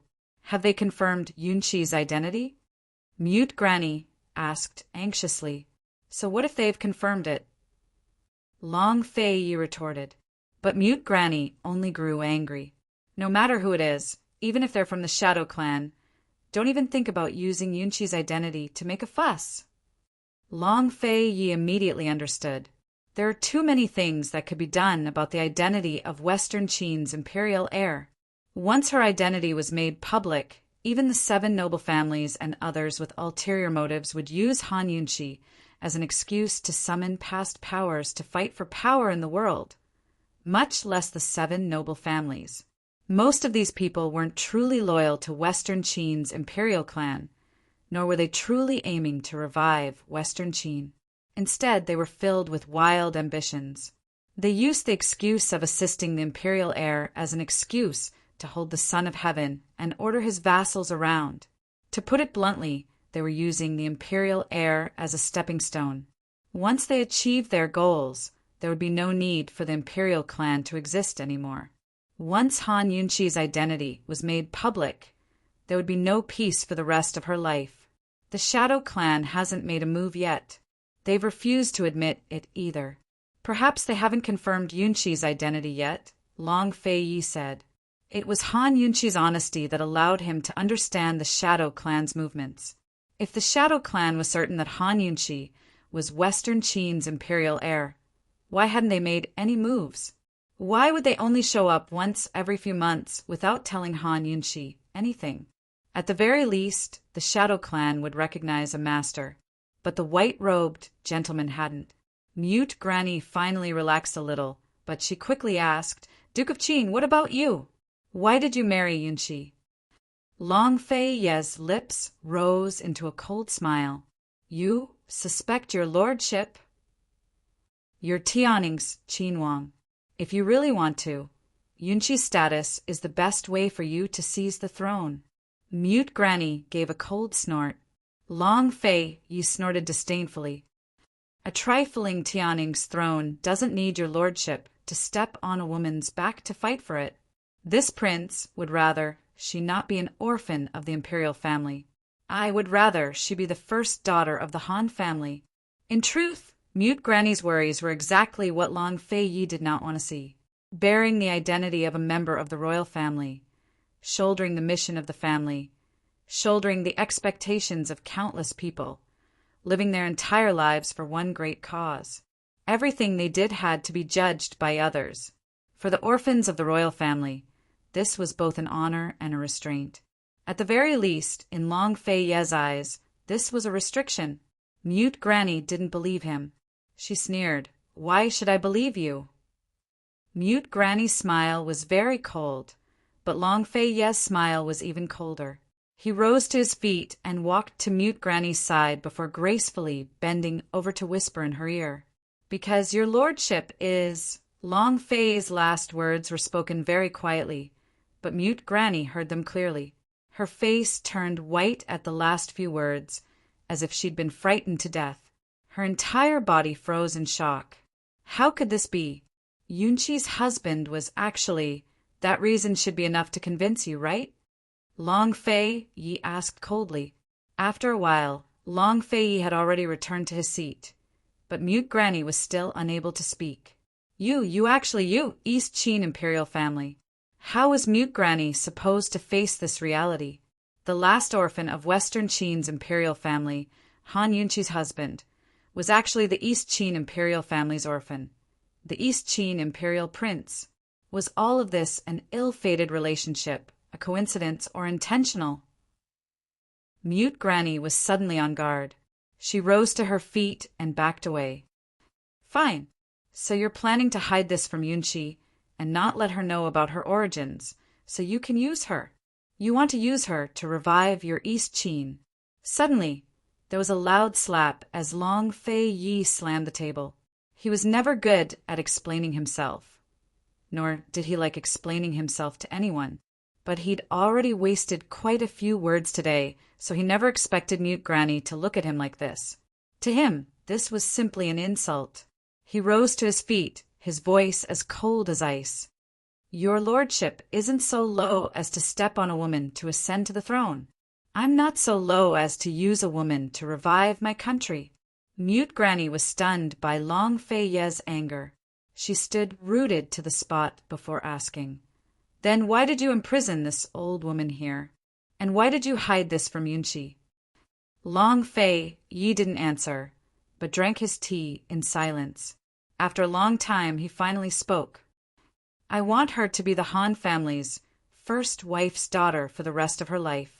She'll have no hatred or guilt, and stay peacefully by your lordship's side. Mute Granny's heart skipped a beat. She finally understood what this young man meant when he said, She'll be happy. If Yunqi found out about her heavy origins, how much burden would she feel in her heart? If Yunqi found out about the Duke of Qin's origins, what would she do?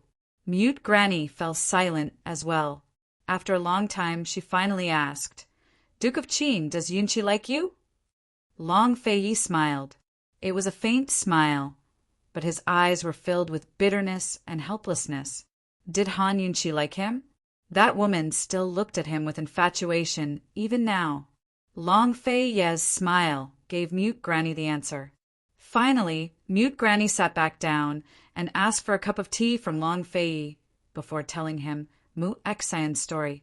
The last surviving member of Western Qin's imperial clan wasn't the baby boy killed by the Nether clan, but Mu Exion's mother, Yunqi's grandmother.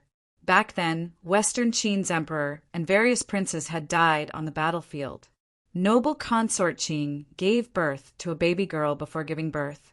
She didn't understand the situation and believed that Western Qin wouldn't be destroyed so easily. As long as she gave birth to a boy, she'd rise in status and become the Empress Dowager. Thus, Noble Consort Qin sent the baby girl away and adopted a boy instead. But a few months later, rebels broke into the imperial palace and destroyed Western Qin along with its imperial clan. Back then, only the Shadow clan knew about this and secretly sent people to protect the baby girl.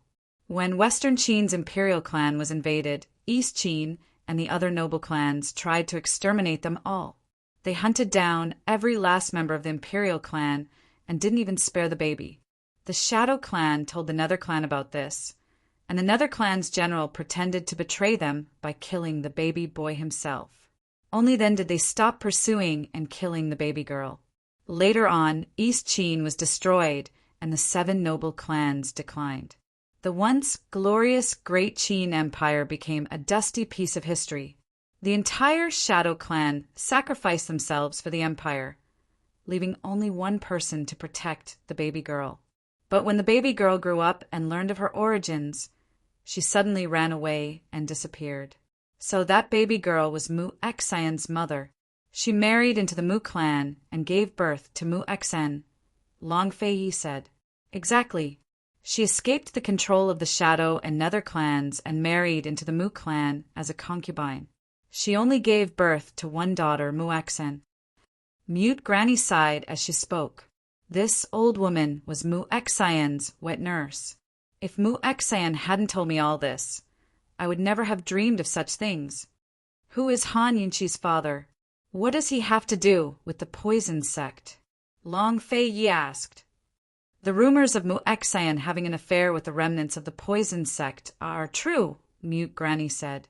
Miss Mu Xian was originally sent to Medical City to study medicine, but she never expected to run into someone from the poison sect. She fell in love with him and couldn't extricate herself. She never returned to the Mu clan after going to Medical City. She secretly exchanged a few letters with this old woman, and the last one told me a piece of news that was mixed with both joy and sorrow. She was pregnant. Long Fei guessed.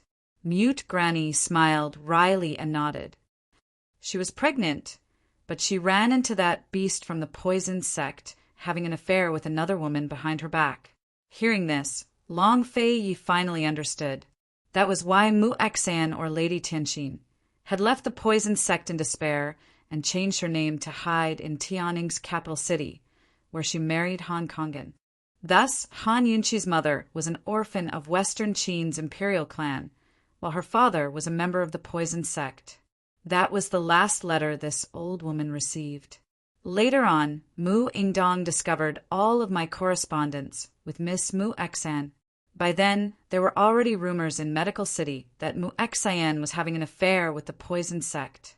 For the sake of protecting the Mu clan's reputation and maintaining the relationship between the Mu clan and Medical City, Mu Yingdong vehemently denied the rumors. As Mute Granny spoke, she sighed with emotion. He drugged this old servant until I was deaf and mute. He had me guard the bamboo hut because he wanted to use me to lure out Miss Mu Xian.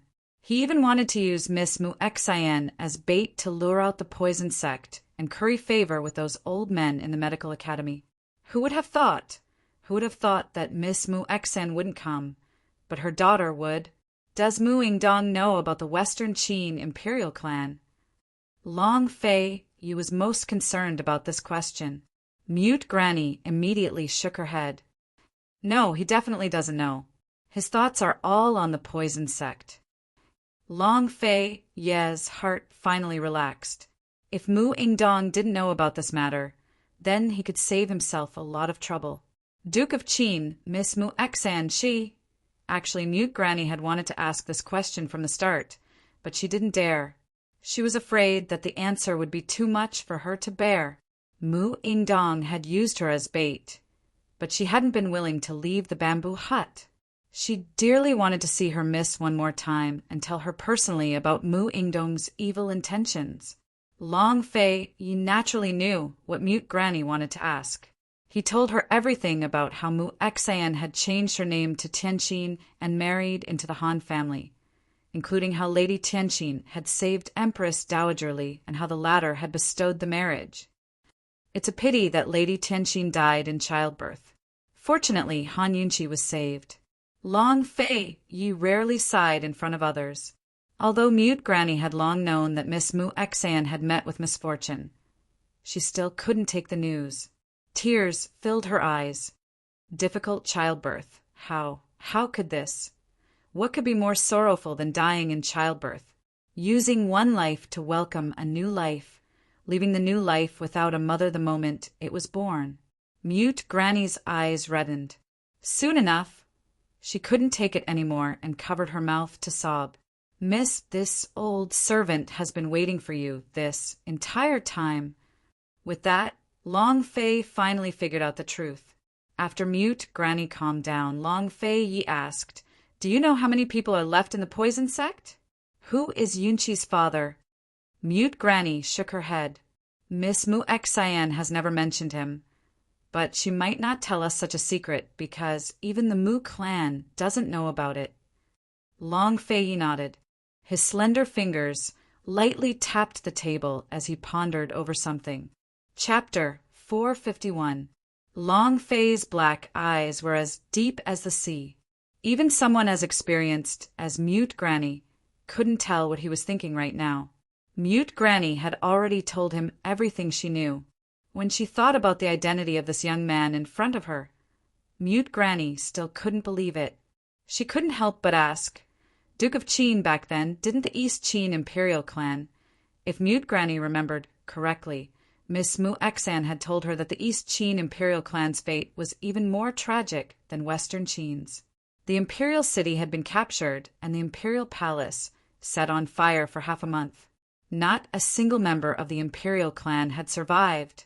Long Fei Yi looked up, his cold eyes flashing with ruthless hatred. Mute Granny's heart skipped a beat and she didn't know what to say. The grudges between the East and Western Qin imperial clans had lasted for 3 years. It wasn't something that could be explained in a few words, so Mute Granny probably didn't know the whole story. Still, she knew that the enmity between the two imperial clans was something that couldn't be ignored. Although she feared this man, Mute Granny still spoke directly. Duke of Qin, people's hearts change. History will never change. And the history that carries hatred will never change.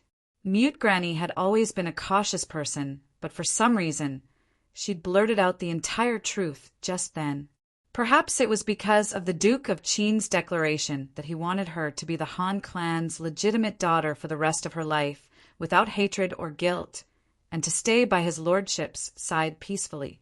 Mu Xian's mother and Miss Mu Xian had thought the same thing in the past. They only wanted to be ordinary women. They didn't have such wild ambitions, nor did they care about national enmity or family hatred. Every man was responsible for the rise and fall of the world, and their family's mission was more important than anything else. But they were only women. Their greatest wish was for the world to be peaceful and harmonious. Mute Granny remembered that Miss Mu Xan had once said that she wanted the imperial clan's secret to end with her. She hoped that her child wouldn't have to bear the burden of hatred and responsibility. Mute Granny believed her own eyes. She believed that this young man's words were all true, and that his feelings for Yunqi were true as well. But people's hearts could change, to say nothing of a heart filled with hatred.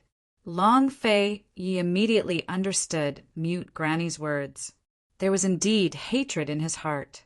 Since he was young, everyone had tirelessly told him how treacherous, cruel, and cunning the Western Qin royal family was, how they went back on their words. They told him how many defenseless people were burned to death in the East Qin palace fire, how many innocent women and children. They told him how much his grandfather and father had paid to restore the empire. There was also his mother's death. Many years had passed, but he would never forget the scene of his mother committing suicide. Ever since he was young, there had been hatred in his heart, but what was heavier than hatred was the responsibility on his shoulders.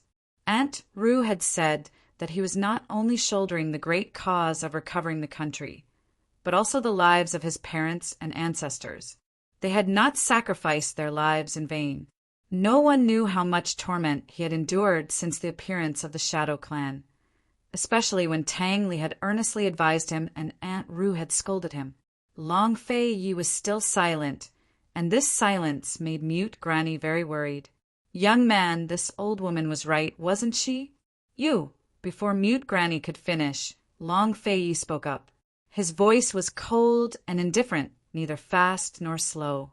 There was not a trace of emotion in it, but the words that came out of his mouth gave Mute Granny a start.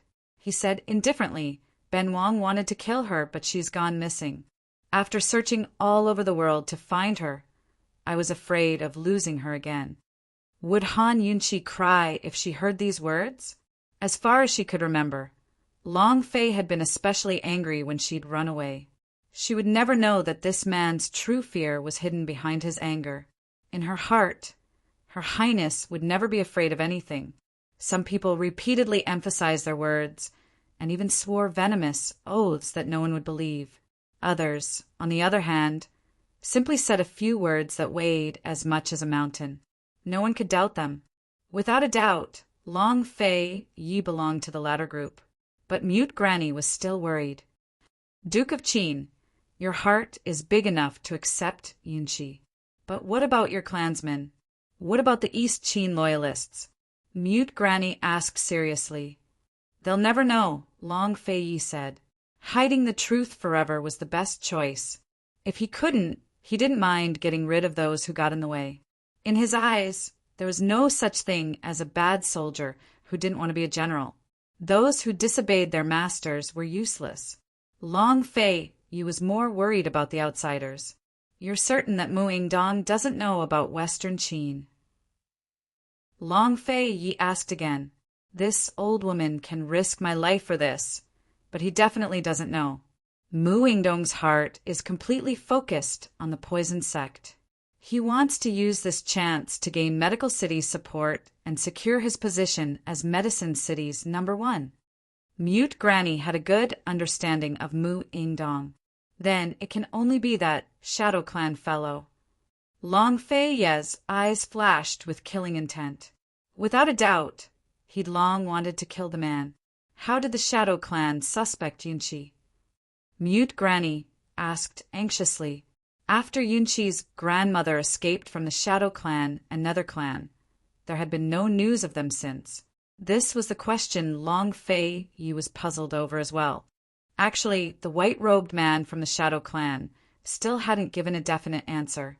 Han Yunqi was the orphan of Western Qin's Imperial Clan, but Long Fei Yi would rather kill the wrong person than kill the wrong person. Considering the relationship between the Shadow Clan and Nether Clan, once the Shadow Clan confirmed Han Yunqi's identity, the Nether Clan would quickly come knocking on their doors.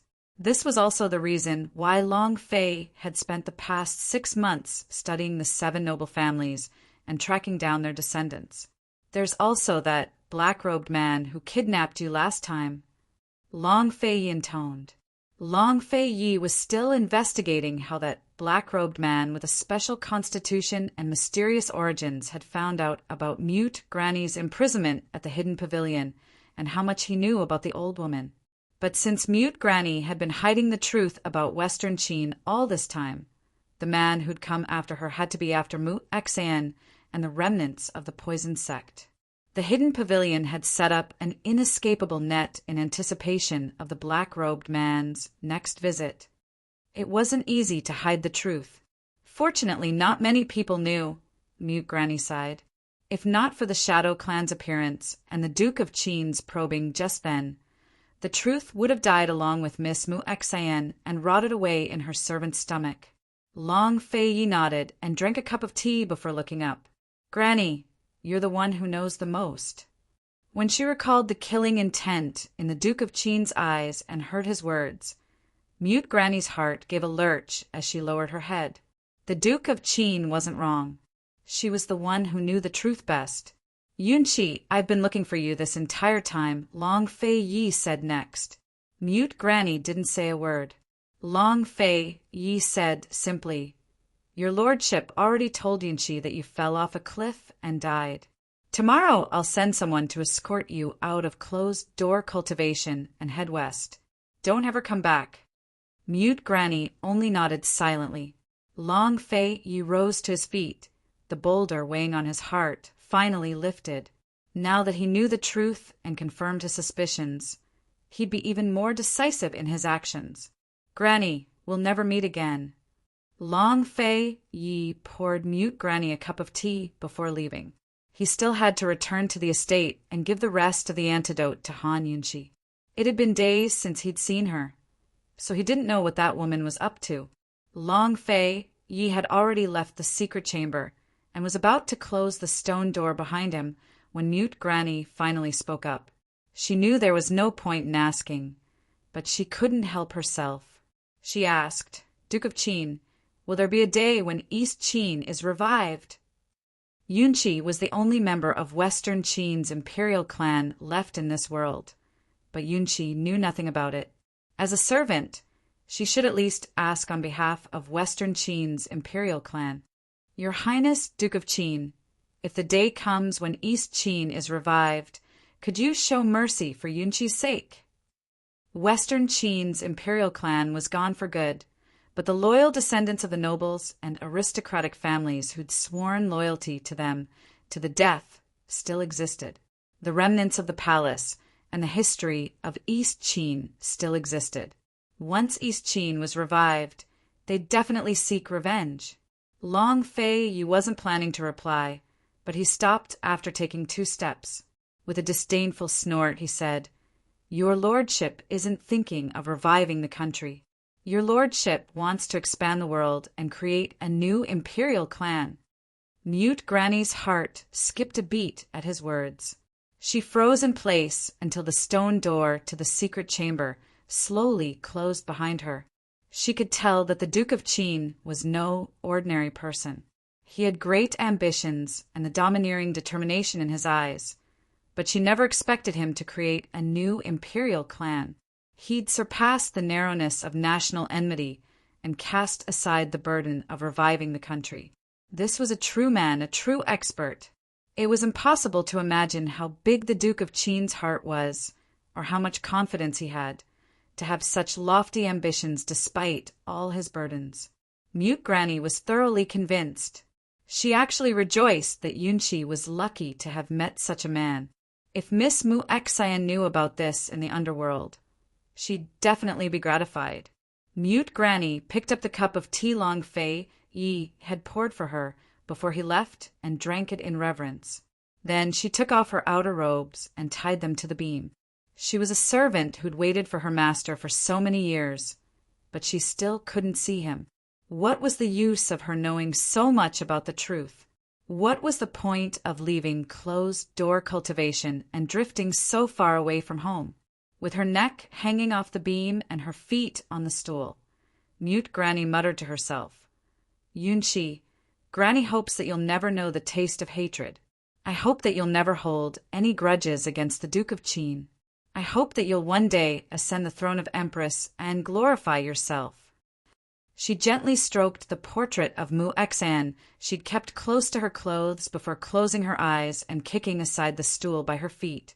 Then she hung herself from the beam to commit suicide. By the time Tang Li arrived, Mute Granny was already dead. Tang Li and Chu Shifeng had been waiting outside the entire time, so they had no idea what the Duke of Qin and Mute Granny had been talking to each other. He quickly picked up Mute Granny and saw that there was no way to save her, so he sent someone to report to Long Fei Yi. By now, Long Fei Yi had already arrived at the gates of the Duke of Qin's estate. Long Fei Yi was very calm after hearing the news. He simply instructed, "Have Tang Li bury her in secret. Keep watch over the hidden pavilion." A fake Mute Granny had been imprisoned there this entire time, waiting for the black-robed man to show himself. It was already late at night, but Long Fei Yi didn't disturb anyone. As soon as he reached the hibiscus courtyard, he headed straight for the leisurely Cloud Pavilion. Chapter 452. In the dead of the night, the lights in leisurely Cloud Pavilion were still lit. Han Yunqi had met with trouble. She had originally planned to hang Su Xiaoyu for a few days to break her willpower and make her confess. But who would have thought that Su Xiaoyu would be so stubborn? She had already starved herself twice, but she still did not say a word. If this continued, Su Xiaoyu would really starve to death. The hidden guards had not found anything yet. Once this girl starved to death, there would be no clues left. At this time, Han Yunqi was only wearing a doo-doo, revealing her fragrant back. She was lying on the bed, letting Bailey Mingxiang change her bandages while talking about Su Xiaoyu. These days it was hot and easy to sweat. Adding on the fact that she could not lie on the bed, the 2 ulcers on her back had not completely scabbed over yet. In my opinion, that girl is using this method to threaten me. She knows that I won't kill her. Han Yunqi said in displeasure. Doesn't Princess Consort know a method to make her life worse than death? Bailey Mingxiang lightly said. Han Yunqi thought for a moment and said, "Starve her for another day. If she still doesn't confess, then put her down. This princess will personally interrogate her." Bailey Mingxiang had already taken off the gauze. Taking the medical cotton swab that Han Yunqi had provided, he began to gently apply the medicine. As soon as the cold ointment touched her burning wound, Han Yunqi immediately exhaled a long breath.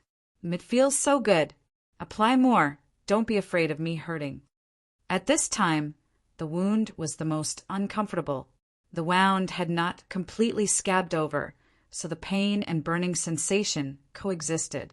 The most frightening thing was that it was becoming more and more itchy. Han Yunqi could not help but want to scratch it. So, when she applied the medicine, she would feel very comfortable. She was a medical practitioner and would often tell her patients to abstain from this and that. But when she was injured, she really could not endure all kinds of taboos. Seeing her enjoying herself, Bailey Mingxiang couldn't help persuading her. "Esteemed Princess Consort, it's such a hot day. You should lie down tomorrow and don't move around. Bear with it for a while. Once your wounds have scabbed over, you can do whatever you want." The wound on his back was heavily bandaged. It was very difficult for him to wear clothes and move around. The best way was to lie on his stomach with his upper body naked. From time to time, he would remove the bandage to prevent the wound from sweating. But this master was very active and couldn't lie down. Han Yunqi did not answer. She waved her hand to signal Bailey Mingxiang to continue applying the medicine. She silently thought about how to interrogate Su Xiaoyu. She was so stubborn at such a young age. She wanted to see how stubborn she could be.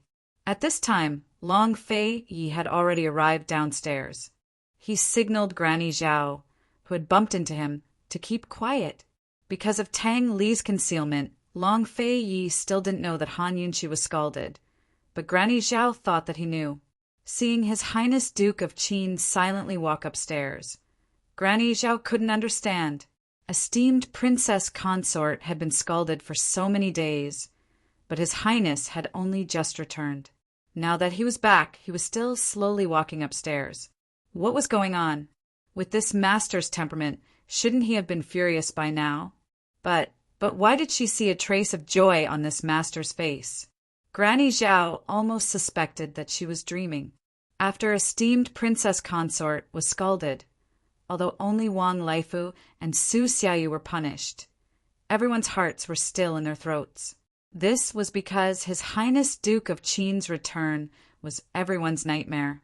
Although Granny Zhao wanted to follow him upstairs, she only dared to follow him with her eyes. Long Fei Yi had indeed deliberately lightened his footsteps and silently walked up the stairs. This should be the first time he had returned from a busy day. As soon as he entered the estate, he went straight to leisurely Cloud Pavilion. Han Yunqi's background had finally been clarified. Even though he had confirmed her identity as the orphan of the Western Qin imperial family, he was still delighted. He wasn't afraid of this kind of truth. He was afraid that he would never be able to find the truth. He was afraid that when the 7 noble families came knocking on his door, he wouldn't be able to grasp the exact truth. Now that everything was clear, he could do many things without worry. His heart could also be firm. In the middle of the night, he actually didn't know why he had come here to find her. In any case, he came as soon as he returned. Oh, so comfortable. Again. Suddenly, Han Yunqi's ecstatic voice drifted over. Long Fei Yi abruptly stopped in his tracks, his handsome and cold face instantly stiffening. "It's too comfortable. Harder, faster." "Not enough, not enough." "Harder, yes, harder. Yes, just like that. Oh, so comfortable." Han Yunqi sighed again and again, her voice growing louder and louder. Long Fei Ye's face not only stiffened, but also his entire body. What was that woman doing in the room? What did she mean by shouting like that? Long Fei Yi suddenly narrowed his eyes and viciously kicked open the door. Bam! The sudden loud noise startled Han Yunqi and Bailey Mingxiang. They turned around and saw the man who had been haunted by their dreams walk around the screen and appear in front of them. He was dressed in black and looked travel-worn. His face was as cold as frost, and his handsome brows were tightly knitted. "Your Highness!"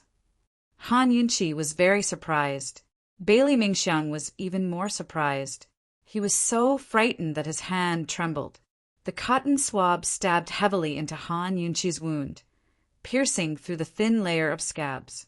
"Ah!" Han Yunqi immediately screamed. It hurt. It hurt more than rubbing salt on her wound. It hurt so much that she felt unwell. Bailey Mingxiang was shocked and hurriedly tried to salvage the situation. Esteemed Wang Fei, I'm sorry. Mingxiang didn't do it on purpose. Long Fei Yi was very surprised. He didn't expect to see such a scene. What happened to Han Yunqi's back? He strode forward and took a closer look. Only then did he see the miserable state of Han Yunqi's back. He was stunned at first, then angrily asked, "What happened?" His voice was terrifyingly cold. Bailey Mingxiang's heart and hands trembled, but Han Yunqi was already used to it. She took a few deep breaths to relieve the pain before replying, "Your Highness still doesn't know about Su Xiaoyu's matter." Su Xiaoyu? Long Fei Yi was confused. He stared at Han Yunqi's wound. The more he looked, the more it hurt his eyes. When he saw Bailey Mingxiang's trembling hands applying medicine, he became impatient and angrily said, "Get lost!" Bailey Mingxiang's head was almost buried in her heart. She said that she would let go of her heart and face it calmly. But when she faced this man, she still couldn't maintain her usual calm and composure. A trace of bitterness uncontrollably crept into her heart. She silently got up and retreated to the side to wait. "Su Xiaoyu is—" Han Yunqi looked back and was about to explain when Long Fei said sternly, "You shut up for your lordship and lie down properly." Han Yunqi was frightened. She silently lowered her head and didn't dare to move. Long Fei Yi carefully examined her wound. He could tell at a glance that it was a burn. Moreover, it had been a few days and hadn't healed. Damn it. Tang Li didn't report such an important matter to him. Did that guy want to scram back to the Tang sect? Just this medicine? Long Fei Yi asked Bailey Mingxiang. Yes. Bailey Mingxiang didn't dare to raise her head. It hasn't healed even after applying it for several days. Which quack prescribed it? Long Fei Yi angrily said again. His entire person was in a state of irritation, and he was easily ignited. Not only Bailey Mingxiang, but even Han Yunqi had never seen His Highness Duke of Qin so agitated before. Han Yunqi obediently lay down and didn't make a sound. Although it hurt, there was a trace of sweetness in her heart. Sigh, she found that she liked this guy more and more when he was angry. Seeing that esteemed Wang Fei didn't make a sound, Bailey Mingxiang could only brace herself and reply, "Reporting to your Highness, this medicine was prescribed by esteemed Wang Fei herself." Han Yunqi buried her head in the quilt and snickered. "Don't you have any other medicine?" Long Fei Yi asked unhappily. Only then did she reply, "This medicine is the best. It's hot and the wound heals slowly. There's no other way." She was clearly the one who moved too much and sweated too much. Okay. Bailey Mingxiang knew the truth. But how could she dare to say anything? Long Fei Yi didn't ask any more questions. His handsome face was tense, and his entire body was exuding an aura of anger that warned strangers not to come near him. However, his movements were as gentle as water. He didn't use a cotton swab, but instead used his fingertips to apply the ointment gently on Han Yunqi's wound. His movements were very, very gentle, and delicate, as if he was protecting and caressing her. This kind of comfort couldn't be compared to Bailey Mingxiang's gentle application of the cotton swab.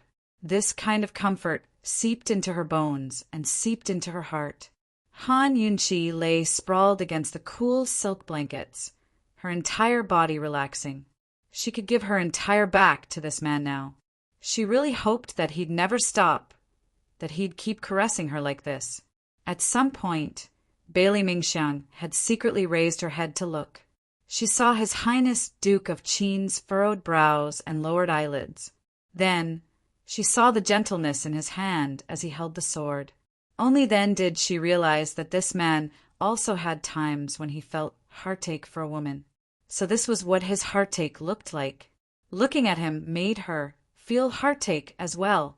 Long Fei Yi had practiced martial arts since he was a child and had dealt with countless assassins. As long as he wasn't poisoned, treating all kinds of wounds was a common occurrence for him. He treated Han Yunqi's 2 ulcers, leaving only the scab that Bailey Mingxiang had just pierced. He looked at it seriously, his brows furrowed. He saw that there was some water on the wound, so it was undoubtedly not a light injury. If he applied medicine in this kind of situation, it would definitely sting, but he had to apply medicine. Long Fei Yi hesitated. Lung glanced at Bailey Mingxiang. Although he didn't say anything, the look in his eyes was enough to break Bailey Mingxiang's heart. She tightly bit her lip and silently knelt down. This servant deserves death for hurting esteemed Wang Fei. Long Fei Yi didn't even look at her, but Han Yunqi turned her head to look. Mingxiang, what are you doing? Get up. Unexpectedly, Long Fei Ye's large hand reached over and turned her head so that she could continue to bury it. He said, unhappily, don't move. Lung, he ordered Bailey Mingxiang, withdraw. Bailey Mingxiang silently withdrew. Han Yunqi's head was pressed down by Long Fei Ye's large hand, so she couldn't move at all. Even speaking was difficult. If this guy continued like this, even breathing would be difficult. However, Long Fei Yi quickly released his hand and said indifferently, it'll hurt. Don't endure it. If it hurts, cry out. Han Yunqi focused on breathing in the fresh air and ignored him. She could still endure pain, as long as it didn't come as suddenly as just now. Bailey Mingxiang had already reached the door and was about to close it. When he heard these words, his heart was filled with emotion. How many men, when coaxing someone, would always say, it'll hurt. Endure it. Or it'll hurt. Endure it. Don't cry. However, His Highness Duke of Qin had said, it'll hurt. Don't endure it. Bailey Mingxiang thought, if that's the case, it won't hurt no matter how serious the injury is, right? Chapter 453. Squeak! The door slowly closed. Separated by a single door, Bailey Mingxiang seemed to have walked out of their world and returned to her own. A sense of loneliness washed over her. She felt as if she was the only person left in the world. His Highness Duke of Qin's gentle voice still lingered in her ears. It'll hurt. Don't hold it in. If it hurts, cry out. When you were sad, in pain, and helpless, some men would tell you, don't cry, I'm here. This was nothing but comfort. But some men would tell you, cry, I'm here. This was reliance. A man with confidence would always have enough patience and tenderness to protect you, letting you make a fuss and cry to your heart's content. A man without confidence would only be irritated when he saw you cry. But she couldn't even see his irritation. In the past, when the poison acted up, when had the pain ever been worse than this burning pain? She didn't even dare to cry. She just smiled and endured. Was this her destiny? Standing there with her back against the door, Bailey Mingxiang could faintly hear the sounds from inside. She wanted to stay a little longer, but in the end, she steeled her heart and strode away. She had promised herself that she would restrain her heart. If she didn't see or listen, would she be able to restrain her heart? Bailey Mingxiang was so nervous and so dejected that she had forgotten about the birthmark on esteemed Wang Fei's spine. No matter how much she struggled in her heart, the people in the room didn't know. This was probably what it meant to think that one's feelings were reciprocated. Inside the room, Long Fei Yi looked at Han Yunqi's wound with his handsome brows furrowed. He hadn't done anything yet. Han Yunqi waited and waited, but she didn't feel any pain. She looked back suspiciously. Your Highness, what's wrong? Lie down. Long Fei Yi ordered. Han Yunqi was really baffled. This guy wasn't the type to dawdle. It was just applying medicine. Why was he dawdling? Actually, Long Fei Yi had already applied the medicine to his fingertips, but he gestured around the wound for a long time. Han Yunqi just couldn't see. She wasn't afraid of pain, but he was the one who was afraid that she would be in pain. He was thinking about how to apply medicine to alleviate her pain.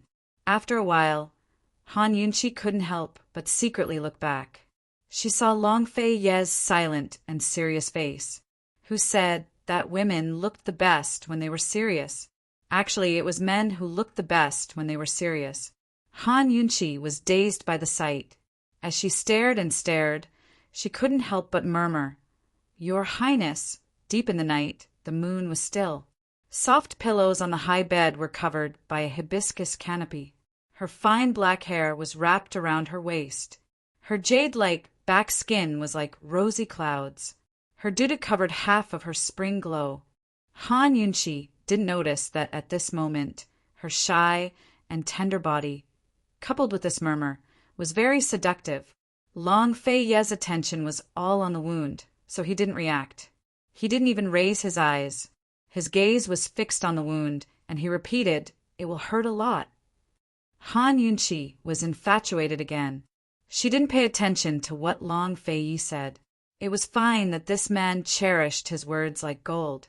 In any case, she was satisfied as long as she looked at his face. Long Fei Yi didn't notice her infatuation. He seemed to be making an important decision. After careful consideration, he applied the medicine to the wound. Unexpectedly, Han Yunchi immediately sucked in a breath of cold air. She opened her mouth and curled up. She couldn't see, so how could she know how serious the wound on her back was from Bailey Mingxiang? She originally thought that it would only hurt a little, but she didn't know that it wasn't just a little painful. When the cold medicine was applied, not only did it not feel cold, it felt like there was a fire burning the wound. Long Fei Ye's brows were serious. He hugged Han Yunchi's waist with both hands. "Don't move. I'll help you blow." This time, Han Yunchi really didn't move. Not only did she not move, but her entire body also gradually stiffened. Long Fei Ye's warm palms were tightly pressed against her slender waist. There was no obstruction. His rough palms held her delicate skin tightly. When rough met delicate, warm met cold. It was as if lightning had struck the earth. An indescribable feeling of numbness immediately spread throughout Han Yunchi's body. She couldn't help but tremble. Only then did she realize that her clothes were all gone. She was only wearing a dudu, and her jade back was completely exposed. That man had seen everything. Heavens, how could this be? Seeing that Han Yunchi had goosebumps, Long Fei Yi thought that she was in unbearable pain. He bent down until his body was almost touching Han Yunchi's jade back. He gently blew at the wound. "It'll be fine after a while. It's fine." This scene really made one's ears turn red and her heart beat faster. Fortunately, the little thing had snuck into the Gu residence again. Otherwise, she would definitely be so frightened that she would fall from the roof beam. It was so lively and fragrant that it was not suitable for outsiders. Long Fei Ye's hot breath gently scattered around the wound. It was like an invisible hand that was gently teasing her skin. The candlelight flickered and the light was dim. Unknowingly, her snow-white skin had become rosy. How could Han Yunchi care about the pain? Her mind was blank. He gently blew at her with endless gentleness, but she almost couldn't take it anymore. "Your Highness, don't." Han Yunchi wanted to scream in her heart. However, Long Fei Ye's attention was all on her wound. If Han Yunchi could see it now, she would definitely see the intense heartache in his eyes. He gently blew at her for a while, then asked very seriously, "Are you feeling better?" Han Yunchi buried her head in the silk blanket and only gave a muffled reply. She couldn't see anything, but she quickly sensed that he had gotten up and moved away from her. She secretly sighed in relief. Very quickly, she sensed that he had let go of her waist. Finally, Han Yunchi's tense body relaxed. But who knew that Long Fei Yi would actually gently stroke her jade back? His gentle fingers wandered around the edge of her wound. It was as if he was caressing her, gentle and delicate. It was as if he was teasing her, but it was neither close nor distant. Actually, it wasn't a caress, nor was it a provocation. It was just a tender affection. His handsome brows were filled with tender affection as he asked faintly, "I've applied the medicine. Do you want me to bandage it?" He often treated his own wounds. Most of the time he would just apply medicine and bandage it. It was fine as long as it didn't bleed or get infected. He was very casual about it. But facing Han Yunchi's delicate skin, he didn't dare to be casual. Han Yunchi's breathing was a bit disordered as she said in a low voice, "Your Highness, Qinqia's wound is very complicated to treat. It's better to have Mingxiang come over. She knows. No need. This prince will learn. Long Fei Yi said faintly. It's very complicated. Han Yunqi was in a difficult position. How complicated? Long Fei Yi asked patiently. Han Yunqi was distressed. It was indeed very complicated to treat her wound. Actually, the fastest way to heal was to not bandage it. The medicine applied was used to accelerate the formation of a scab. After the medicine was applied, the wound would be exposed and dry naturally, giving the skin a new environment. After lying down like this for 3 to 4 days, the wound would be completely scabbed. Previously, she couldn't lie down, so she asked Bailey Mingxiang to bandage her wound. However, bandaging the wound on her back was more troublesome. Han Yunqi was caught between a rock and a hard place. If she told Long Fei that he didn't need to bandage her wound, she was sure that this guy would definitely keep an eye on her for the next few days and make her lie down for a few days. If she asked Long Fei Yi to bandage her wound on her back, the bandage would definitely wrap around her body. They were both women. Previously, when she asked Bailey Mingxiang to bandage her wound, Han Yunqi felt very awkward. But now, in the end, Han Yunqi said seriously, "Your Highness, I'll bandage it myself." She was about to get up as she spoke, but Long Fei Yi patted her head again. His action seemed very forceful, but it was actually very gentle. He said, "This prince knows how to." "Your Highness, if the bandage is too tight, it will hurt the wound. If it's too loose, it won't be able to bandage it. It's better if I do it myself. It'll be easier to control the strength." Han Yunqi hurriedly explained. Long Fei Yi still pressed her face back into the silk quilt with one hand and warned unhappily, "Try moving again." Han Yunqi wanted to cry, but no tears came out. She couldn't help but mutter, "Idiot, if I don't move, I won't be able to bandage it." Long Fei Yi heard it, but didn't hear what she said clearly. He let go of her. "What did you say?" "Nothing." Han Yunqi replied plaintively. Long Fei Yi didn't forget to warn her, "Don't move." Han Yunqi gritted her teeth as if she was going to the execution ground. Her face was filled with anxiety. Long Fei Yi cut a square of white gauze diagonally and cut it into a triangular scarf. Then he gestured at her back and applied some ointment on 2 places on the scarf. Then he said, "Sit up." He was going to use the triangular scarf method to bandage her wound. Needless to say, Long Fei Yi wasn't a professional medical staff, but he was quite professional when it came to treating wounds. Han Yunqi's wound was on her back, and it wasn't small. If they were going to bandage it, they could only use the triangular scarf method. If it was in the past, Han Yunqi would have been surprised. But now, she was flustered and nervous. How could she care so much? What could a thin silk do to cover? Her jade back was exposed. She had accepted it, but now, Long Fei Yi, are you sure this is okay? Han Yunqi didn't move for a long time. Countless thoughts were running through her mind. However, Long Fei Yi was very serious. He prepared the gauze. Seeing that Han Yunqi didn't move, he asked, "Does it still hurt?" Han Yunqi still didn't move. She didn't even dare to look at him. Seeing this, Long Fei Yi's heart ached even more. He squatted down and said in a gentle voice, "It still hurts, right?" At this moment, Han Yunqi noticed the heartache in the man's eyes. She quickly shook her head. "Then sit up so that I can bandage your wound." Han Yunqi frowned and looked at him. She really didn't know what to do. In Long Fei's eyes, her awkward expression was nothing but coquettish. It was the first time a woman had dared to act coquettishly in front of him. It was also the first time this woman had acted coquettishly in front of him. Long Fei Yi's lips curled into a smile that even he didn't notice. It was a little helpless and a little doting. He said, "Be good. I'll carry you up."